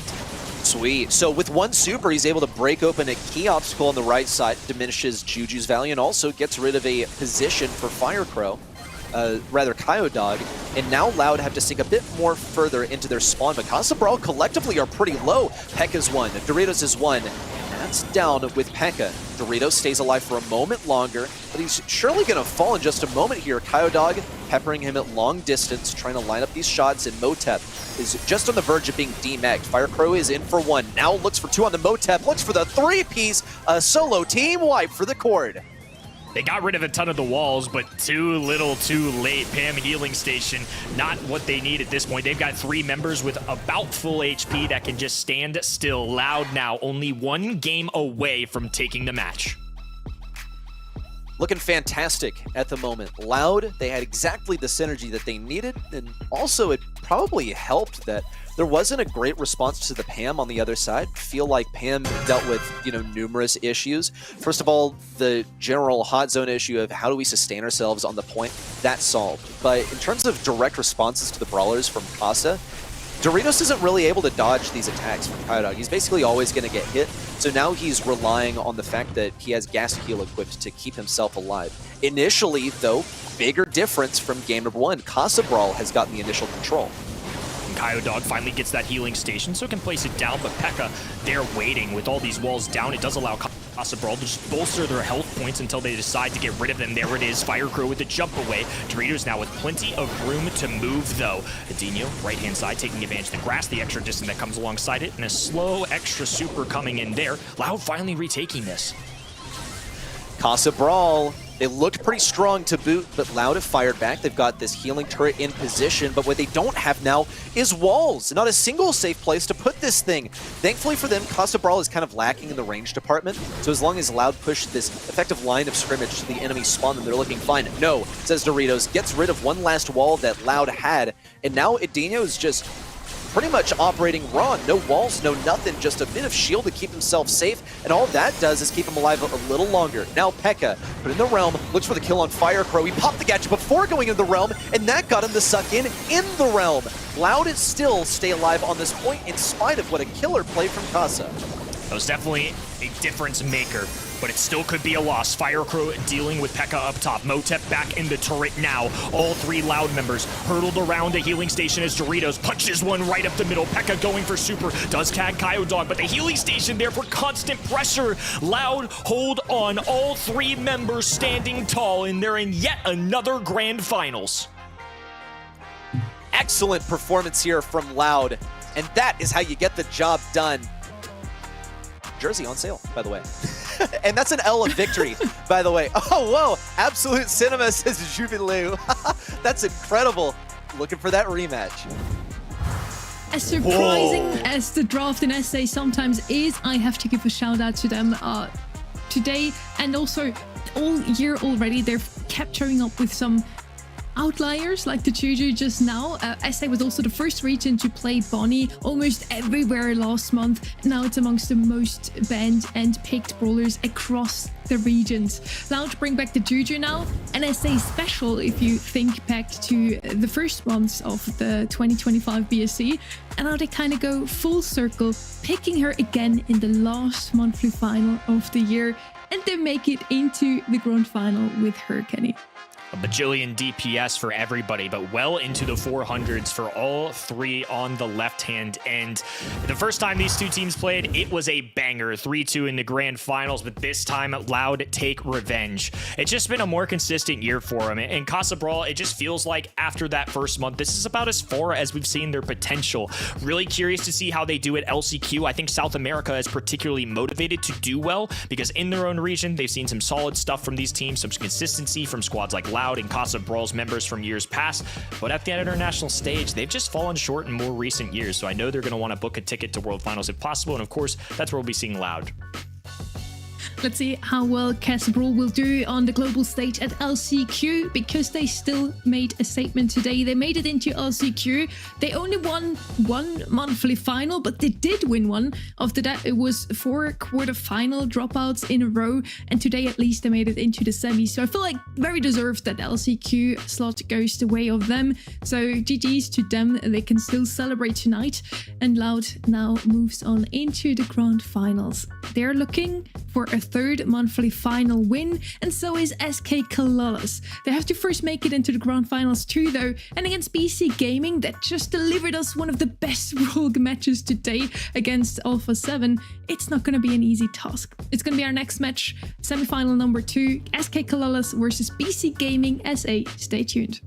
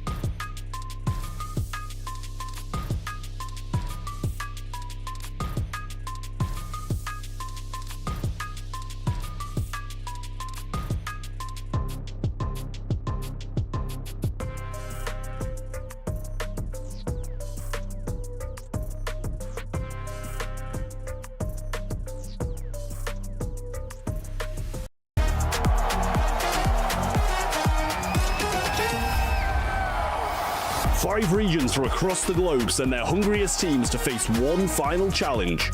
One last chance to earn their spot at the World Finals. Yoshi goes down the spin on Chaos. He's spinning himself. He knows they've lost. 16 teams enter, only 4 will advance. Dreams will be shattered, heroes will be made. This is the last chance qualifier. 10th to the 12th of October, Sao Paulo, live from the Brazil Game Show. Get your tickets now and watch your champions in person. Or watch online at event.brawlstars.com to earn Pro Pass rewards. We're back with the August monthly finals. 2 more matches here in the South American region. Welcome back also, Trev. The match that we just watched didn't go all the way, but it still was a very close one. Casa Brawl has some phenomenal moments. Definitely a worthy contender for South America at LCQ.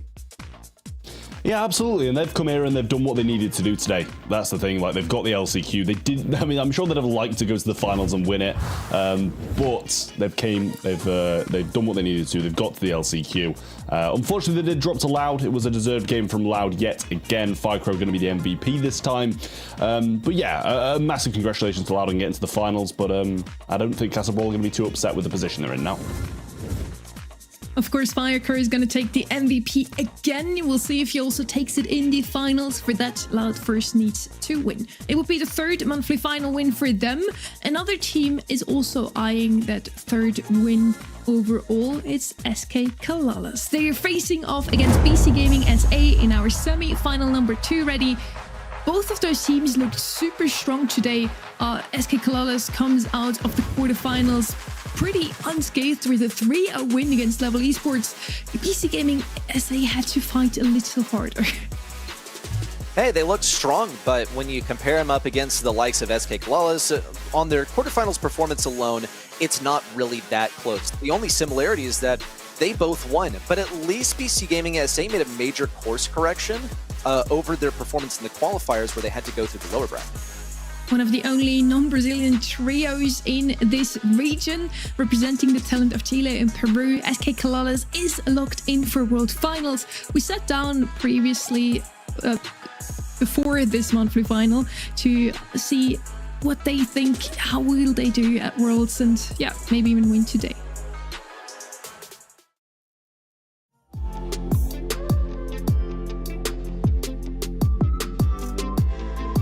En lo personal yo me siento normal, pero la verdad que es un logro bastante bueno porque nosotros tuvimos que viajar hasta Brasil para poder hacer esto. Entonces, para tomar ese sacrificio es un buen regalo, por así decirlo, y mi equipo también está muy feliz por eso.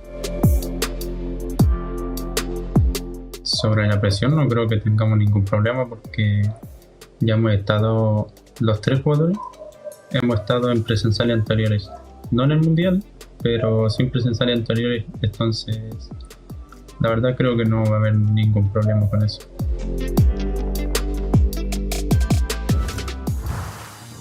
It's the team's first World Finals. They can be proud of themselves to making it there, and I'm super excited to see how they will do for the first time on this really, really big stage against the other best teams of each of the regions we have in the BSC. It's going to be a super exciting one, but so is this one going to be, because BC Gaming still has something to prove. They did make it to the grand finals once this year, unfortunately did end up losing to none other than SK Calalas in that one. It was a very tough matchup there, 3-1 overall in March. And yeah, now they face off against that opponent again that denied them their first monthly final, the only monthly final win this year. It's quite true. So when we look at these two teams, how they'll stack up against each other as well, you know, keeping history in mind, I just got to go with SK Calalas. Look at this thing over here as well. With, yes, we must consider history here because BC Gaming SA has seriously suffered at the hands of SK Calalas SA in the past. BC Gaming SA, they're, you know, nice and secured for postseason, but in terms of seeding and in terms of just getting revenge, this is a huge story. Trev, do you think that Jubileo from BC Gaming fears SKC or not really? I'm not sure, to be honest with you. Like, he should do. I mean, looking at these results, this is exactly what he should do. He should fear them. But I think you've kind of got to come into these matchups where you're a little bit of the underdog with outright confidence, otherwise you're going to be completely out of it before you even get in. You're not sure? Let's hear it from them themselves. SK Calalas também é time que até me surpreendeu, porque eu não enxergava eles assim tão bom, mas eles estão vindo uma constância muito boa, até garantiram vaga no Mundial. Então, acho que dos times que tem, eles são o time até mais difícil pra gente. There are 2 teams that could be difficult for them, says Jubileo. I wonder who those 2 teams could be, ready. Probably SK Calalas and Loud that is waiting for them in the grand final. So if BC Gaming wants to win their first monthly final this year, they have to face exactly those 2 teams and have to win against them. Well, you know, just by process of elimination, those are the only other 2 teams that they could possibly face in this competition. So I hope those are the ones that they are, you know, more intimidated by, because that's going to give us a bit more cinema. As we saw, Jubileo is apparently well equipped to deliver, as Loud showed us on the cams just a moment ago. Let's start talking about this match. We're getting started here on Hard Rock Mine, and oh my goodness, you can't argue with success for SKC. They've got a couple monthly finals wins under their belt. Their last month's victors as well. BC Gaming, they can hold a candle to it, but not anything quite that much brighter. They've not been able to outshine SKC this year so far. We're heading into Hard Rock Mine. It's been the first map we've seen today. Loud versus Agorasim. Ruff's Bunny Bull was the winning comp there. And it's also a map that has been in the BSC map pool ever since the BSC exists, I feel. Rico was the #1 brawler back then. Now it's more the Ruffs that we see very often. As mentioned before, we also saw it in the Loud comp. He's not banned out. Let's see if we're seeing him here, but depends. Also, let another brawler slide through here. Another Cordelius left open. Surprised to not see him actually picked up first. It is the Ruffs that I just mentioned. So, oh, never mind. Cordelius is banned out. Yeah, Ruffs slides through and is picked up first. That at least makes me look good, because I just talked about him. Lumi's also left open. Usually, she's also amongst the first brawlers to be banned out, Trev. Yeah, I mean, that Ruff's pick, I think, after its previous performances, is kind of expected. It's, you know, Rico used to be played so much on these maps, and Ruff's kind of took over from that as of recently.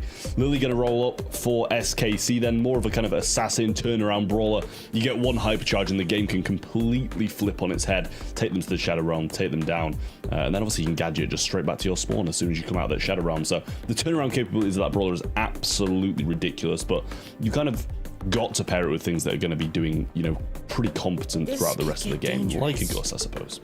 There you go. One of the most consistent brawlers in the entire game. When you look at the stats at the end of this round, I'm going to encourage you to look at the DPS that Gus delivers and juxtapose that with the amount of kills that he gets, because he's not going to be getting many kills, but he's getting a whole lot of damage, keeping people low, and he's going to be here in a support role as well. Enable that Lily, and most likely, whatever last pick comes out from SK Calalas SA. They've gone for this Lily kind of early, because while it would be really powerful in a last pick position, you got to get it before the enemy can get to it, since it is just that good at getting the gems at the end of the game and just applying some pressure otherwise. Here comes 8-Bit. And this is an interesting one, because we'll see the possibility of BC Gaming SA hunkering down, playing a really passive game.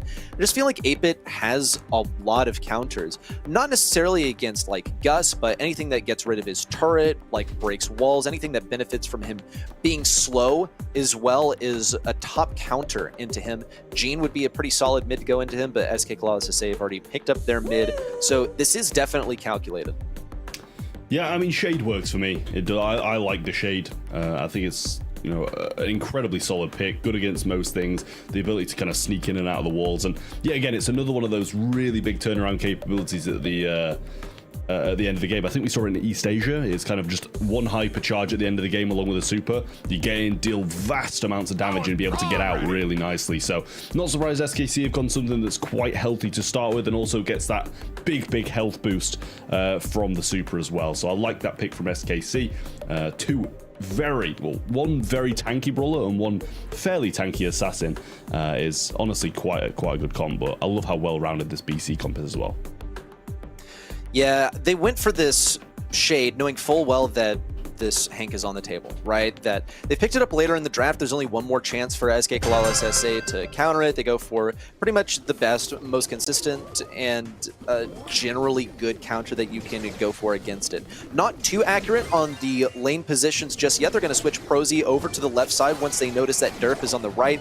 The likelihood of them double stacking lane is pretty low. Prosy looks for the matchup that he wants. He's going to one-shot Loco over here, and it's great. SK Calalas SA with an elegant lane swap to start things off and get that initial control. Yeah, well, it's a very good start for SKC. I suppose this is kind of what we expected. Derp going to be able to get that kill in. One shot went against him, though, but he's able to heal up quite nicely. Prosy in the back line's doing a good job. Heal there as well, but he does get taken down. 5 gems to the 0, though, but one has spawned over the side of BC Gaming. KR now having a few issues with connecting some shots. Loco with the control and Derp doing a good job of bouncing some of these shots around. What's not feeding this super is going to be absolutely huge. Loco going in now, does get that kill and has the hypercharge ready to roll as well. Jubileu in position. Derp with an elimination on the right side. Keeps BC Gaming SA in position, and they have a hypercharge on this Colonel Refs. It means that Loco's going to go in with his hypercharge, and they'll have another one to keep that chain going. Loco now repositions over to the right side. Hypercharge placed down on the left side. That's wall break to get rid of some of the value for Hank. It also means that Shade will be able to go in there and get it, but it's not a safe position for him. Going to have to rely on Jubileu to get him up there to begin with. Hypercharge now out from Jubileu in a more defensive position, and Loco's got his hypercharge back. He'll be able to take a bit of damage from Prosy in exchange for getting his super back and then going for KR. Yeah, Reese managed to get past him there as well. Might be able to bounce this around. Goes for the TP back and could have been caught out by Reese then if he was a little bit more switched on to the situation. There's the 10th gem. Spawns for SKC as they managed to pick that one up. But he gets burnt so hard. 700 HP. Managed to evade those rough shots nicely with a little bit of help from Reese coming back up. And now Loco trying to slide across. Gets Kooky Popper. Should go down to that Hank shot. But still, both of them need to survive. Shield available. And KR is just going to use it on himself to stay alive and does just that. Good start for SKC, but very good pushback, I will say, from BC Gaming in this one. Seemingly the underdog, but that seemed like quite a close game. Pretty much. They also got sort of the cycle that they wanted in terms of what literally happened. They got that Colonel Ruff's hypercharge activated, got another hypercharge on the Shade, but it just was not executed pretty much. Shade went in solo with that hypercharge, completely unsupported, and really what do you expect to happen from there on out? It was a last-ditch effort, everyone, and that's why that hypercharge Shade did not work in the end. Also, got to give a shout out once again to the lane matchups for SK Calalas SA. Good teamwork to eliminate Shade. On the left side, RHZ exists, post-defeating a brawler on the right side, and SK Calalas SA are going to attempt to enforce the spawn trap for as long as possible.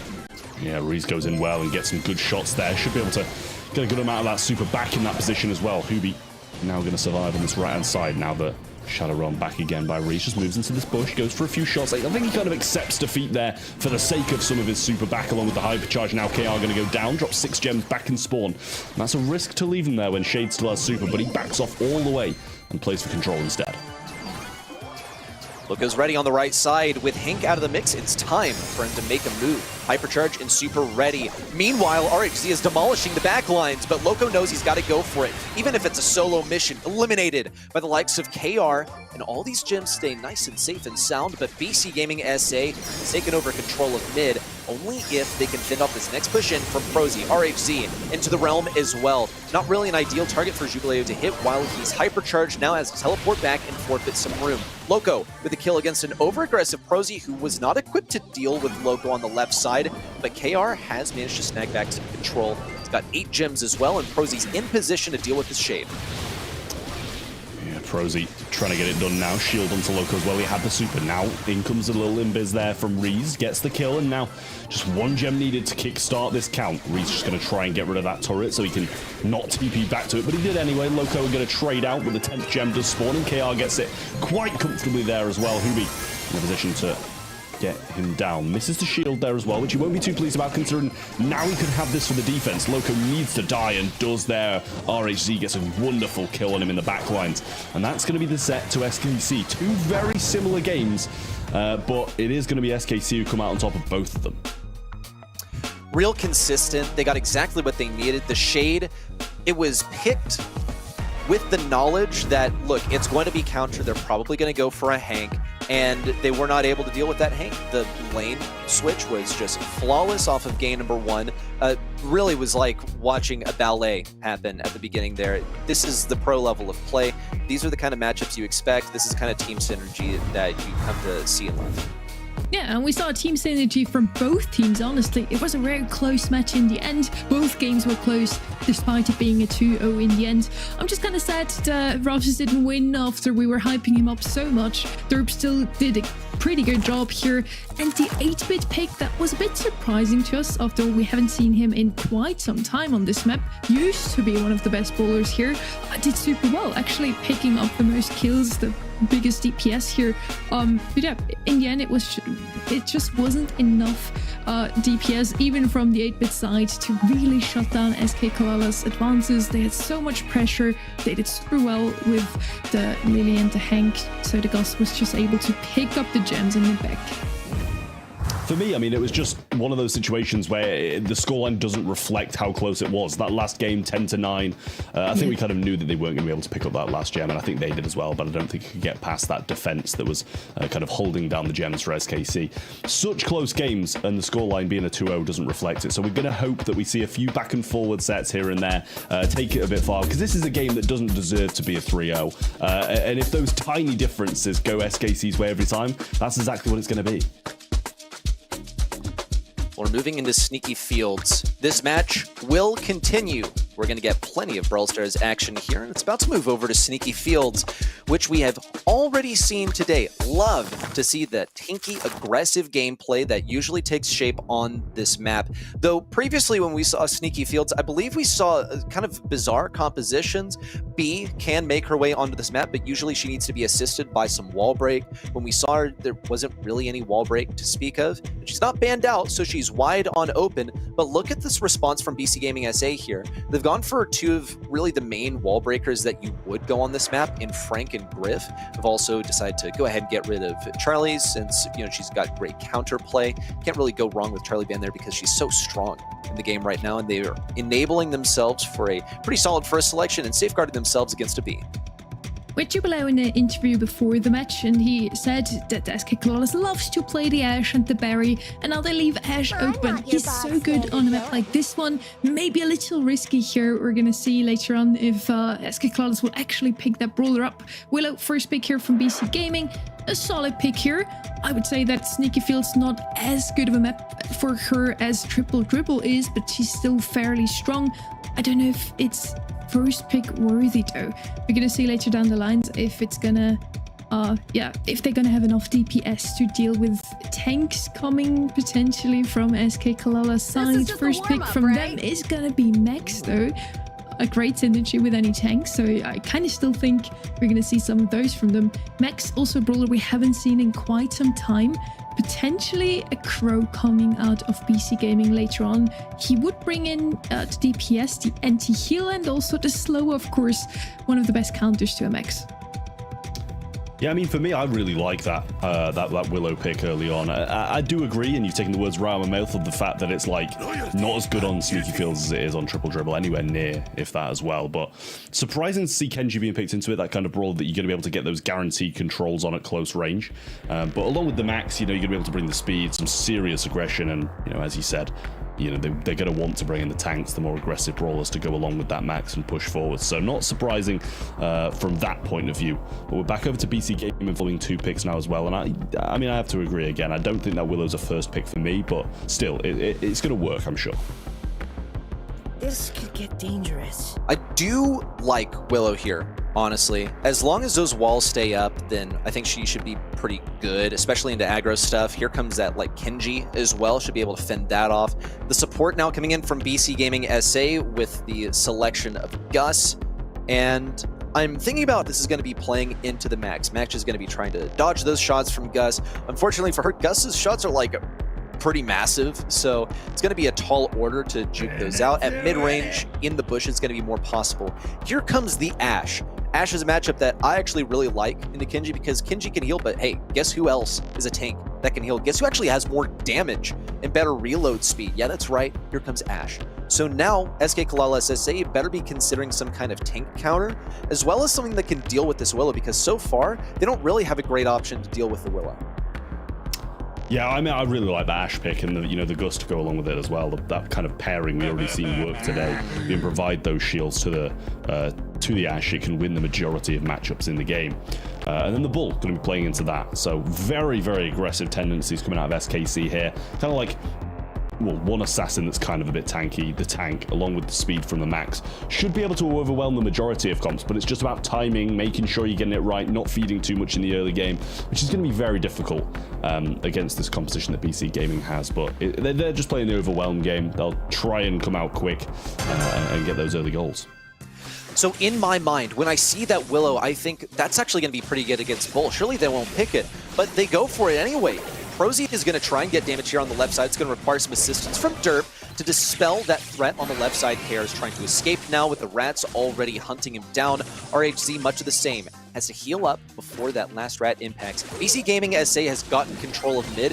Jubileu on this Willow is able to be way too aggressive to be dealt with. But here comes the ball now being passed up supered over to Jubileu. Is it in position? No, not quite. RHZ gets the kill. Now Loco hypercharges away, only gets hit once by the sashimi slices from RHZ and stays alive. And now it's a world of pain approaching KR.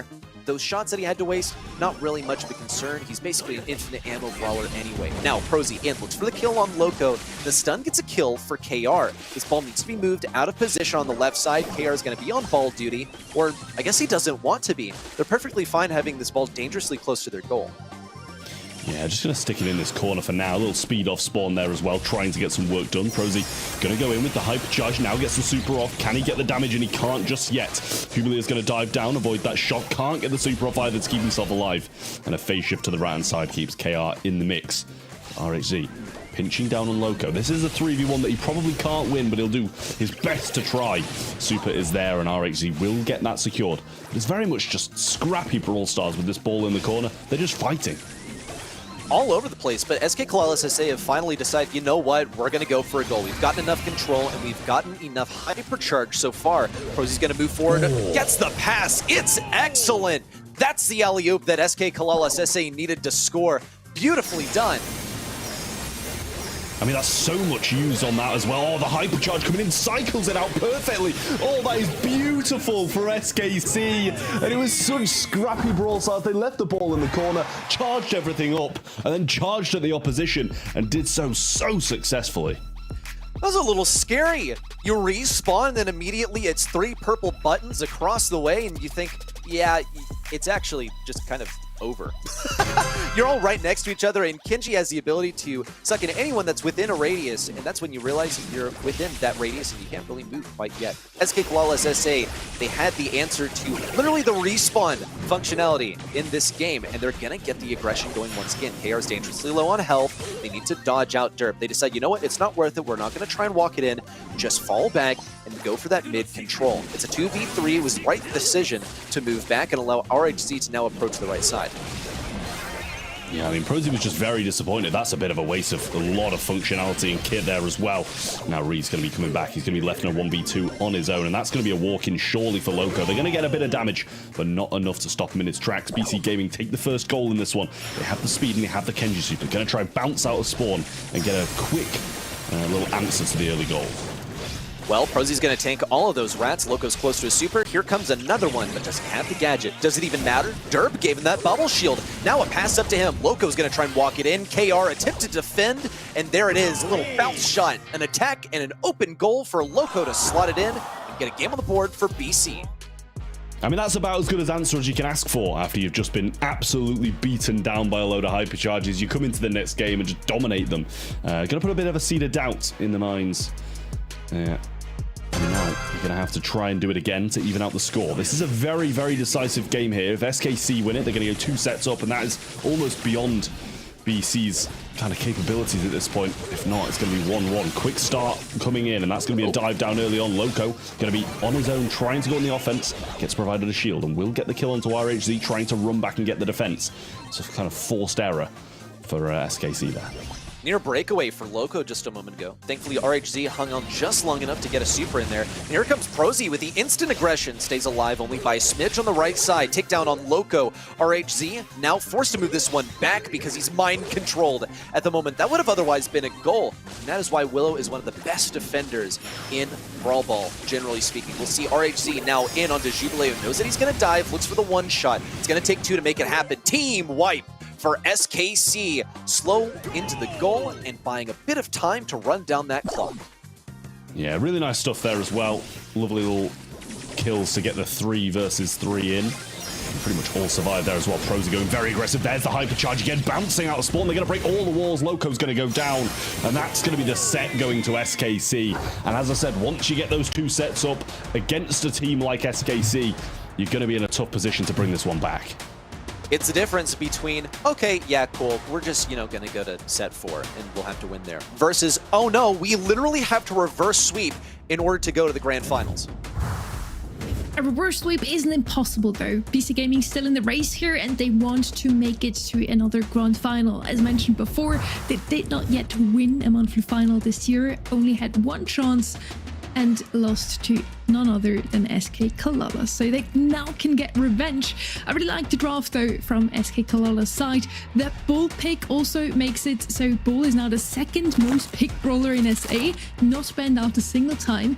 RHZ then on the other side with a complete pop-off in game number 1, I believe it was 3 ults in 1 hypercharge. That must be beautiful. A BSC record. Really, really well done. We just see it on our screens now. On the other side, PC Gaming SA, the Willow first pick, I did not love it despite Willow being super strong. Gus and Ashe have a super good synergy, but Loco on the Ashe needs to stay alive so BC Gaming can actually score eventually. As soon as Loco was taken out, BC Gaming didn't really stand a chance against the SK Calalas DPS. So yeah, both with a good draft, a little bit one-sided towards SK Calalas, I'd say here. So I do still feel like if PC Gaming gets a good draft on their hands now on Dueling Beetles, they can still at least win a set here already. If they draft well, they can win. Let's see if they're able to draft well to begin with. I mean, there were some questions raised in the last one. I'm personally a fan of Willow. I think if you watch back the clips, that montage, you'll see that Bull was intentionally avoiding that Willow at every possible turn. You also saw Kenji was getting tons of value, not particularly off of Willow. I feel like there were good ideas here. They were not executed. And that's more where I'm looking for the fault of BC Gaming SA. So, we can see. Is it going to be draft? Is it going to be the mechanical ability of these players and perhaps the synergy that makes more of a difference than the other? Well, we're gonna know after this set what it was in the end. Heading over to Dueling Beetles now. The bans are B, Lumi, and Croak for the side of BC Gaming. Kaze, Lumi again, and Bonnie. Bonnie, by the way, the 1st most picked brawler by this region, so it makes a lot of sense. She's banned out here from the side that has last pick. SK Calalas loves to play Mech, Finks, or Meeple even on this map. Another special that we only really see on SA. Meeple, not brawler we see a lot or very often in any other region. Finks is going to come out first. He's proven before today how strong he is on Hot Zone. Makes a lot of sense that he's going to be the first pick here when he's sliding through the band. Trev? Yeah, I mean, I like the Finks. It's a very good shout. It's just one of those brawlers, and I think especially you see it being, the super being used so brilliantly well on Ring of Fire, but it can be used well, on any of these Hot Zone maps, really. But yeah, Ring of Fire is one of the ones where you see it being as influential as it can be. Dueling Beetles, it'll be very solid here as well, and I like it as a first pick. Charlie going to go the other way then, and I like that as well. It's another one of those brawlers we've seen already on this map and multiple Hot Zone maps as it is already today. So I think it's a great shout for SKC to take that early one. Very versatile brawler, and they're going to roll in with the Hank as well. It's already worked for them today, so why not roll it in again? And now what is the response to this Hank going to be? Well, logic dictates, yes, you must pick Draco. You must play Ashe. It's one of those two. And BC Gaming SA have shown themselves partial to the Ashe specifically. So will they decide to go for it? SK Calalas SA are well aware that this is a possibility in terms of strategy from BC Gaming SA. Wow. They had that last selection. Nice call here from BC Gaming SA. Going to go for that Barry because they don't want this to be the final pairing with Hank. It would just be like impossible to deal with. SK Calalas SA, I think it's also worth mentioning that they have Gray. This isn't really looking like a Gray comp to me. Holy smokes. That was like sub-second selection here from SKC. That's like pre-moving your pieces in chess. Like no matter what BC Gaming SA went for, they were gonna go Barley. Yeah, I mean, news headline of Ready Set just being surprised by how fast someone's picking a brawler. Okay, man. It was fast, don't get me wrong, it was very fast. But yeah, honestly, it's Barley, I do really like it. It's going to be one of those brawlers that's going to be decent against Barry, try keep him back, not let him get the most influence out of his healing. And yeah, I really do like Barley on the majority of maps that have these kind of walls, even on some of the Brawl Ball maps as well. We'll see how this one goes.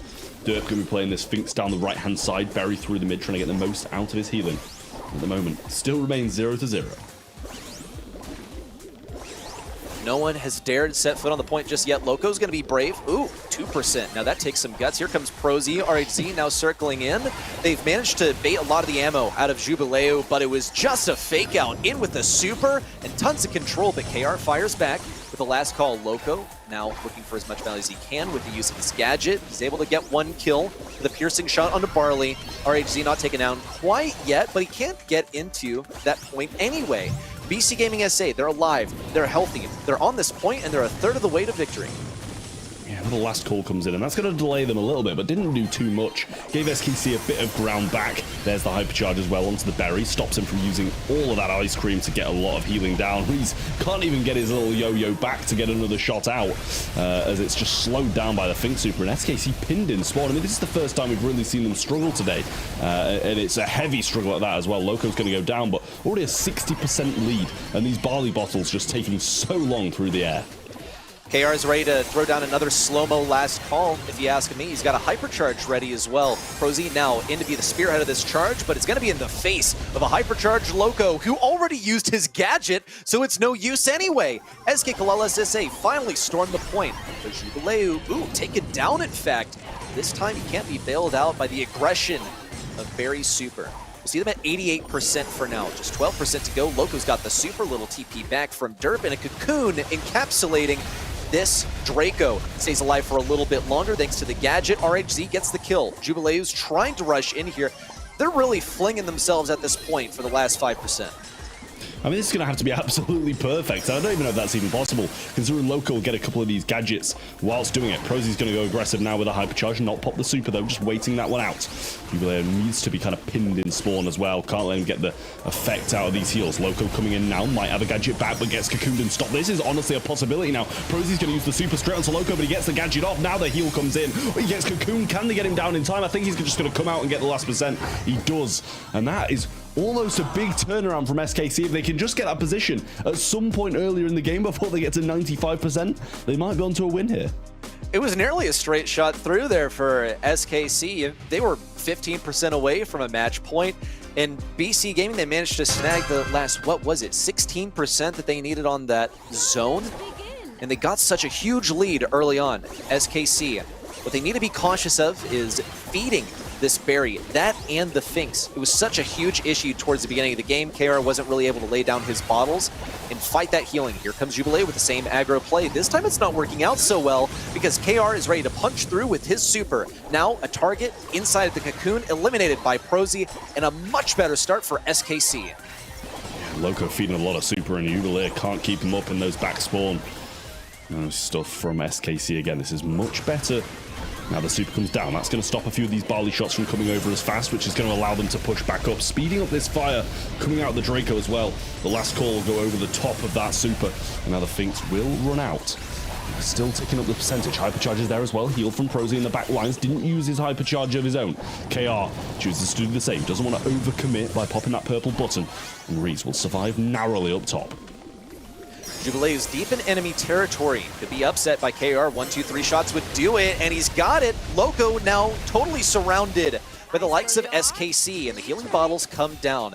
It's even more sustained. That's the budget berry that KR is working with here on Barley, and it's on cooldown right now, but he can still play for control with a hypercharged super, eliminating one on the left side now, turning his attention to the right. SKC are climbing up to 85%, and they're nearing a match point.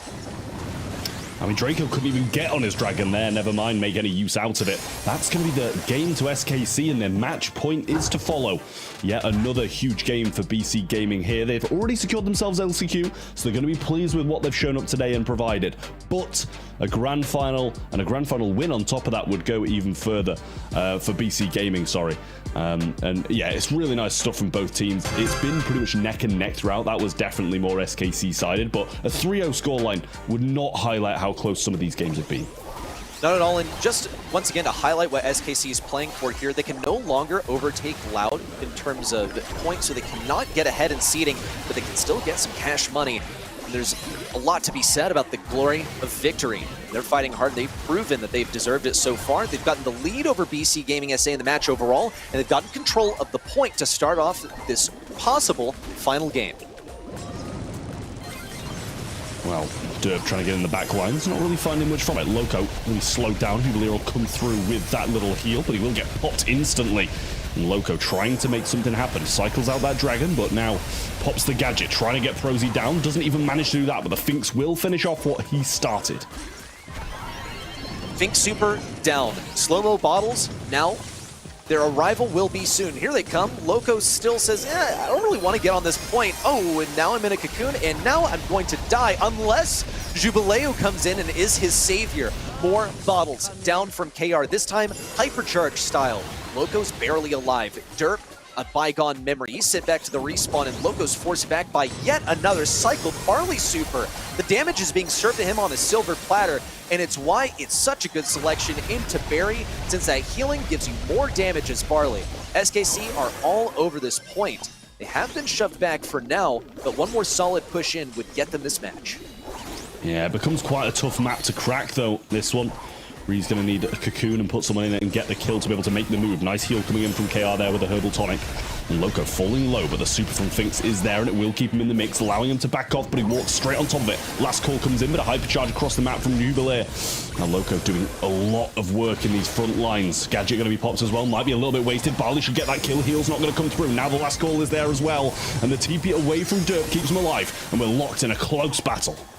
SKC now eclipsing 90%.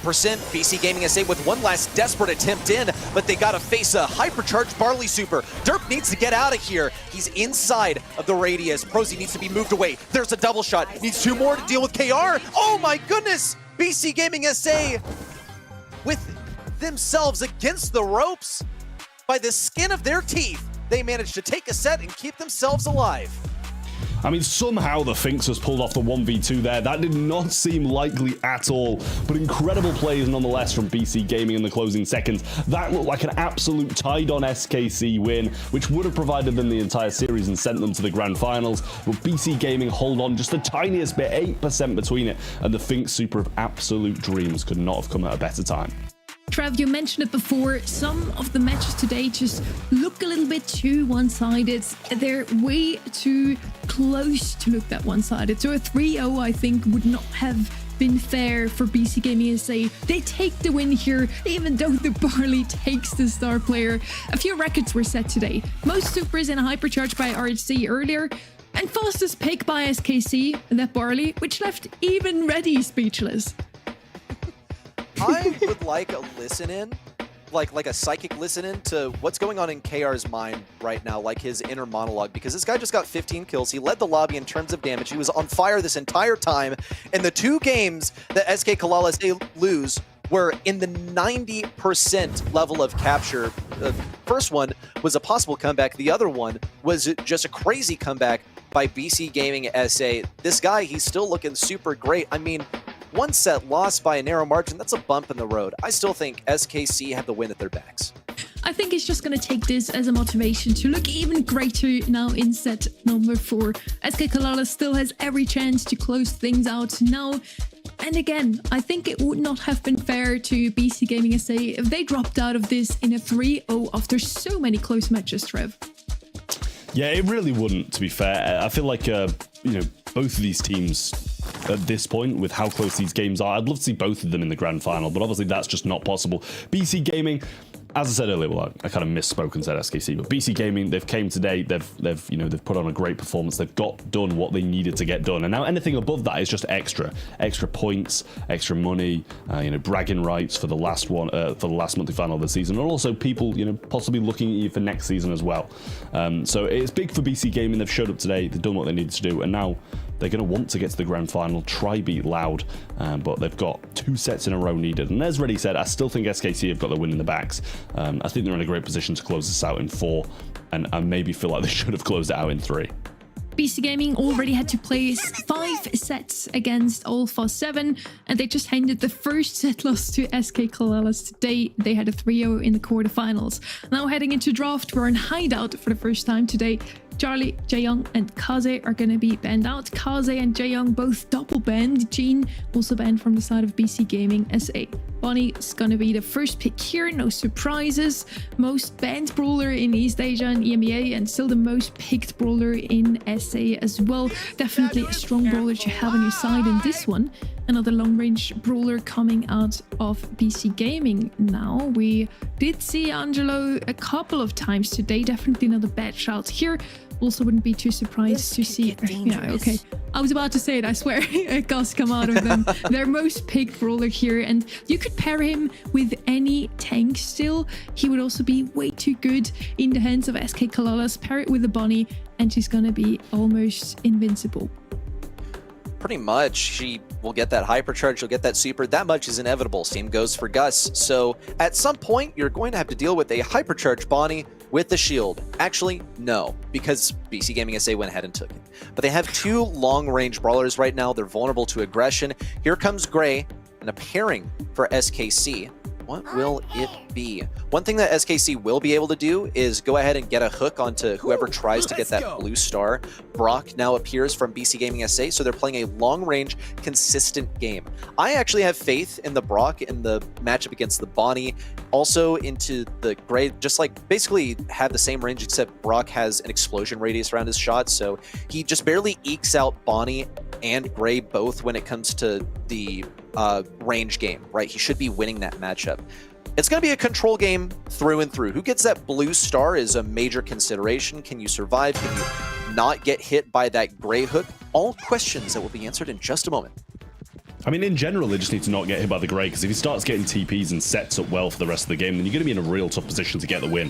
KR trying to avoid some shots from the Gus and get up for this blue star, and a nice connection from RT will allow him to do just that. Oh, almost comes in with a pinch with Hubie on the right. RAZ making some very aggressive plays forwards. Has to jump out, which honestly, I don't think he'll mind, considering they've just got the star lead even further. Oh, another one as well.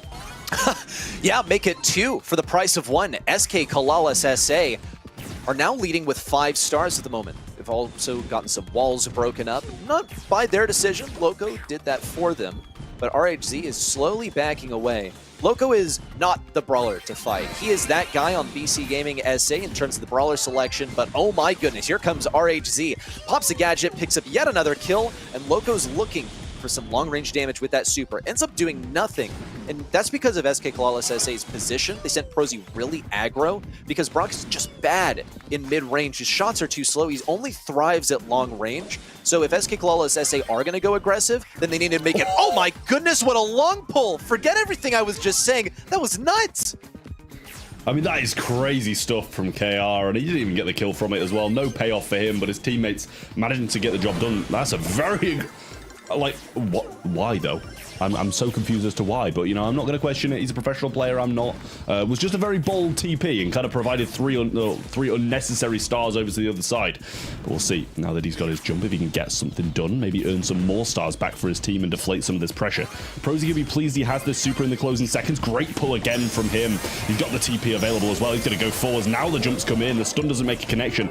And they just, I mean, that is ridiculous how nobody's died on the SKC side there. And everybody on the BC side has fallen. Incredible stuff from SKC again, and if it carries on like that, they're going to be going to the finals. One more to go. Where have I seen this one before? Oh yeah, it was our previous set. And what happened there? So there's still possibility for this to be dragged back. But I think SKC have this one in the bag. They had such a strong start. I had more faith in that Brock matchup than maybe I should have. Or perhaps SK Calalas SA are just that conscious of how strong it is. They've rotated RT onto the right side. It's a much more favorable matchup for RT than it is for RHZ or KR to face that Brock. But SK Calalas SA, I just think they have a solid draft. They've also just outplayed BC Gaming very consistently throughout game number 1. Well, Prosy getting hit pretty hard and sent back. It's a tough matchup for him in that position, so just gotta hope that they can hold on to this very defensive position now. They do have the 1-star lead. It is with RHZ, the blue. Is the one making all the decisions at the moment. Kooky Pop comes through and brings him even lower. Loco coming around the right-hand side, trying to get the pinch in. Prosy's so low and is going to go down. They need to try and get a refrag. The super is there. But he actually misses that entire Brock super. They get another one on the left and they pick up the right 2. BC Gaming have flipped the script. BC Gaming SA, now on the defensive. They've got that blue star on Loco, 1 star on Derp, and Jubileu, pretty much the safest brawler on this map with the star equipped as well. It's going to take 2 kills from SK Calalas SA to bring things back in their favor. It's going to be a tough journey to get there. RHZ is trying to ameliorate this situation with Gadget popped on the right side, gets him a bit of evasive maneuvers. Here's a hypercharge out from Loco, big damage on a Prosy, and KR down as well. RHZ also forced to super out to stay alive. He got trapped in a bad position on the top right side. Oh my goodness! And look at how much work this Brock matchup is doing. The explosion radius is just massive for this brawler. Another one for Jubileu BR, and it's looking like BC Gaming SA may be able to extend this match point once more. I mean, this is just, like, totally different to the first game on Hideout. Ridiculous plays from BC Gaming in this one, and they've just been absolutely dominant. Brilliant stuff. Now, can they get the turnaround? Prosy coming in, the jump away from Hubi on the back lines, and I don't think they're going to be able to get it done. He extends the lead, if anything, and they actually get all of them. Actually, the TP came through. They got 2 of them down, not the 3rd, and they will take that win. Just 1 more for them to extend it to the 5th set, but it remains match point at the moment to SKC. BC may yet have a chance. This one looked so much better than game number 1, which was a total blowout on the side of SKC. Perhaps owing to just such a strong start for SKC, we'll have to look at this blue star and who gets it first. Derp is in contention for it. RHZ trying to hit these shots, missing them, and forced out of position by the combo of Derp and Jubileu, who's gotten some meaty shots to send him backwards. Now BC Gaming SA gets to play on the defensive, and they get the lane swap. That's how much time they've been afforded by this. And they swap Loco onto the left side. Yeah, Derp trying to hold his line at the moment, and Prosy coming around the back line, trying to get some work done. The pinch is incredible, and they're all pinned in this right-hand corner. Now, RHC going to pop their little gadget there, pull back from KR, who's actually going to get himself killed by doing it. They might be able to pick up a couple here, though. Reason needs a jump out, gets it, might go out, and does. Doesn't want to get them to let them extend that lead even further. So nice plays from RHZ there. He needs to pop back into this cannon form and work for another super, because that's one of the big turnaround factors they're going to have here. Yeah, he wanted to heal up a little bit just so he'd have more health when he jumps the next time. That's a takedown on Loco, but a response from BC Gaming SA keeps them 1 star ahead. They've got that blue star as well. Derp, fairly safe brawler, but he's not going to have as many aggro tendencies at his disposal now that he's carrying most of the stars for the team, and he's also got that blue star hanging over his head. Prosy's going massively aggressive. It's going to take 2 shots for Brock, but once again, it's the same old thing. Prosy gets in mid-range for this is the Brock, gets the kill, and now he's out of there with the advantage for SKC. Yeah, that was really nice from Prosy, and he has got SKC on his back at the moment. All of the stars for their side are on his head, and the same for BC with Derp. They have this TP set up, which means he's got to be a bit cautious about this situation. He does have the hypercharge though, so he should be able to take anybody but Prosy in that 1v1 matchup. If he TPs in, then he might have some issues. Here's the hypercharge now. RHZ trying to get some shots in, wants to get a super to be able to use this hypercharge. Nice pull there as well, and there's the hypercharge forwards, and another one adding on as well as Prosy pops his. Hubi can't get the job done, and that is going to be the game, set, and match to SKC as they take it in a 3-1 over BC Gaming and head to the grand finals to face off against Loud. They may have slipped, but it was only for a fleeting moment. SKC have earned their spot in the grand finals for a rematch versus Loud. Will they be able to take it all this time? Your questions answered in the next match, but before we can get there, we got to reflect on what happened here. BC Gaming SA really did drag us to the finale. Trav, I think you said it best that we've pretty much seen a scoreline that doesn't accurately reflect how close these games have been. But once we moved to the last three, Sunny, I feel like it was pretty accurate. Game 3 every single time. Yes, I mean, that was another very, very close match. BC Gaming SA seemed to be in the seat today that has to play to the very last round of each of those matches. Already against Alpha 7, went all the way to set number 5. A little exhausted now coming into the match against SK Calalas. At least that first set went the way of SKC with a 2-0. So BC Gaming was kind of just still reeling from the match against Alpha 7. They made it close in the last 3 sets, as you said, Reddy, but in the end, it's the same old in the finals. It's the last monthly final, and things kind of fall into place now as the 2 teams going straight to Worlds are in the grand finals, and the 2 teams locked in for LCQ made it to the semis at least.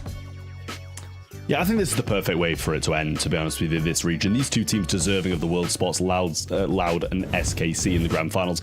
But, you know, the teams who have dropped out in the semis, Casa, Brawl, BC Gaming, they're very happy with what they've done today. They've showed up, they've secured the postseason, and that was the name of the game for them today. Yeah, they've had some extras, a bit of extra cash, some bragging rights, wouldn't have gone amiss. But they're going to be, I think they're going to be leaving with a smile on their face today. It's so nice to see that this last monthly final of the regular season still had so much in the 2 teams that did move on into the are actually the ones locked in for LCQ, so they deserve to stand here.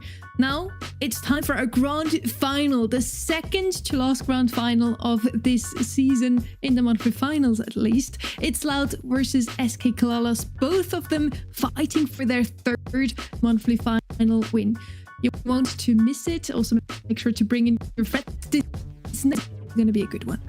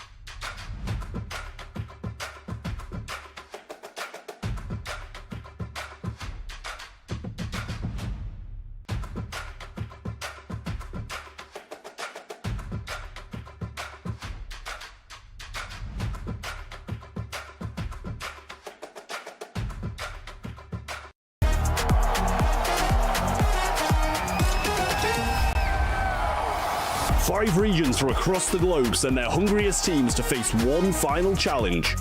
One last chance to earn their spot at the World Finals. Yoshi goes down the spin on Chaos. He's spinning himself. He knows they've lost. 16 teams enter, only 4 will advance. Dreams will be shattered, heroes will be made. This is the last chance qualifier. 10th to the 12th of October, Sao Paulo, live from the Brazil Game Show. Get your tickets now and watch your champions in person. Or watch online at event.brawlstars.com to earn Pro Pass rewards.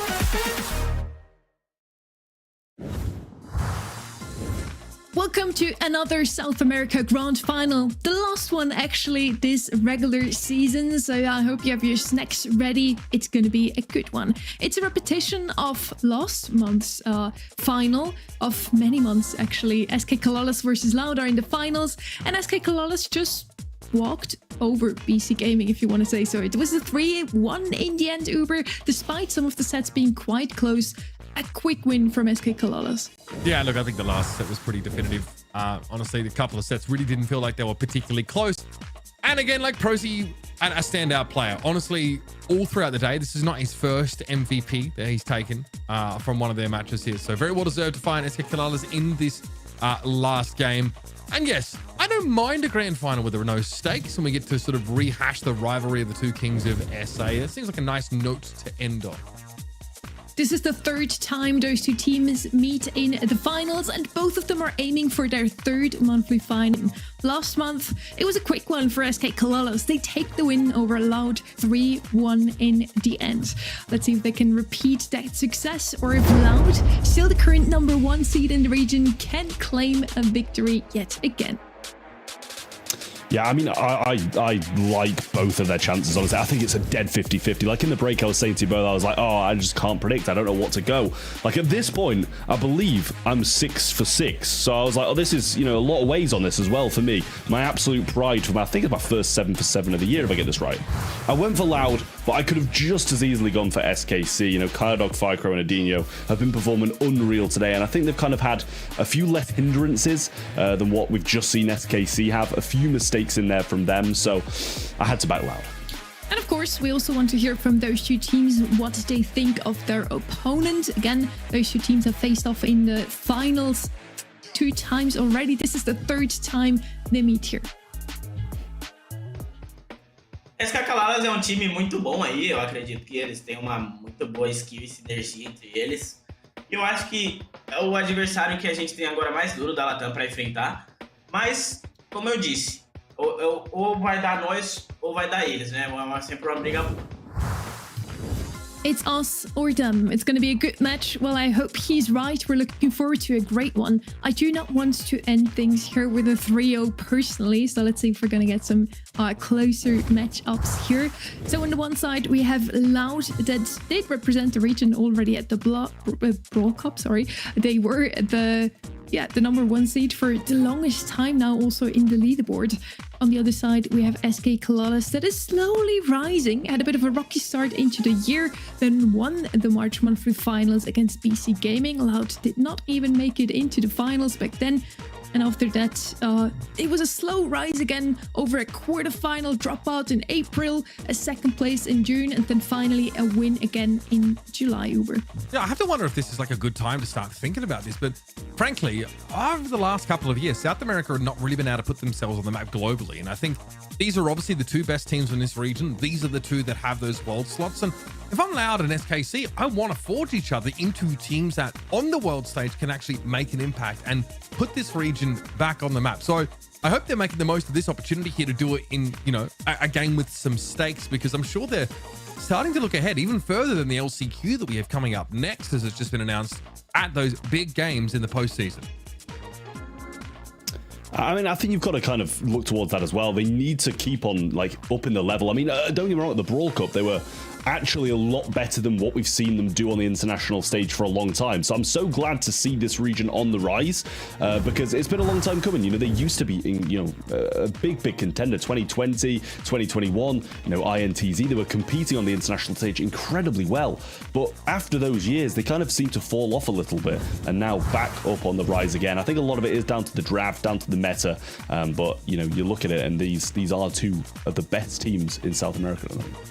And talking about that global stage, Loud unfortunately did not have the best of runs at the Brawl Cup this year. They dropped out on day 2 in a tough matchup against Humble and Toxic Lotus to defeat them in the end. So now Loud and SK Calalas are going to be the 2 teams going straight to Worlds. Potentially, we're going to see 4 teams though at World Finals if the other 2 make it through LCQ as well, Uber.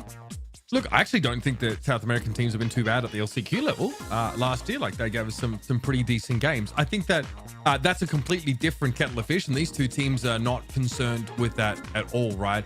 Like I said, want to see a great game between our top teams here in South America. There's going to be a bit of a gap now between now and Worlds, so throw it out there. Don't hold anything back. Give us a fantastic game to cap off the year in this region.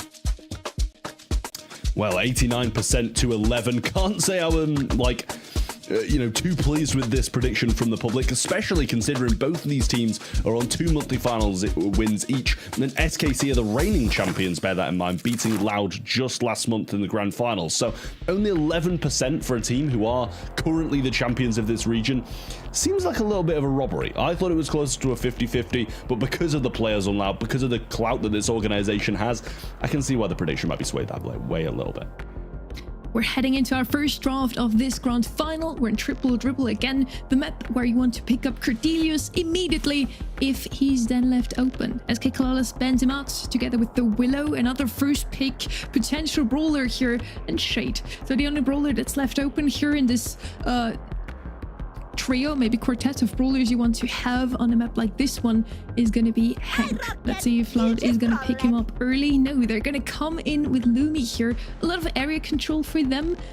They also banned out the Larry themselves, so maybe this is the first time we're actually seeing triple dribble without any of those throwers or even without a Hank, Trev.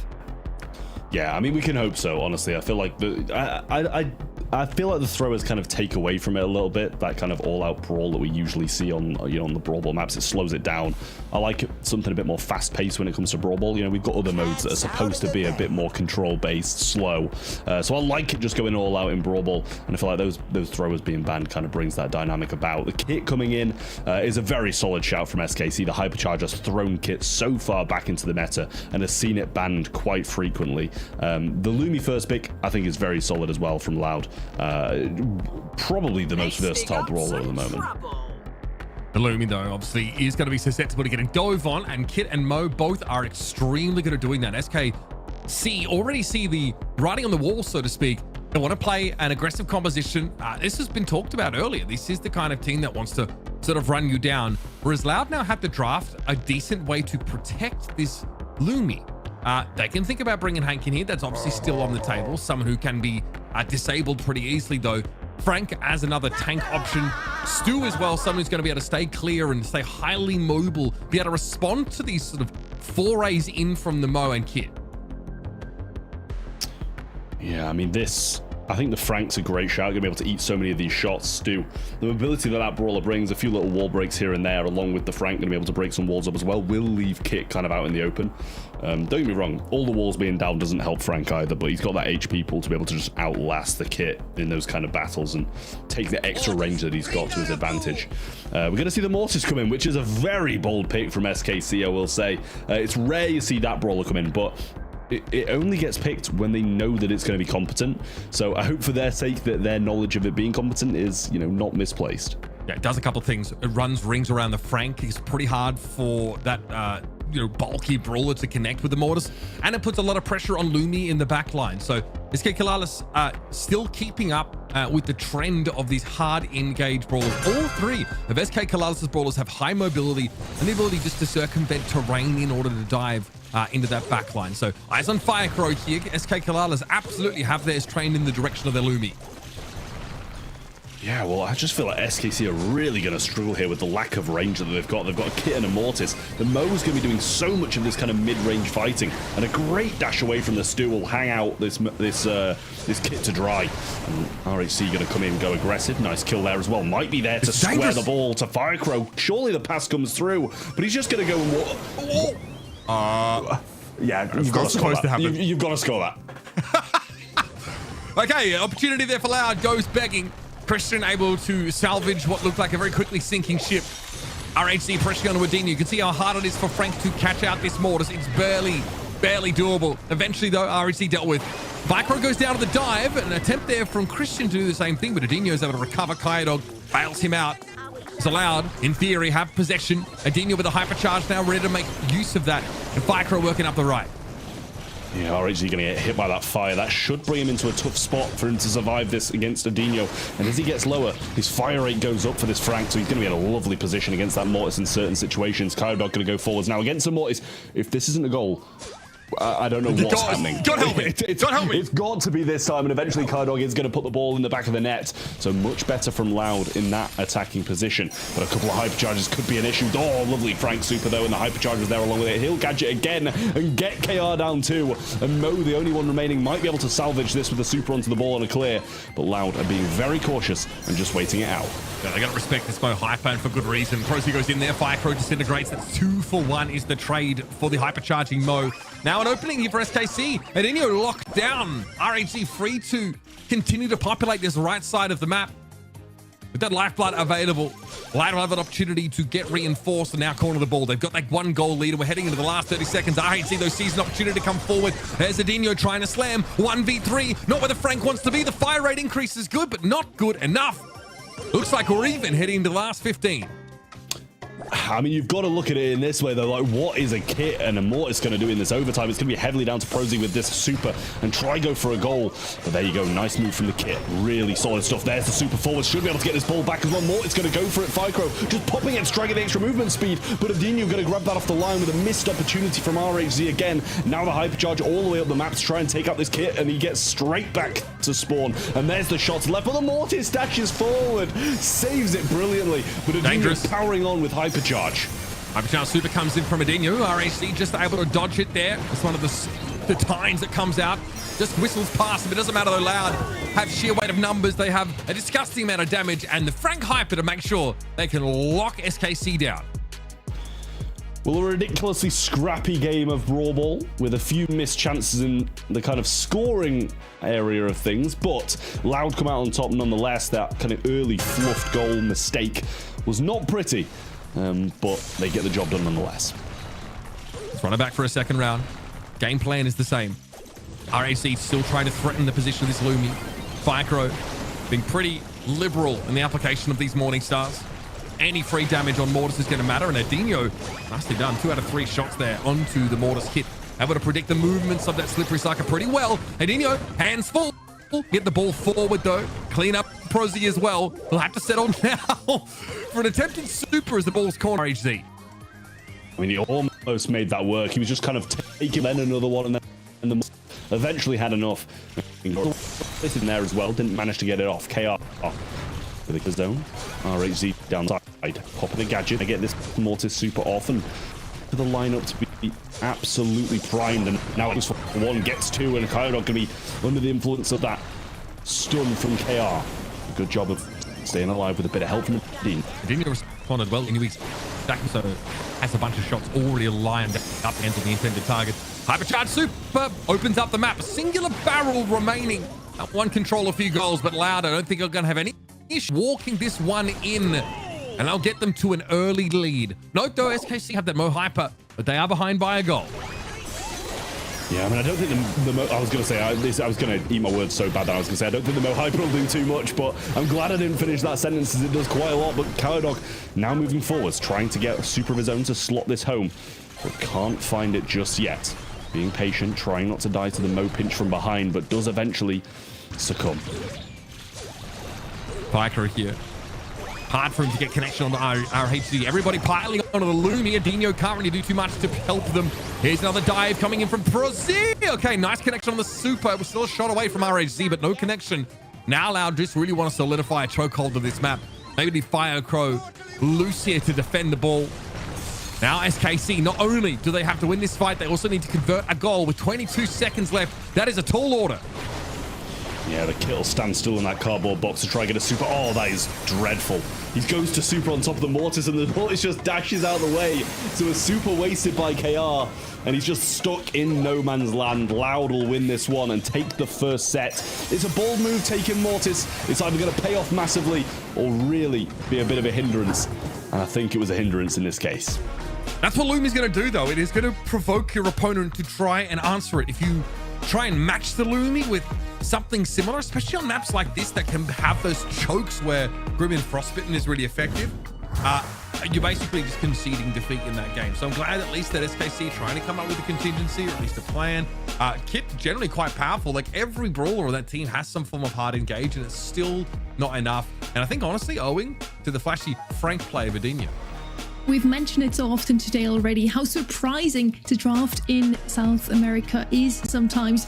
I would love to see those outliers actually do well, but as you said, Immortus either does super well or not really. With a couple of close calls here for SKC, who defended several scoring chances on the line, so props to them for that. But still, a great start here for Loud, taking this first set 2-0, Trev.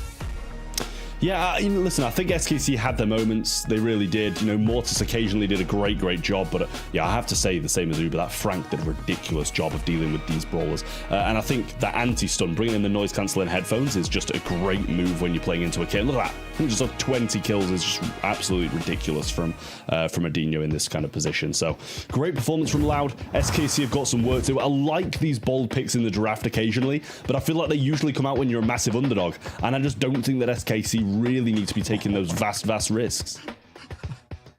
The Lumi is just a bait. I mean, Firecrow just picks a Lumi and says, okay, everyone's going to look at me, and so one of my teammates is going to be set up for success. That obviously is a filthy Frank line.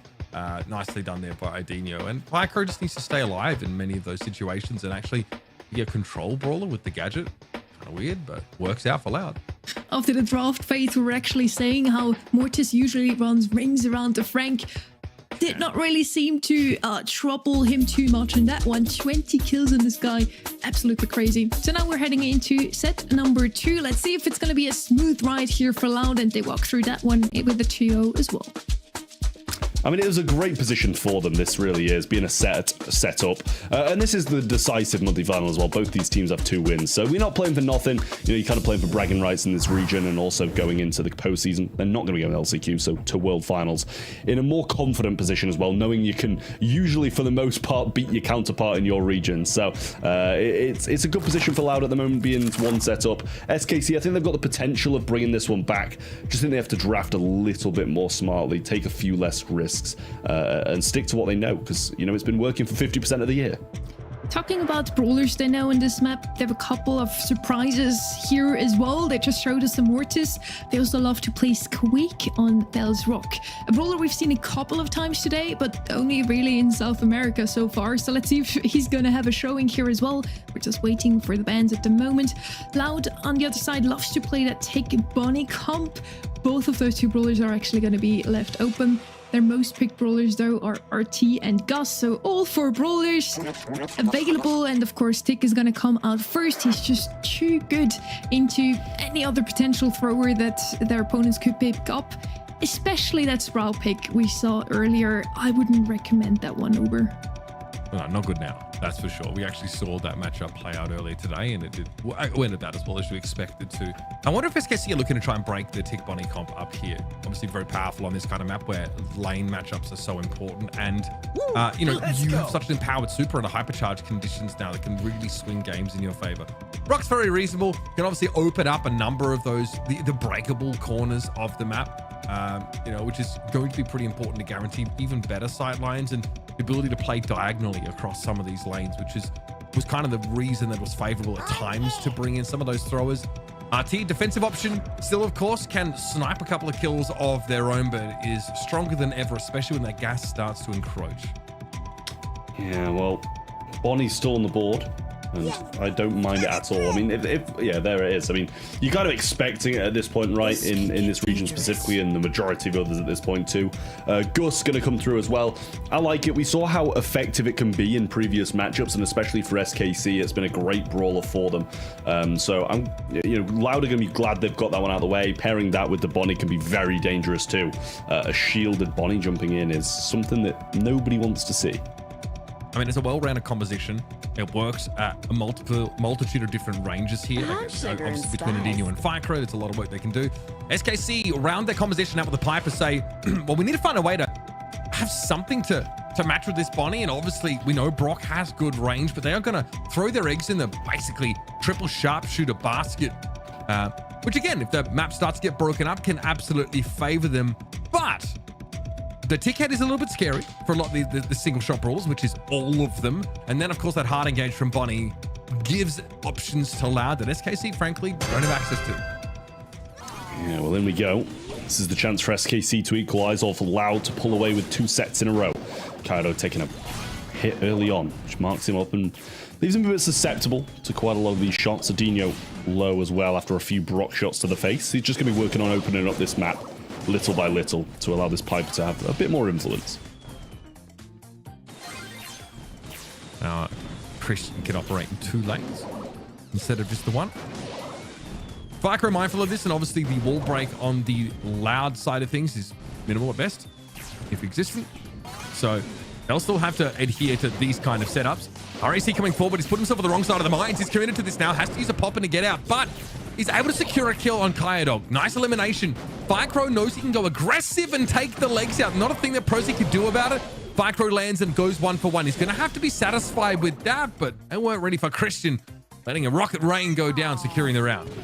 Yeah, got a feel for Adinho there. If he didn't have that super, just coincidentally in the moment, Adinho definitely would have won that one in that situation with the walls in between them. But looking for KR, Firecrow came in, kind of fed that perfectly in time.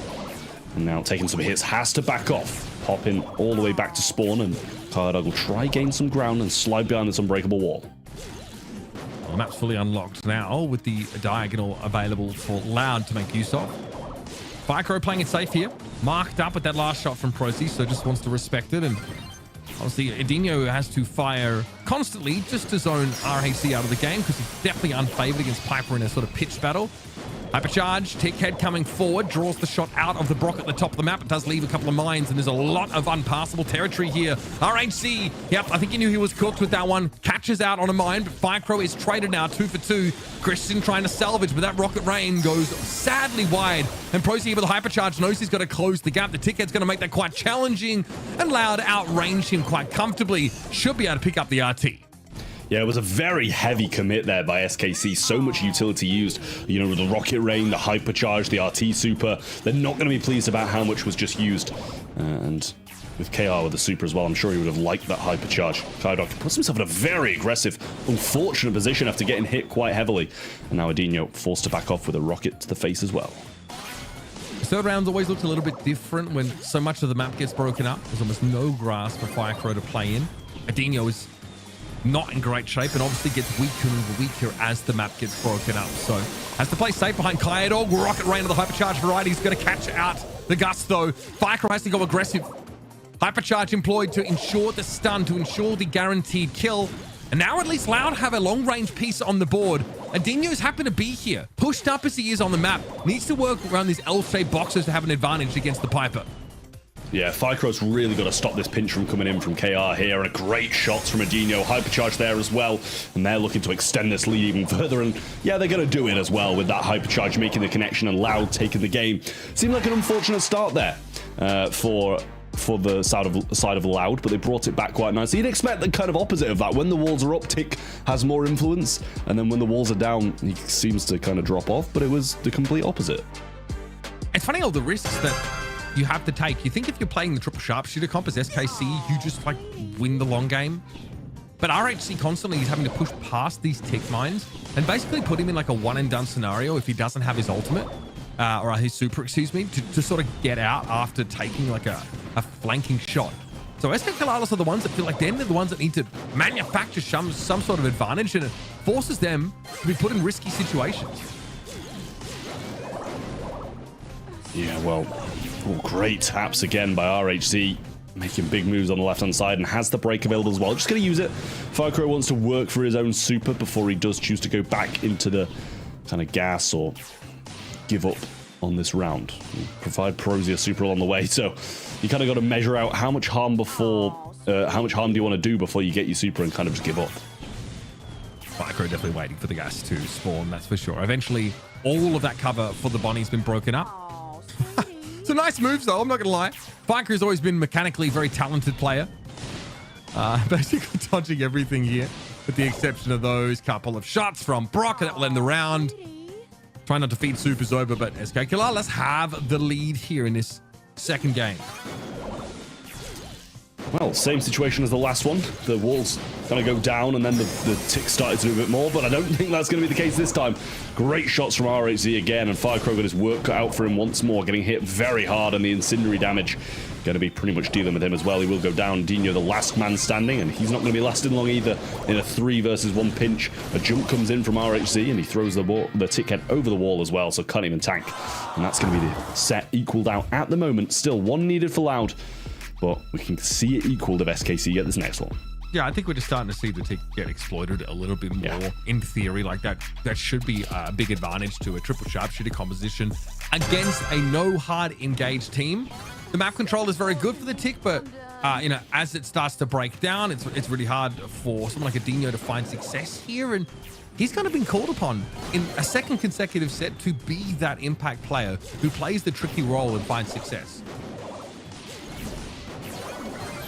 Cardo getting some shots in. Wonderfully needs to survive this one here, or at least get the trade, avoids the rocket rain, but can't get the kill. So they'll choose to fight it out another day. Both going to heal up, but Tick gets another good shot in. Adinho, if he can get a Tick head here, it's going to be very valuable in the closing seconds. Kaidog knew he walked forward when the rocket rain came down. He knew that Christian placed it at such a point that if Kaidog just ran at the Brock, he would be able to dodge it.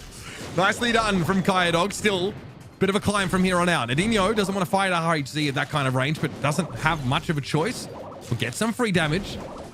Has to almost, in a way, time the last Araz to not sort of die to the 2-tap. And would like to actually be where Kaidog is, but there's no real opportunity for a switch up. It's going to get better, though, and better as the gas starts to close in, though. Adinho knows that RHC is not looking at him here and is ready to body block for Kaidog. That will be the round. Loud, crucially, get themselves a game here to try and take the second set. So was that a really unnecessary gadget from Kaidog there? Killed him with the Cookie Popper instead of just holding it for this round, but I suppose by the time he's made those connections and built up another Cookie Popper, the gadget will probably be back. Well, this is a very good set, or very good round for Loud to win. They needed that early round whilst the walls were still up, but as they were kind of fighting, SKC were molding the map to their benefit. Now Loud are pushed up, though. Once again, this is prime territory for this Tick to find success. SK Calalas quickly wriggled themselves free of what seemed like a tightening noose. They'll play out in the open, but they still can't feel great. They're being pinched by Firecrow from the bottom, and he already has that super ready to go. Christian, very low. Able to avoid a couple of those mines here. Prozzy seen better days, down to half, and here comes the Tick head. Eats him up. Adinho secures the kill. Christian trying to play at the back, but he's one mine away from demise, and that rocket rain does very little then, well, it's just bark and no bite, I'll be honest with you. RHC, last one standing. Surely, time is short. Gonna pop that Hyper Super, get on out there, caught by Kaidog, and Loud go up 2-0 in the series. I mean, this is a great performance, and that water bottle is absolutely massive as well. Probably bigger than Kaidog is at this point, but that is a great set win for Loud to get. Now 2 up, and they've got that. They were, man. How big is your water? I mean, they've all got them, these huge water bottles. How big my water bottle is, big fella? I actually don't know if I do. With a very big water bottle. I mean, that's similar. And that's similar. Get hydrated. I think you're just a bigger man than Kaidog is, you know? Yeah, you see, it's all proportional, isn't it? Well, it's proportions. Anyways, fellas, let's talk about the game in our hands. I really felt like SK Calalas had the draft here. They knew they had to open up the map against the Tick, pick the Brock up first, and then even double down on the wall break with the Piper. RHC did such a phenomenal job in the first 5 seconds of the game, already with 2 kills. But in the end, it's Loud taking the set again. Loud seems to make it close all day, but in the end, they're always the winners. In a 3-1 against Casa, 3-0 against their quarterfinal team, Agorasim. I don't know how they do it, honestly. Well, we predict them to win. Me and Trav over here, and they just deliver. It's pretty simple, I think. Listen, predictions all year long. This is my first time on this region all year, and currently I'm 6 for 6. I'm not going to jinx it like Uber just has. I'm going to kind of retract any statements regarding predictions, because now they're inevitably going to get reverse swept just because Uber said this. If I just believe in it all the time, honestly. This is true.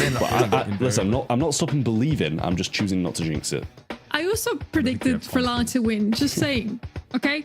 Yeah, I know, but the point is, me and Trav also predicted the other 6 games correctly. I did also predict for someone to pick up the Piper here, so at least I get something right. We're heading over to Crystal Arcade now, a map where we probably see some more. I'm sure we probably see some more tanks come out of those 2 teams. We see it here in the graphic as well. Lily is that star here on this map. We saw many teams already pick her up here and get that hypercharge gadget combo at the very end to still steal some gems from the opponent's side.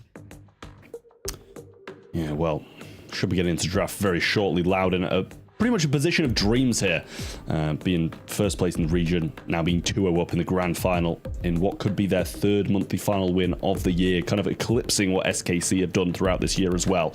Will be a big one for them.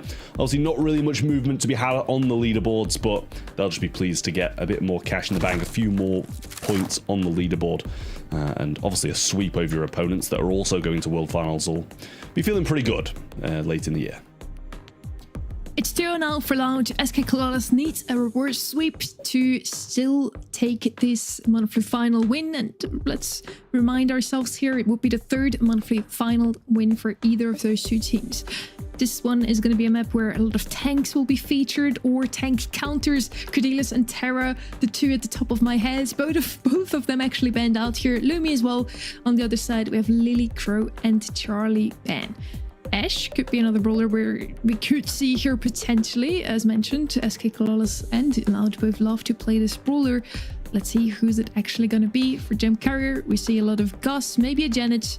But I'm sure South America has some other ideas again, Uber. They always do. Right? They've always bucked the trends here. And I'm just going to start it with Max, of course, who's, yeah, fair enough. And again, okay, a relatively safe mid, obviously with good mobility, with that phase shifter. There's a lot to like about Max. Also being able to feed your team their hypercharge, supers, going to be pretty important. But again, a lot of the more powerful brawlers that have been hotly contested, I think, like, yeah, if I'm the Firecrow, he's just like, can we just pick Bonnie and just have good sharpshooters and just have a really solid mid? I think, like, Bonnie might supersede Max, even if maybe she doesn't have that sort of team utility. She's very, very safe at the moment. Draco will be picked up. Obviously, strong side laners are definitely in vogue on a map like this, and none stronger in some cases than Draco. Yeah, I mean, they're going to be pleased to have Draco in this position. It's a very nice early pick to have. It's one of the better tanks on this map, and obviously with the gadget, the hypercharge, the turnaround capabilities are massive. And, the same with Bonnie. The turnaround can be huge as well with the hypercharge, but great, solid brawler. It's just one of the ones we saw it played here earlier, and it had to be very passive, and that's what I didn't really like about it. You have to play it passive if you're gem carrying. If you're not, then I completely understand it, but you can't be jumping in, risking things with your hypercharge and stuff, so you kind of just sat waiting, letting your teammates do everything instead of being, proactive. It feels like the second time in the series, if not third in 3 sets, that SKC have seen a pick from Loud and gone, we need to just run at them now. We can't beat them at their own game, so we need to do it our own way. I love Buzz here. The stopping power of Buzz with AoE stunts is going to be really important, because Prosy and RHC are going to run at someone like Firecrow. They're going to try and just slap Kyodog around. It's going to be a double tank look here for Loud, alongside Bonnie, who almost feels like she's replaced B in this sort of double tank scenario here. Less of that, map-wide effectiveness with something like Rattlehide, but still very, very good, hits hard, and is ultra, ultra effective at long ranges. Well, pretty decisive set here. Will Loud take it and sweep out SKC in the monthly final of this year? Or will SKC start a glorious comeback if they can manage to reverse sweep this? RAZ going to pick up 3 off the start, and the kit will jump straight on his back. Adinho having a bit of a hard time finding some connections, and this is a very, very clumped together group of SKC players. Kyodog comes straight forward. RHC, Christian, scary prospect to try and deal with, but Adinho, as the dust settles, will be able to earn his wings and 6 gems. Such a all-in fight at the start of the round, but SKC lose sight of the objective. Firecrow trying to get some work done in the offensive positions. That's going to be a kick going on in, and almost a wonderful sting there from Kyodog. Actually, not almost. It's a wonderful play from Kyodog, getting Adinho the 8th gem in hand. He's got the hypercharge ready to roll as well, so that can be used pretty defensively at this point, but a speed out of RHZ. They've got to be very cautious of this kit hypercharge, who now has super as well. There's too many threats for SKC to track here. Hypercharge super for Kyodog, and we're about to go around the world, folks. There it is. Stun connects onto Prosy. Dealt with eventually, but it draws out all of the little helpers. And Adinho knows if time ticks down low enough, he can just super the heck out of there. Gets into 10. It was a reset of countdown, but now the gems are in the appropriate location. And Kyodog knows every time he spawns, he needs to run headlong at the Ash and just straight up win that fight with a stun connection. Now at 5 seconds left, Christian pulls up short on that dive in. Adinho's happy to use his super just to stay safe, and that's that. Loud take a convincing first round. Well, we're on match point now, and Loud looking very, very good. I mean, it was so scrappy at the start. All 3 members of SKC went on one side, made sure that they were kind of going in this very questionable matchup at the start, and it came down to the wire. And luckily enough for Loud, Bonnie could just swoop up 5 gems really unhindered. All right, running it back. Kyodog makes use of the gadget for that early priority here on the right side of the map. Still needs to respect Kit's ridiculously long range. It's always longer than you expect with that brawler. Kyodog, though, has managed to stay out of the grasp of those claws for most of this round. REC has to use a phase shift to charge in order to get that gem and get out alive. Oh, here comes the bunny. Adinho is serious about that. Maybe regretting it now. But at least be given a chance to walk away. But SKC have 4 gems to their name. Looking to add yet another one. They're up to 5. Yeah, I mean, this is the thing. Nothing to risk for Adinho at that point. And a good kill from Ficro there as well. That's going to be 2. Make that 3 gems for Adinho when he eventually picks them up. Might choose to go for a little bit of a dive first. He thought about leaving the gems there and going very aggressive, but eventually thought better of it. A missed super from KR there, and now Ficro going in so well. Might actually survive this as well. 1 HP and gets it. Might be a gadget out here for Kyodog, but I don't know if he's got it back in time. Now getting close to another super. Gets it, but KR will go in, get the kill, and take that lead back for SKC. Some map control lost, though, in order to get those gems back. Still a bunch of little helpers. Now Ficro needs to burn them on down and is able to deal with them as Adinho isn't well equipped to do so. Kyodog could easily go 1 for 2, and REC is given a stay of execution. Kyodog almost got away with it too if it wasn't for those meddling kids. Could have, should have gotten out of there with that gadget. Still, Ficro flattened, didn't have his available. Adinho at 6 gems, though, and looking for a 7. Christian gets close, too close for comfort, but it's a super used to get out of the way of the grasping kit super. Well, Adinho is 7. SKC have 6 of their own. Made that 8 now off the side of Loud. Going in is Ficro. Gets the kill. Can't get out, I don't think, as that is just about going to reset the count. 9 as Adinho picks that up, but KR trying to get around the right-hand side. Hypercharge ready to roll, but doesn't have his super yet to make the move. Adinho has a hypercharge of his own, but can't really risk at this point. Kyodog going in, and a hypercharge is there from multiple members of SKC. Very close, though. 1 gem away from taking this series in straight sets. Loud would be. That would be a dominant showing indeed. Adinho close. Hypercharge super at the ready. Christian able to lock Ficro out of the game. Kyodog knows he needs to get active, needs to get proactive. Christian, super in the direction of his teammate. Taken down by Kyodog on the way there. RHC is able to get up to 6 gems, but Adinho is still waiting for a chance to get forward. This is it. Super's out of the way. We'll be able to get back in the cannon and have that hypercharge should it be needed, but SKC get up to 11 as well. Prosy forced down. It's even. Well, a kit super can make all the difference here. Adinho has a hypercharge, but can't really do much without his super. Won't be able to escape this kit's clutches either, and he gets a lovely shot around the wall. Kyodog super in hand, wants to challenge Prosy and does. Goes for it now, but no help from his teammates. Might be the end of him. They can't get the trade just yet either, and there's the jump coming in from KR. Ficro's going to go down, and Adinho needs to catch up with them. Try and get the kills. He gets a shot in. Here's the hypercharge, but he jumps into no man's land and can't get out there. Kyodog going in again, gets the gems, and there's another 2 down the side, but 16 in the hands of SKC. Are not going to be able to be retrieved by Loud now, and they'll come again as they try to win this 2nd match point. Okay, sick matchup. That was actually really technical, the way that SKC had to play around that, and so much of this head-to-head is about the Ash and the Buzz. Who can win out there? Ash needs to hit a super that Buzz can't clear with his normal shots. Otherwise, Ash can win that out with that extra health that they have available to them. And basically, the winner of that one decides who has the map control, even with Ficro trying to garner as much attention as he can. It's really on Kyodog here to be the one that leads from the front. Yeah, well, Adinho has the jump. Might want to use it early on before he gets any gems in hand and has to risk them all. Ficro going to be taken down by the robotic rats and a bit of a pinch from RHZ. Adinho jumping back rather than in. And surprising to see that when he's got no gems. There really wasn't much to risk. No, it would have been pretty safe to get on out, but didn't want to be sent back to spawn. Didn't want to give up any control of the map. SKC, though. 4 gems basically earned for free. Oh, there's the little helpers. Ficro should better clear them. Christian there. Felled Kyodog on the right side. Adinho knows he's got a guaranteed elimination, though, and a chance to get back into the cannon. Big damage taken from RHC, but still 3 gems to the name. Loud, the onus is on them to make the play to get ahead in this game. Well, a good bait from Kyodog there with the super. Now, KR has one of his own. Hypercharge comes in, and it's actually just going to leave him. And that is not going to be a good position for them. 9 gems have been picked up, and KR trying to get back. Gets the 10th. And this is going to have to be a big reset from Loud if they want to take it in 3. Adinho didn't have super available. I think that was the issue. Though, Hypercharge is at the ready, and Adinho's looking at it. Looking at Christian's position, hoping to try and dive in. They baited the kit forward. Adinho holds the hyper, goes in, and it misses. RHC's able to dodge it. Instead of going after the kit with 4 gems, tries to go after the max. Trying to go for the game win as opposed to just staying alive, but it's not enough, and SKC have brought this game back. I mean, I'm very surprised he didn't just go for the kit. He stuns him on takeoff, he stuns him on landing. So he wouldn't have really been able to move into another place before landing back onto him. So I think the reset probably would have been the way to go there, but unfortunately that's just not how it goes for Loud, and SKC do manage to hold on, take this set back, and give themselves a chance at this glorious reverse sweep.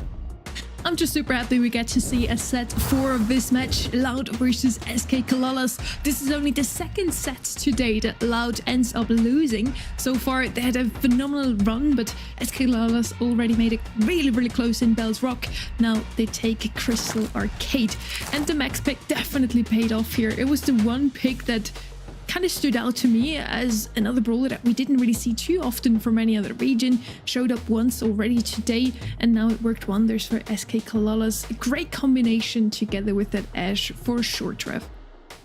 Yeah, it was a nice composition, to be fair. I really liked what SKC managed to do. I do think there was moments where the Loud could have finished this one out, like they kind of jumped towards, you know, the rest of the opposition rather than just going for the double stun onto the kit and landing back onto him. But, you know, in times like that, it can be a bit stressful. You can kind of not see those circumstances. So, you know, SKC, they played it well, and I do think they deserved that set.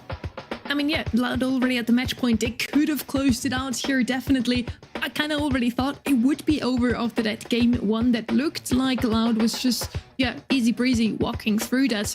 But now, SK Calalas lives to see another set here, heading over to Hideout now. Very impressed with what they've shown us here. Yes, even that third game was super close. Maybe Loud started to get a bit too overconfident, Uber. Yeah, I mean, I just honestly think SKC stood up and sort of understood the technicalities of that matchup. I think like a lot of the little things they did well, and you talked about it. I think Max is still a great brawler. You know, I don't think there's any way that like, you know, having team speed and a nice little dash with the shield is ever going to get old. So nicely done by SKC. I want to, you know, put that up to them stepping up as opposed to Loud slouching down a little bit here. But we've got Hideout on deck here, Sunny, for our bounty map, and Loud are still poised to try and take the series here.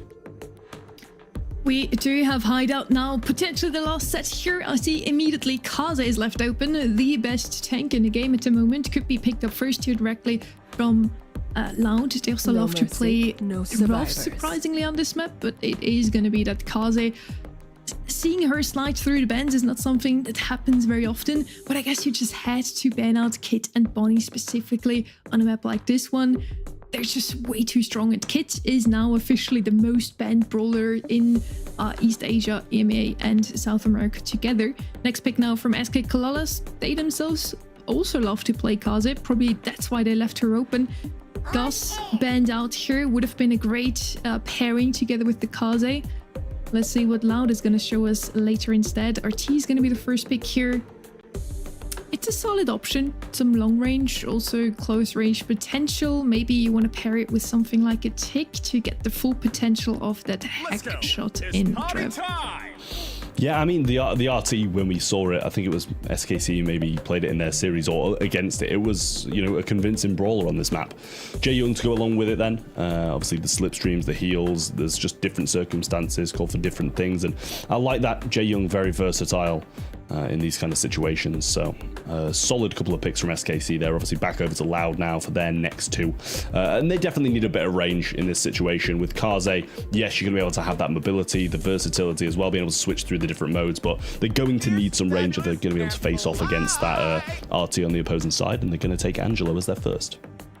As good as, you know, her ninja mode is, the shurikens really aren't where you find the lion's share of your damage. You really favor it, of course, because you know, your next transformation involves a dash, and you also have access to Fist of the Brawl stuff. But Angelo, absolutely long range brawler. This is kind of what you're looking for, and it's paired up with Byron. So, you know, yes, no Gus available, but still a brawler that can absolutely support that Kaze at longer ranges and allow her to be that much more aggressive inside Geisha form, which is, you know, what we're going to be looking to see in terms of securing those eliminations. Kaze, you know, I think those moments of invisibility can use really effectively on this kind of map. We've seen Kit do it and banned as a result. So SK Calalas have already leaned into what appears to be a more defensive approach, whereas Loud are fairly balanced. They've got the Kaze, but they can also sit back here and rely on this Angelo damage. I like the Grey. Teams that are good enough that can really make use of it. I think it's one of the best picks you could go for here. Yeah, I mean, Grey's a dangerous one for me. I think it's very solid. I think it was also played here with the RT. It gives you the opportunity of kind of like playing it like a Jackie, dropping those legs, TPing in, getting the damage along with that Grey, but it also comes with the wall break, you know, that kind of assassination skill, the long pull as well. There's just so much you can do with that brawler. But the first star is going to go to Loud as Casa just slides up the map in that geisha form and grabs it easily. Okay, with a slipstream, Prozzy, no chance of being able to contest that. Obviously, you got to watch out for Jaeyoung. Incredibly versatile, like you mentioned. Weekend Warrior burst damage out of nowhere can really turn the tide of some of these engagements. So there it is. Speaking of which, Kyodog immediately jumps on out of there. There's also a walking cane used. SKC, always the aggressor. Now, they've not turned this into any kills, but in terms of map control, they have basically all of it. Loud need to find a way out of this position. It's getting a bit awkward. Firecrow, obviously, great to that effect, but it ends up being a trade as RHZ lines Adinho up too. Yeah, I mean, it's going to be hard for them to do much, to be fair. You kind of need to aggress with the Kaze, so being on the defensive is a tough position because you just don't have the range to contest in these kind of positions unless you switch forms. So, nice little gadget there from Adinho, throwing out multiple of those needles to ensure damage onto the RT on the left-hand side. Here are some heals now coming out for Prozzy, and Firecrow will eventually switch forms. The Hax gadget will not get the killing blow, and Firecrow survives on a little bit longer. Clutch super from Kyodog, had to come out there, but Prozzy was looking pretty threatening. There's Firecrow getting in there, big damage, but not quite able to find a sweet spot as Christian takes the Kaze down, and SK Calalas now have that 5-star lead. Cut down to 2 as Firecrow makes short work of them coming back off respawn. Now needs to make use of this window of invisibility. Gets in, Fist of the Brawl Star. No real connection. Prozzy able to stave off the Kaze, but that's even the game up with the Blue Star going over to Loud. SKC have to be the aggressors now. Yeah, and that TP sent backwards is not going to help them in the long game either. Now have to try and make this move. Few slipstreams being played out, and the walking cane pulls perfectly through the wall into an accidental hit on Firecrow. Adinho trying to stay alive here, but they've got hypercharge coming in from both the Grey, and here it is from the RT, but he's gone in when they had the lead, still new with the Blue Star, but the retreat coming in fast from the Jaeyoung will allow them to stay in the lead, and SKC take another game back their way. But as close as it gets, you really have no idea how those engagements are going to go until mid to late and realize you have a chance to get out there. Maybe Loud just a little too slow. Sitting back on the map thinking that they could probably just wait around. They'd given away that Blue Star even though things were even, and SKC were able to get away with an absolute heist. Firecrow once more gets himself the Blue Star. Loud now. Got a chase here from behind. Let's make this an unforgettable moment. Firecrow going in very aggressively. Weekend Warrior makes a little bit happen, but not enough. Firecrow's going to get some heals here and actually survive that encounter, surprisingly. Not sure how, but they do have this 1-star lead. But as I kept on mentioning, Kaze really struggles being kind of on the defensive, on the back foot. So might have to go a little bit aggressive and just play that kind of scrappy Brawl Stars game. Firecrow always looking for another angle. With that invisibility upon transforming to ninja form. Kyodog falls into the back of the map. It's getting a little scary. Weekend Warrior popped. Prozzy deals with Kyodog. Nothing really Angelo can do. He'd given up all of that real estate and had nothing to hang his hat on. Now a couple of shots into Christian, but with all that ambient healing offered from Prozzy, Loud need to fully commit. The problem is, they might just be too squishy to win out there. Fanstorm comes in. Yeah, it's going to be tough for them to know what's happening now, but it wears out quite quickly. Going in for more shots, trying to make use of this form, but can't get anything back from it. They're having a real tough time dealing with these kind of longer range brawlers against them. They've got 2 of their own, but this Kaze just goes in, dies. Eventually it'll get something back. There's the splash and brings it within 3. But they're going to need a lot out of Firecrow here in these closing seconds. Yeah, Firecrow has to be the one to make this happen. Need to see hypercharge here, and he knows it. Trying not to give too much of this map control back to SKC, but Loud are currently a little unsure of what their options are. Here comes Firecrow, goes on in. Decent use of the hyper, but only 1 elimination off the back of it. Still a 2-star lead to SKC, and Kyodog was caught out in the open. Christian more than happy to descend upon him. This is going to take us to a decider set unless Loud have something to say. Once more, Firecrow steps up. Once more, he is knocked down. Managed to get himself RHZ, and Prozzy looking a little bit low, but still 2 stars. That's all that stands in between Loud and victory. They've got to go for Christian. It's the only viable target if it's just going to be 1. And unfortunately, instead, it's going to be none. 2-2, we are headed to a decider. I mean, this is a big set for both of these teams. Who's going to come out on top and win the most monthly finals in this region this year? Will it be SKC? Will it be Loud? They're tied 2-2 at the moment, not just in this game, but in monthly final wins this year as well. So, yeah, big one for both of these teams. SKC now have all the momentum, and Loud really couldn't do anything in that one. It was a photo finish in both of those games. Blue Star decided in game number 1. Then the second one, it came down to only 2 stars. Incredible what SK Calalas is showing us all of a sudden. They already gave us a close match in Bell's Rock.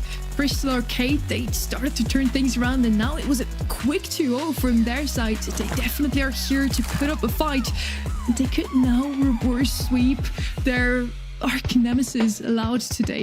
Very good draft from them as well. Great last pick to deal with the Angelo Byron comp. And Angelo actually with 0 kills in the end. The one brawler with the most range couldn't really do too much here, Uber. Yeah, that's not enough. Unfortunately, I don't also think that this comp can really get away with using Casa as their only aggressor. She is a little squishy, obviously terrible on defense, but when it comes to those all-ins, you're against an RT who will just drop legs and blow you up instantly. Like, it's not really a viable strategy. Obviously, Casa looks incredible on particular maps. This one, though, against this kind of comp, one that is so defensive, it's a huge risk to take here in what could have been a deciding set of this series. I think that might be why Loud usually likes to pair Casa with an RT, but yeah, SK Calalas was a little bit quicker to picking him up here. Definitely a wise choice to make sure that Casa couldn't really do too much here. Heading over to Ring of Fire now. It's going to be our decider map, Trev. Who's going to be the winner of the August monthly finals in SA? Yeah, big one for both of these teams, and a good map to do it on as well. See who's going to get this kind of superior draft at the moment, because so far these last few sets have been, fairly even for the most part, but definitely SKC sided, and they've been getting some great drafts. But I do feel like if Loud get a good draft, they are going to be the team to win this one, because they seem like mechanically better, but just can't get the picks that they're going to make work in these last few sets. I had questions about that. The draft, obviously, from Loud, I think maybe just hinged on some misconceptions about how they'd match up against SKC's lineup. But also, I think this SKC team are more than happy to get in their face and put them on the back foot. I think Loud want to try and have comp, and then it's even, right? That's my concern, is that even when they are, I think, coming out of that draft phase on top, they still really have to work for it here. So start there. These young guys in SKC are really going to put you to the test. They have to know that by now. Let's see what Loud have for us. Both of those teams played Ring of Fire already in the quarterfinals. Loud won with a comp around Fenix, paired with Byron and Kenji, and SK Calalas, they won their match as well. Lumi, Charlie, Hank was their comp of choice. So let's see now if those two have watched the quarterfinals closely, maybe ban out some of those brawlers. Charlie is also the most played brawler from the side of SK Calalas, the highest win rate. So if I was Loud, I would definitely ban out that brawler. Going to be left open, so probably picked up later by SK Calalas. From Loud, I would expect them to go Fenix again, because yeah, another brawler that is left open here and has proved to be capable of 1v3ing their opponents in that quarterfinal number 1, Trev. Yeah, I mean, Fenix is a great shout. I really think this brawler's incredible. Like, we saw it play out and clutch up on Dueling Beetles as well. And I was mentioning this is the map that it seems to be even better on. So it is brought out then by Loud. That gives them a great head start in this draft, I feel. A brawler you mentioned, though, Charlie, still on the table, and a very highly picked brawler in pretty much all the regions at this point. So we'll see if that's picked up as well. But Fenix is a wonderful start for Loud to get. They've got to be happy with that. I don't think there's a really easy way to overcome that. It also basically says don't play Charlie. Charlie cannot fire again until her yo-yo returns, and Fenix slows it down Fenix slows it down so much that Charlie can't actually do anything for the duration. So it's really, really annoying to play into that super. However, SKC still think it's a potent enough pick, especially with that spiderling potential and the ability to lock someone out of the game. They want to take that chance and bring her in here. Enter the Dragon Man! Well, Draco's going to come in as well. Another incredibly strong brawler at the moment. It's just so dangerous to hypercharge on this map, especially when he gets that extra range on those flames. He really makes the biggest of differences on a map like this. Going to be slowed down, though, by that Fenix super if they get it at a similar time. So that's probably another defensive measure that the Fenix will kind of have the upper hand on. Loud have another 2 picks. Going to need something to counteract this tanky nature that the Draco is going to bring in. Whether they bring in a tank of their own or just continue to go for these counters, it's going to be the Meg for now, and still a follow-up pick to come. Yeah, maybe do here something with like pretty reasonable mobility? Can you sort of kite the Draco? Are you concerned about just, you know, him constantly pushing out? Because I think Prosy really just wants to take that back bush space as early and as often as possible. Without Loud having the ability to go towards like Bonnie or B, which in my opinion would be like the go-to to answer one of these tanks, they have to get just a little bit more creative. Do they want something that has all in potential? It seems like a bad idea because of the Cocoon being present. So Berry instead comes in. The Meg Berry combo with the Finks, really well-rounded setup. It's definitely more defensive and more space control oriented than what SKC are going for. Yeah, I really like that Berry, and I think it obviously takes it off the opposition as well, so it's a solid shot to get it away from that Draco, because that would be a dangerous pairing. Not that Meg and Berry isn't a dangerous pairing as it is, so I like this for Loud. Gonna have to cycle out so many supers to just be able to out-heal this damage that Draco's gonna bring in, and also Olu as well, who hasn't really been in the meta massively at the moment, but will be picked up by SKC, so we'll see if that's going to pay off or not. Against the Meg should be fine, but when that Fink Super's down, those Ice Rings are going to take a while to drop. Okay. We are locked in here. Loud and SKC. It's only fitting that we go to a final set in this series between these two teams. Our question, who is the best team in SA? Who is going to put this region back on the map when we head to Worlds later on, to say nothing of what we have at LCQ? Let's lock in, folks. We're going to have the Lou here set up. Finally, something EMEA coded for you Europeans amongst us. Will it pay off? Well, constant Berry shots coming down, keeping Kyodog alive, and a super will be used as well. Adinho TPing back, trying to get some shots onto Prosy, doing a great job here as well. Gadget going to be used, and honestly, not the most incredible gadget from him either, and they do still have a lead here as well. Kyodog sliding forwards. Here's the hypercharge already, and it took a while to get there. And another Lu super for the side of SKC. Prosy on the move up here, and Daniel has to respect it, so Gadget's on away from the inevitable cone of fire from that dragon form. However, SK Calalas have been able to turn this into a bit of a lead. Loud quickly rested back, and Adinho wins out against the Draco. That is massive. Hypercharge super there for Firecrow. It's going to be tough to shift Loud right now, but in they come. Hypercharge super from RHC. Locks him in place, and Adinho chooses to be cryogenically frozen. Fair enough. That allows the Lu to cycle a couple of supers. Firecrow working on the clock to keep Kyodog inside that mech, but against that super of Prosy, it's not possible. Yeah, well, another Fink super coming in from Adinho, then slowing everything down, and that's the Lu super included as well. Kyodog will hop back into the mech here. Has a hypercharge on the right-hand side. Shouldn't take him too long to get a super, and a big swing should follow that as well. Prosy has a hypercharge of his own, just waiting for the right moment to use it. KR so low, and there's the hypercharge from Prosy as well. This is surely going to be a win for SKC. A heal from mid to right-hand side for Firecrow. Now Adinho using his time warp again. Again, Loud needs to spend time on the point. That's the only option. Caught inside a cocoon here. This is going to give SK Calalas more of a lead. And they're going to get back of it. Kyodog taken out of mech and taken down. It looks like, even with a good comp, Loud are just losing out to this raw passion, this raw aggression for SKC. They're going to take the first round, of this final set and set themselves up with a shot at the title. Well, match point then for SKC. Loud have lost 2 sets in a row, and now the game following it as well. They've got a lot of work to do. 2 in a row needed from them just for the one of SKC. This could be one of the biggest turnarounds in BSC this year, with a big reverse sweep in the last grand finals of South America. RAC chunked straight off the bat. Kyodog looking to get forwards here. Adinho wants to keep Firecrow healed up. It's going to be tough to do with that cocoon in play. Kyodog is not playing point at the moment, but instead, Loud have had to move him out to fight against the Draco, which is definitely not ideal. They've really had to contort themselves into a particular shape to deal with this SKC composition. So now Adinho and Firecrow have to fight for point control, and for Finks, that's generally fine, but oh god, the Charlie is such a problem. Nice dodge there off the cocoon, but the Spiderlings are still spawned as a result of it, and Prosy is still doing whatever he wants on the left side. I think Loud are cooked.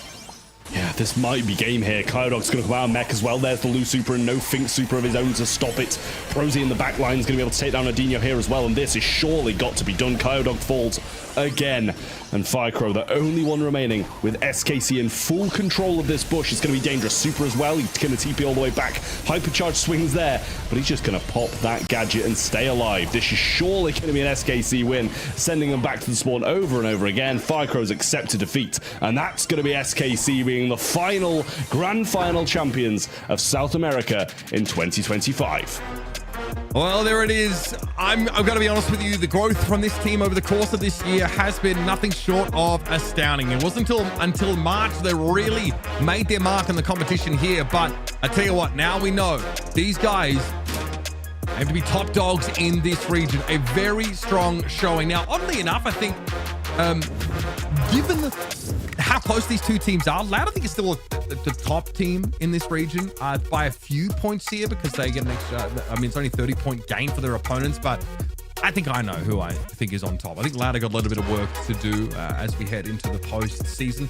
Good showing from them, but that last set was lackluster. SKC definitely showed up to put up a fight today. They only ended up dropping 3 sets in total today. Once again, a very good draft from their side. Finally, we see a Lu in this region. I'm super happy. Again, living up in the Charlie end of things, both of those teams kind of left open that one brawler that they so desperately wanted to have, but Charlie seems to be the one to, pay off a little more. So congratulations to SK Calalas. They will be the ones to take home their 3rd monthly final crown this year, Trev. Yeah, I mean, it's incredible for them. I mean, I've just got to express my disapproval of Uber at the current moment as well for jinxing our predictions. Reverse sweep, just because of what he said, and I think Loud need to have a little bit of a word with him as well at World Finals, possibly for making them lose this game. I mean, I'm not sure what he's putting the sunglasses on for. We've just kind of failed there a little bit, but I don't see it. I don't perceive it. I can't hear that music turned up. I've got the Sabrina Carpenter in my ears, and I don't know what you mean, man. I mean, that's something I can approve of. Maybe not your jinx, but I can approve of a bit of Sabrina Carpenter. Well, I'm also mad. I didn't ask. It seems that you have jinxed all of our predictions. Loud was actually picked by 3 of us, and then we had Reddy that predicted SKC to win. So welcome back to the stream. We don't really want to hear too much about predictions, please, Reddy. You get your little moments to celebrate, but after that, let's just talk about their performance. Yeah, no gloating, nerd. Yeah, you're muted, by the way. I guarantee he was laughing at us as well. No, say it again. No, whatever you were to say. You lost the chance. Trash talk, you can say it again now. No, we'll give you a chance. Oh, no, I was just going to say, woo, and that was it. I was going to make it short and sweet. That's a celebration for me and for Kenny. True. Kenny is also He's already celebrating. He clocked off early. And now we're in the last stretch. We have 3 out of 4 monthly finals now behind us here in August, with South America also done and dusted. SK Calalas claims to win. Only 1 more to go tomorrow already. My goodness, what a day this was for SK Calalas. Let's walk through the journey for both of our finalists here. Loud, they started off versus Agorasim in the quarterfinals with a 3-0, then knocked down Casa Brawl 3-1, but I don't think Casa Brawl was too upset. They managed to get themselves to the LCQ along the way. And then for SK Calalas, they started off with a 3-0 versus Level Esports, then in the semifinals, the 3-1 over BC Gaming SA, and then pulled off a reverse sweep literally at the brink of defeat. They were at match point in set 3, but they still pulled it back in the end. It's a wrap for South America. BC Gaming and Casa Brawl have locked in the last 2 LCQ slots, while Loud and SK Calalas SA once again proved why they are the titans of the region. Special shout out here also to SKC. They're the only ones in this region to claim 3 monthly final victories, so they can celebrate double today. Not only the World Finals ticket, but also the win today again. And now, Uber, let's guide us through the current leaderboard. Not too much movement going on here. No, in the words of Ninja at New Year's Eve, we need some more movement down there. You know what I'm saying? I mean, it's a 7-point difference between Loud and SKC, and frankly, they were already ahead by like a healthy margin coming into this month. So despite SKC being our champions, technically Loud are the top team in SA, and that matters. It matters for seeding when we head over towards Worlds. And of course, we had our LCQ clinch scenario solved after our quarterfinals, so it's great to see now we finally have our 4 representatives from this region for post-season Brawl competition locked in. Let's go down the line for the second to last time this regular season. What are you looking forward to the most tomorrow? Any matches you circled as a must-watch for NA?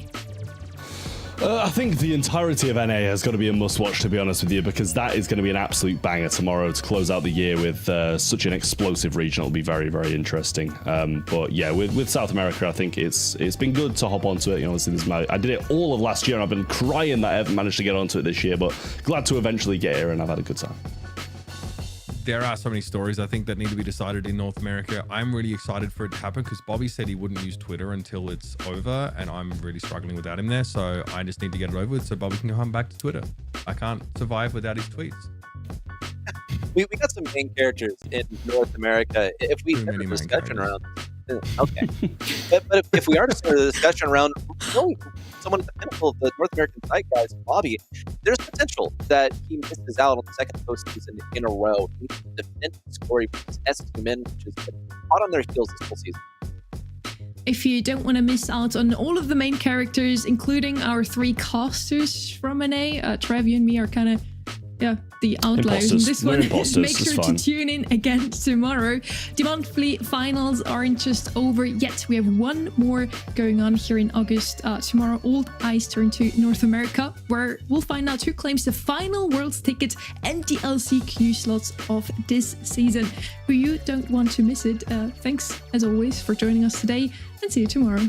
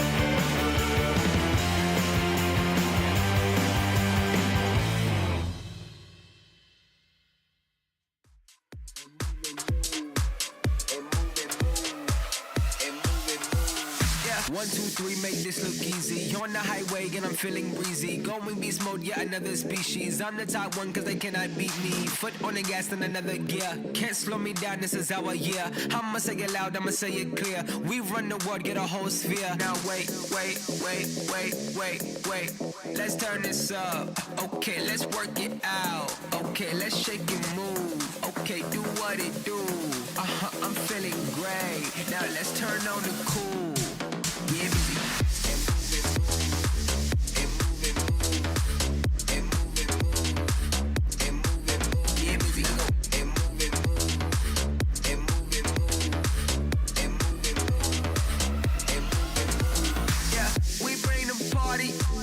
We making noise. Balling's our hobby. Tryna make your body bump. Let's light the dance floor up and do it like we want. Now wait. Let's turn this up. Okay, let's work it out. Okay, let's shake and move. Okay, do what it do. I'm feeling great. Now let's turn on the cool. Get busy.